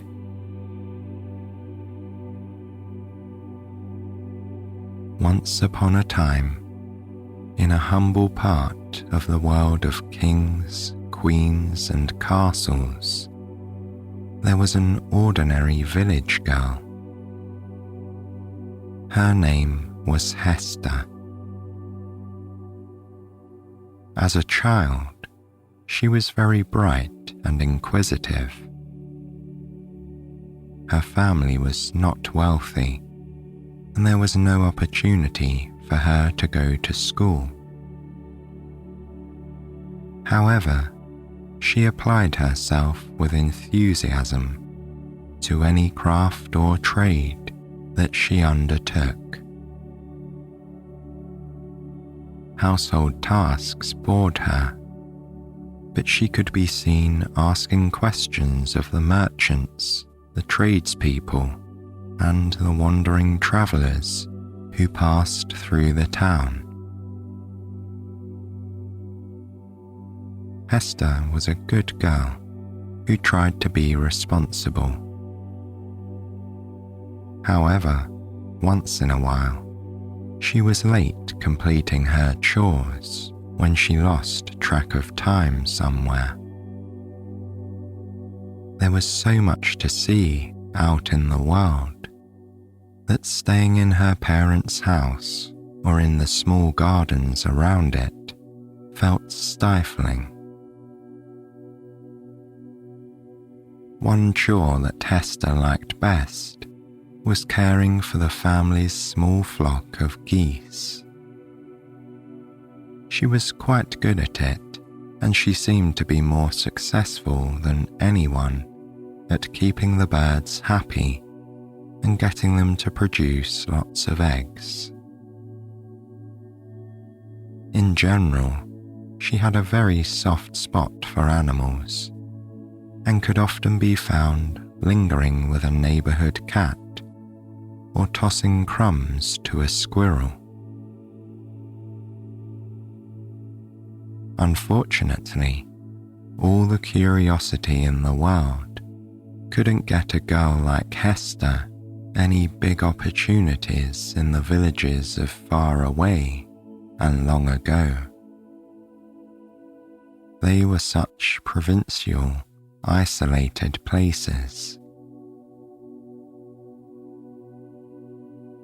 As she grew up, it became more and more obvious that her parents would soon expect her to marry. After all, she was a very pleasant young lady, and she would make a respectable housekeeper. But Hester wasn't interested in a future as a wife, tending her cottage in the same village where she was born.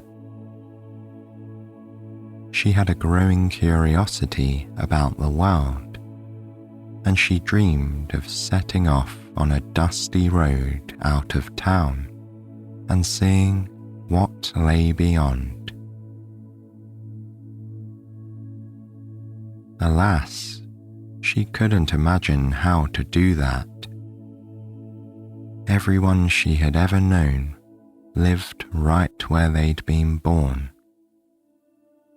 Who among them could tell her how to see the world? It happened that one day a kindly old woman came to town. She was selling medicinal herbs in the market out of a small pushcart. As she always did, Hester lingered inquisitively around the woman, asking about the benefits of one mixture after another. The lady was very obliging, explaining them all. With each herb or remedy explained, Hester's excitement grew. How marvellous, she thought, to so deeply understand the workings of these gifts from nature. Wistfully, she reflected that she would like to learn this important art. Later, as she was tending to her geese, Hester saw the same old woman walking away from town and taking the small path into the forest. All at once, she was seized with the desire to follow her and perhaps beg the lady to teach her. Hester knew that her parents would be fine without her help around the house. She would have been getting married and leaving soon anyway. Why settle for a future as a wife when she could be a botanist and a healer? With the impulsiveness of youth, she decided to follow on the heels of the mysterious old woman. As night fell and her parents went early to bed, Hester quickly packed a little bit of food and a change of clothing in a cloth bag and slipped out the door. Taking a lantern from the front step, she hurried off in the direction of the forest path.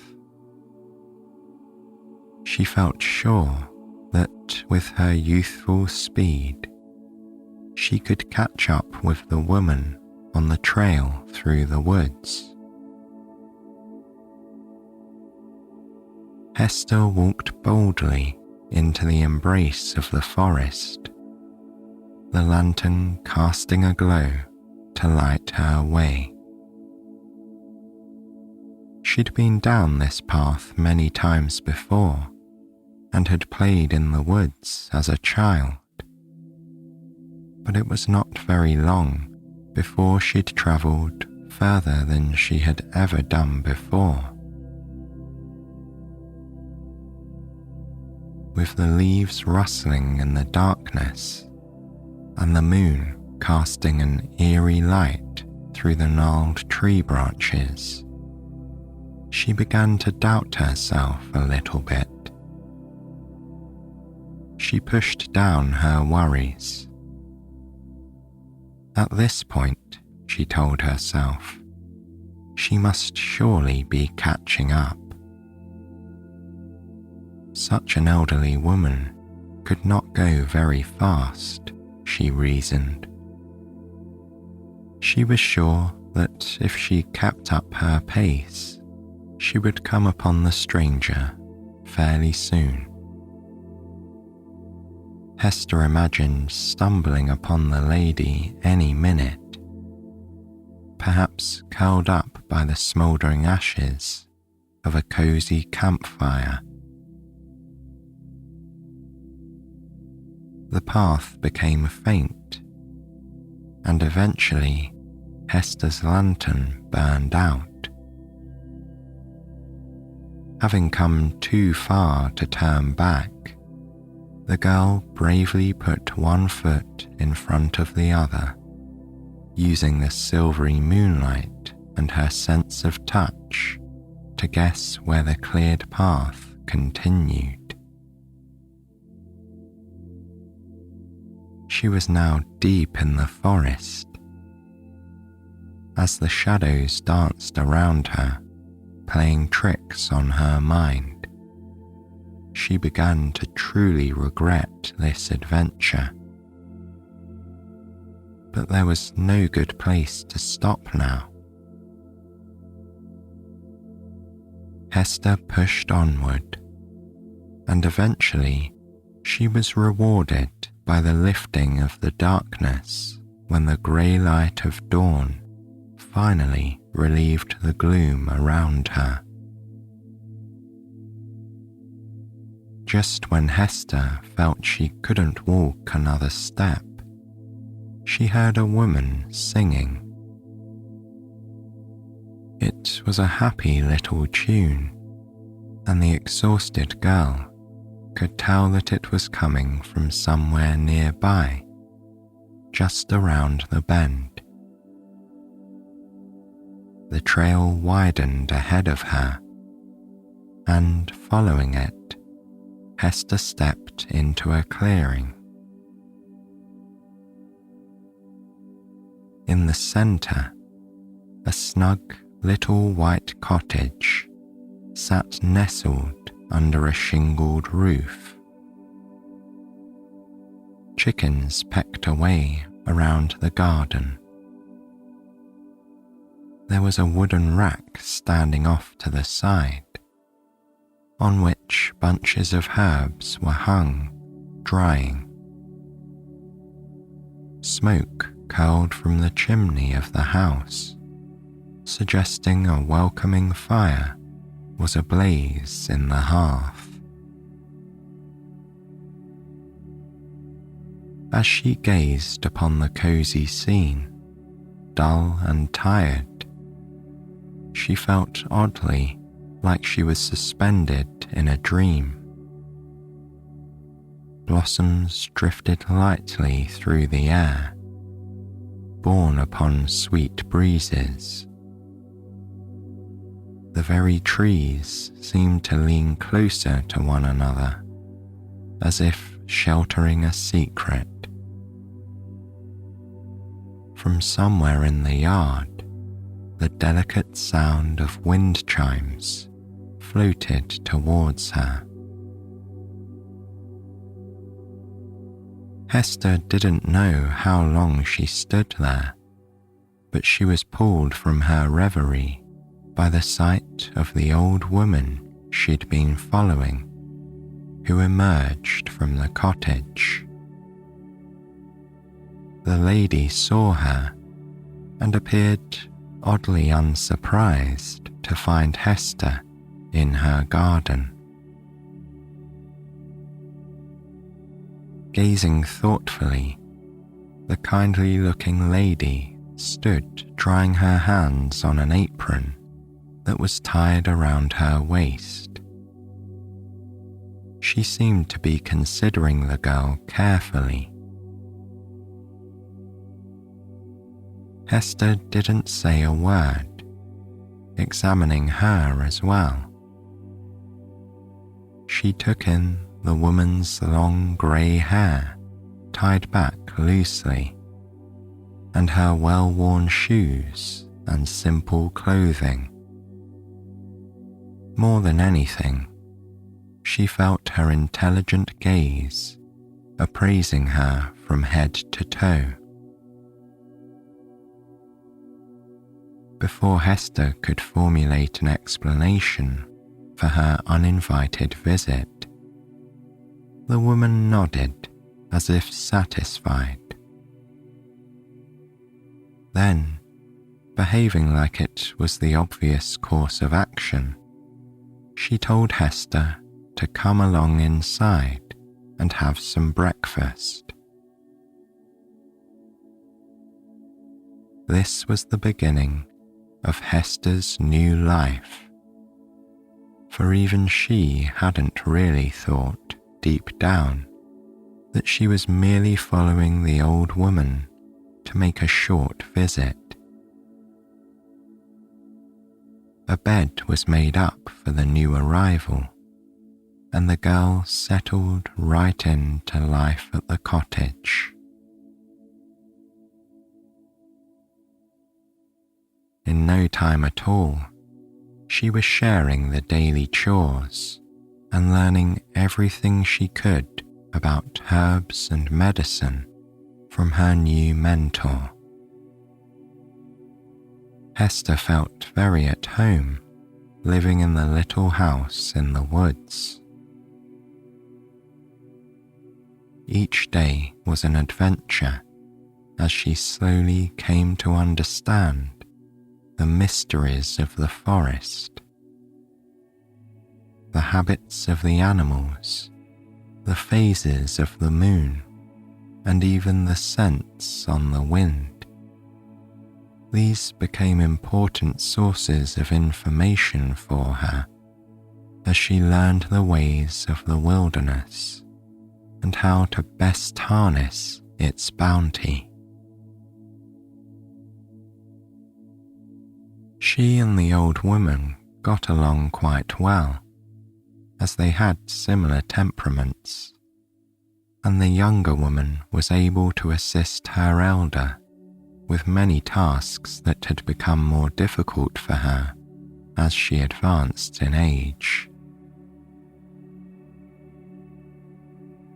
As the weeks and months went on, the wise old lady began to impart greater secrets to her young apprentice. The girl learned that her teacher could interact with nature in such a way that some would call it magic. To her, however, casting a spell was merely understanding the ways of the woods and how her feminine power tapped into her surroundings. And first and foremost, this the wise woman stressed, she always used her knowledge for good. Alongside her, Hester gradually became a benevolent, wise woman as well. Superstitious gossips might have called both of them witches, but the labels of less insightful people didn't much bother them, and they rarely appeared in town. One of the old lady's favourite daily habits was to feed the birds. Most people are suspicious of crows, accusing them of bringing bad luck, or perhaps rightly so, of stealing food. The good witch in the forest, however, was on excellent terms with an entire flock of these intelligent creatures. Each morning, she would scatter some stale bread for them, inviting them to linger in the garden. In return, they brought her small gifts of appreciation. Shiny things, colourful things. Sometimes, Hester could swear they brought her secrets that they whispered to her as she walked among them. More than once, her mentor had stood amid the crows, with one bird resting on her shoulder, and nodded as if she were having a conversation. A single crow in particular separated from its flock and stayed around the cottage all the time. Many people don't realize how sensitive these birds are, but Hester came to understand how satisfying its companionship could be. Listening, helping, or just sitting and observing, the friendly bird seemed to be a part of almost everything the wise woman did there at the little house in the woods. There was a special bond between the majestic dark bird and the good witch. The seasons continued in their unending cycle, and one year blended into another.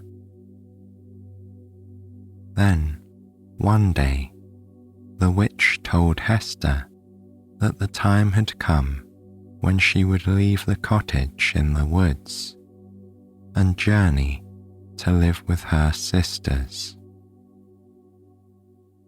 She was leaving the cottage to Hester to carry on her work. The younger woman was nervous about the idea of losing her mentor.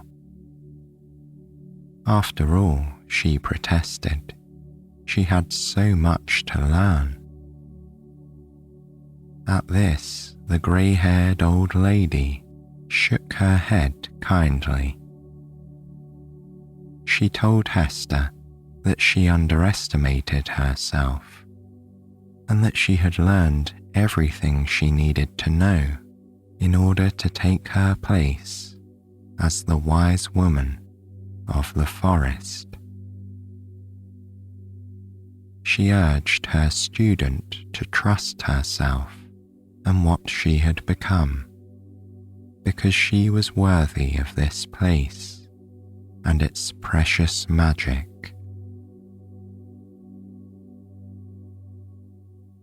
Hester woke the next morning and the old woman was gone.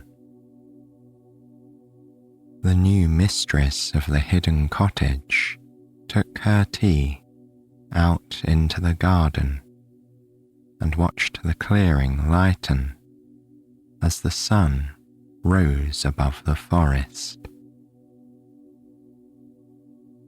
While she stood there, she grappled with the idea that she was now the woman who lived in this cottage, that she was the witch of the woods. In this way, she watched the daylight brighten the land around her. All of a sudden, she was distracted from her thoughts to see the old black crow, which had landed on a nearby branch, cocking its head to the side. It regarded her. Their eyes met, and somehow she knew that this was the last time the old crow would be there. Just as her mentor had retired to the comfort of family, the crow would do the same. She scattered half of her breakfast to the faithful bird, and the crow took it daintily. Then, with a flurry of its raven-coloured wings, it was gone. But if Hester feared being alone, she need not have worried. She didn't realize it, but even as she became mistress of this enchanted hideaway, a new familiar would bind itself to her. A new partnership would be forged. She would not be solitary for long. You see, what many people fail to realize about crows is that they live in dedicated family groups, staying together for generations. They even share the upbringing of baby crows. The older brothers and sisters will help tend the nests when their parents are gone.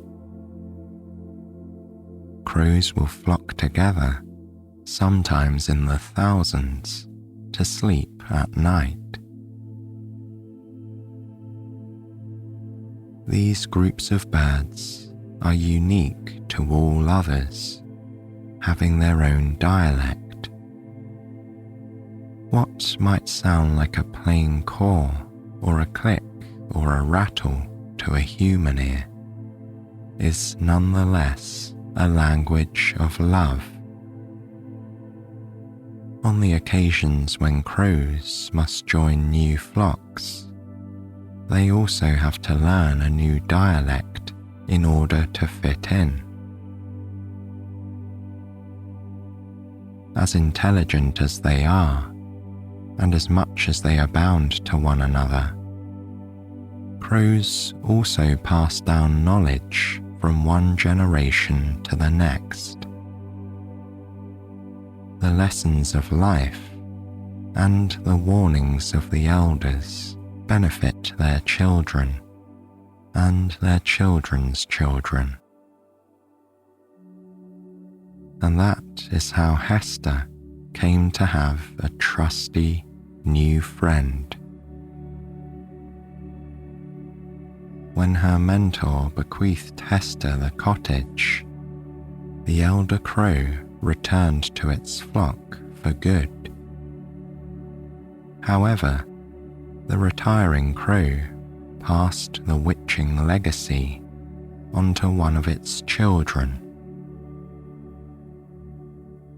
One of the most intelligent, the most sensitive, and the most curious of the old crow's offspring was dispatched with the sacred duty of assisting Hester in her work. To help balance the humours of the woodland, to draw upon its bounty for healing, to create wonder and inspiration where there was none. Those were the lifelong pursuits of the good witches and their companions. This mission the young crow gladly accepted. It was, after all, an honour. So it was that one morning soon after, when Hester had fed the crows their crumbs, and almost all of her avian visitors had taken wing and gone on their way, one remained behind. Perching itself on a stool near her front door, it watched Hester, turning side to side with its shiny black head. Regarding it with a practiced eye, she knew her initiation to the world of wise women was complete. She and the crow would not be separated now.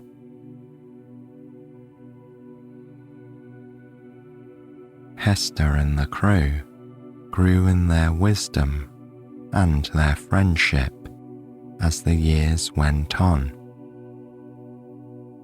Just as her predecessor had noted, the younger witch was ready to claim her position as the benevolent presence of the woodland. She had learned so many important lessons from the older woman, and the most important one of all was that the forest was her best teacher. Even as Hester continued the traditions of her mentor, she made her own discoveries using secrets that she had learned from the whispering voice of nature. Here, far from the interference of humans, the ways of the old forest were at their most powerful. Hester occasionally took her remedies to town, offering relief to more than one ailing grandfather or feverish child. When people lost their direction in the forest, she found ways to silently help them find their footing again. When grieving hearts crossed her path, she tried her hardest to heal them. Through it all, she did everything in her power to protect her secret world and the animals who made it their home. In all of this, the crow was her main helpmate. It delivered messages, surveyed the land from the sky, and kept her apprised of goings-on in the forest. In this way, the seasons waxed and waned, and she and the crow grew older together.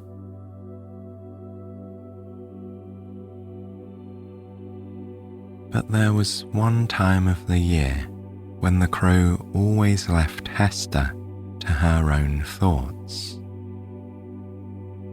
On this evening, it would make an overnight pilgrimage to its flock, because the bird's family was its source of strength. at the time many know as All Hallows Eve, that moment when autumn reaches its most profound stillness and humans let loose their traditions to make sense of the dark. That was the night that the crows would meet. At dusk on that day, when Hester had closed her door against the cold and sat rocking by her hearth, the crow would leave its perch and, with her blessing, vanish into the dark forest. It would caw jubilantly as it swiftly cut through the thick canopy and into the cloudy skies. Rising up above the tops of the trees, it would flap its powerful jet-black wings, soaring confidently amid the deepening gloom. Underneath it, a million orange, yellow, red and brown leaves whispered in unison. Some would be found clinging to their branches for one more hour or one more night. Others were already letting go to make their descent to the forest floor.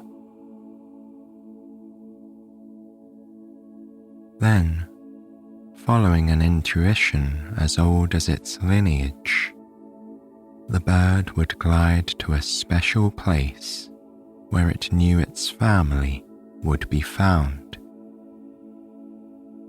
Diving down again, slicing deftly into the woods, it would gracefully alight on the crumbling stone wall of an abandoned house. This was a place so overgrown with ivy and trees, its paths so long been obscured and erased, that it was quite forgotten by civilization.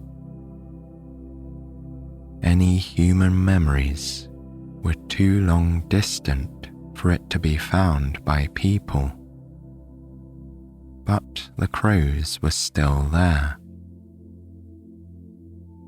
And what a flock they were. A convergence of many families known to each other for time out of mind. A group cemented by the great-great-great-grandparents of the birds who now gathered in this spot.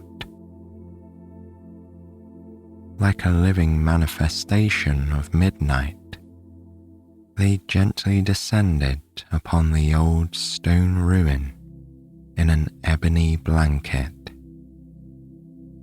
Then, turning to greet each other, these crows of long acquaintance would begin exchanging their latest news. One elder of the flock might relate how she had soared high above the treetops for many miles, observing the little villages, each separated from the other like an island in a sea of trees.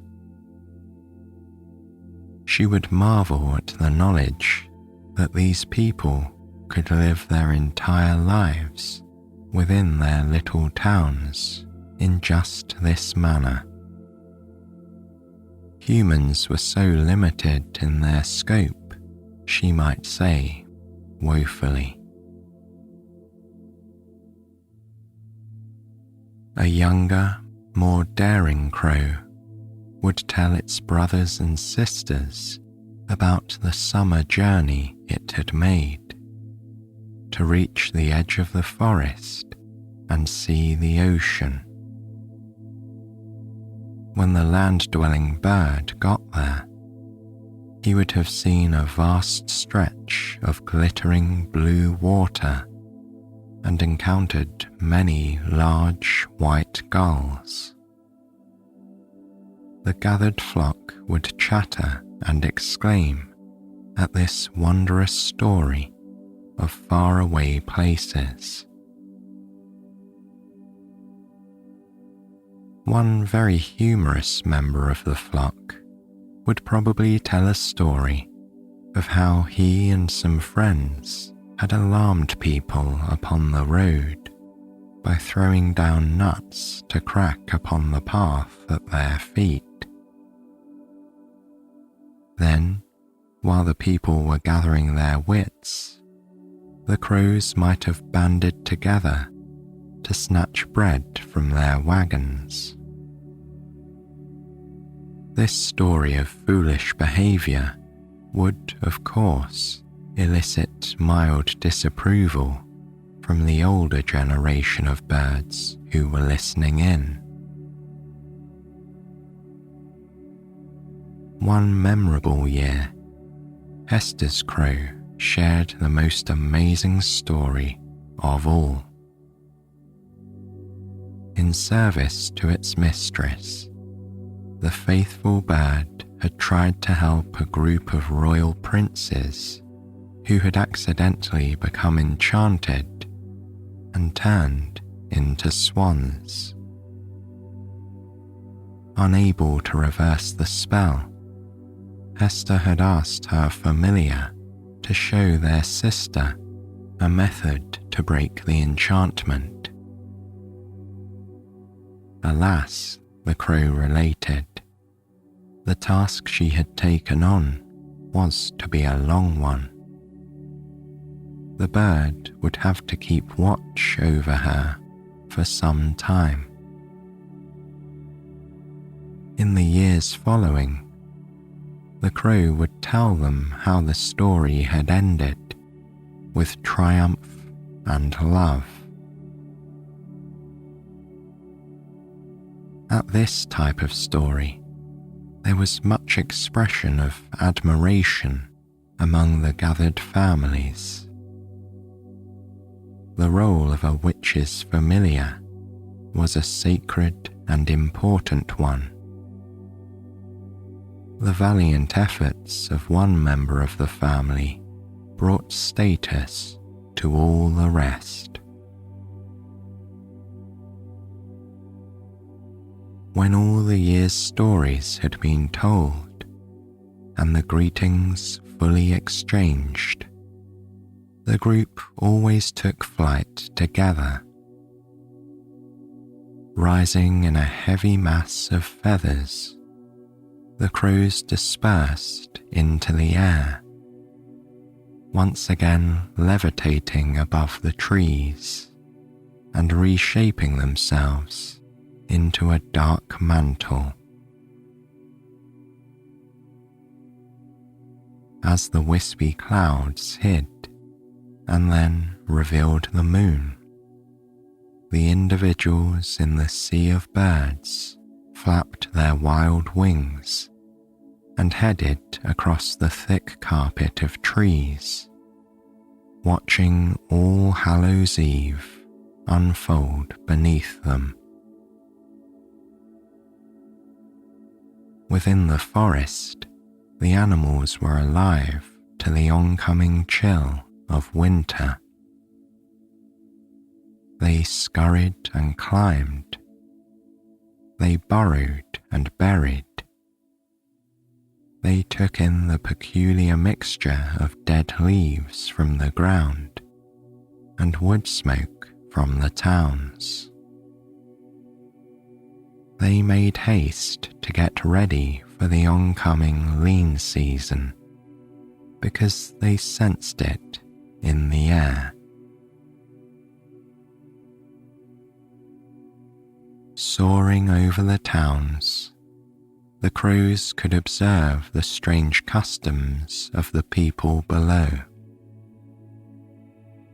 There were bright, crackling bonfires to be seen lighting up the farms and the villages.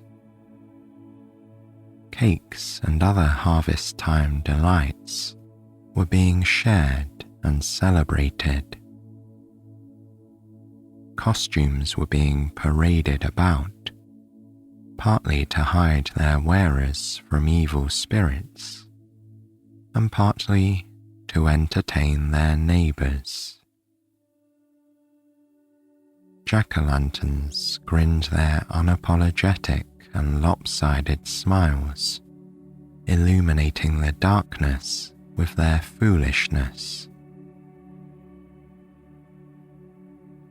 All this the crows quietly observed from up high.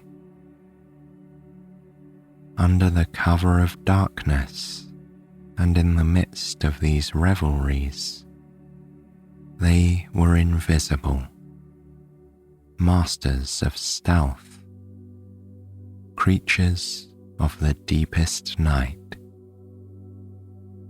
but also brothers and sisters, parents and children, and keepers of a tradition older than those that these villagers knew. Just as the humans sensed the turning point in the year, so did the animals. It's just that the birds truly understood that the season's most profound purpose was to reconnect with those who came before and bring them full circle to those who were present. On this night, the flock came home to roost.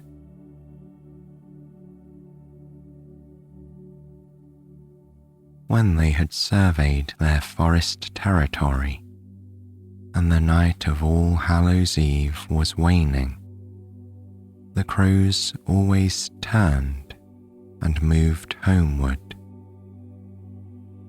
The night would be quiet now, as the human revellers disappeared behind their front doors. The towns extinguished their flames, and the villagers returned to their warm beds, dreaming of tricks and treats.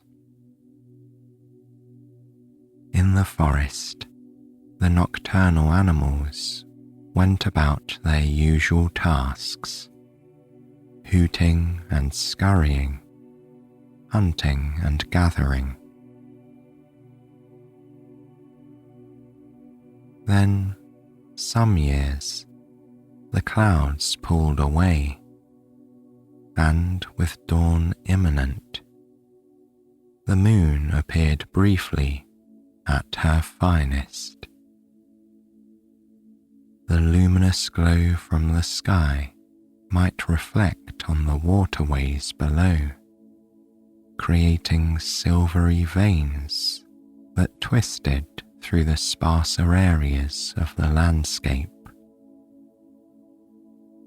Looking down upon it, the crows would have a feeling of peace. All was as it should be in the world below.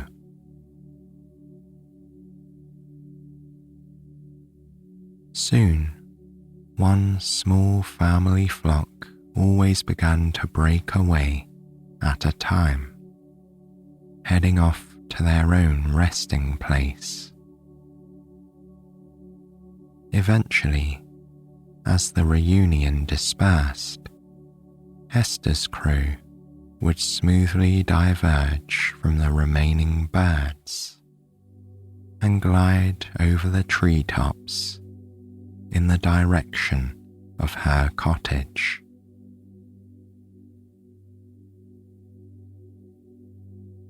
When the journey ended, the bird would find the garden was still quiet.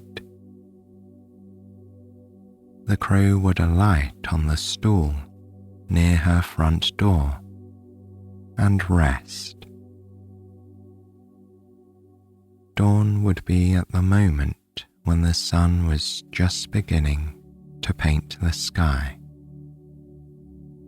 the crow would watch as the heavens filled with all the pastels that heralded the daylight.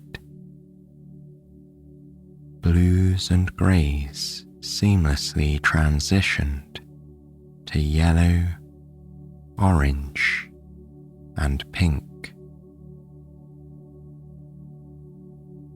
But with the day, there was a lingering sense of melancholy. The crow always felt that with the departure of night, the most secret places of the wilderness were temporarily lost. The cover of darkness was such a good friend to magic. But Hester did her best work in the sunlight. The crow's most earnest wish was to continue to help her in manifesting the good magic that followed her wherever she went. Until this time next year, the crow would dedicate itself to that task. And now, because these wild places must remain hidden, we will leave Hester and her crow at this point in the story to live their lives in peace. You must realize, of course, that it's never really at an end. For every enchanted prince or princess, for every distant kingdom, and for every quest, there is another, deeper fairy tale underneath. The true current of magic doesn't end with a palace wedding or a broken spell. It is a river that never runs dry. And that tale will go on forever.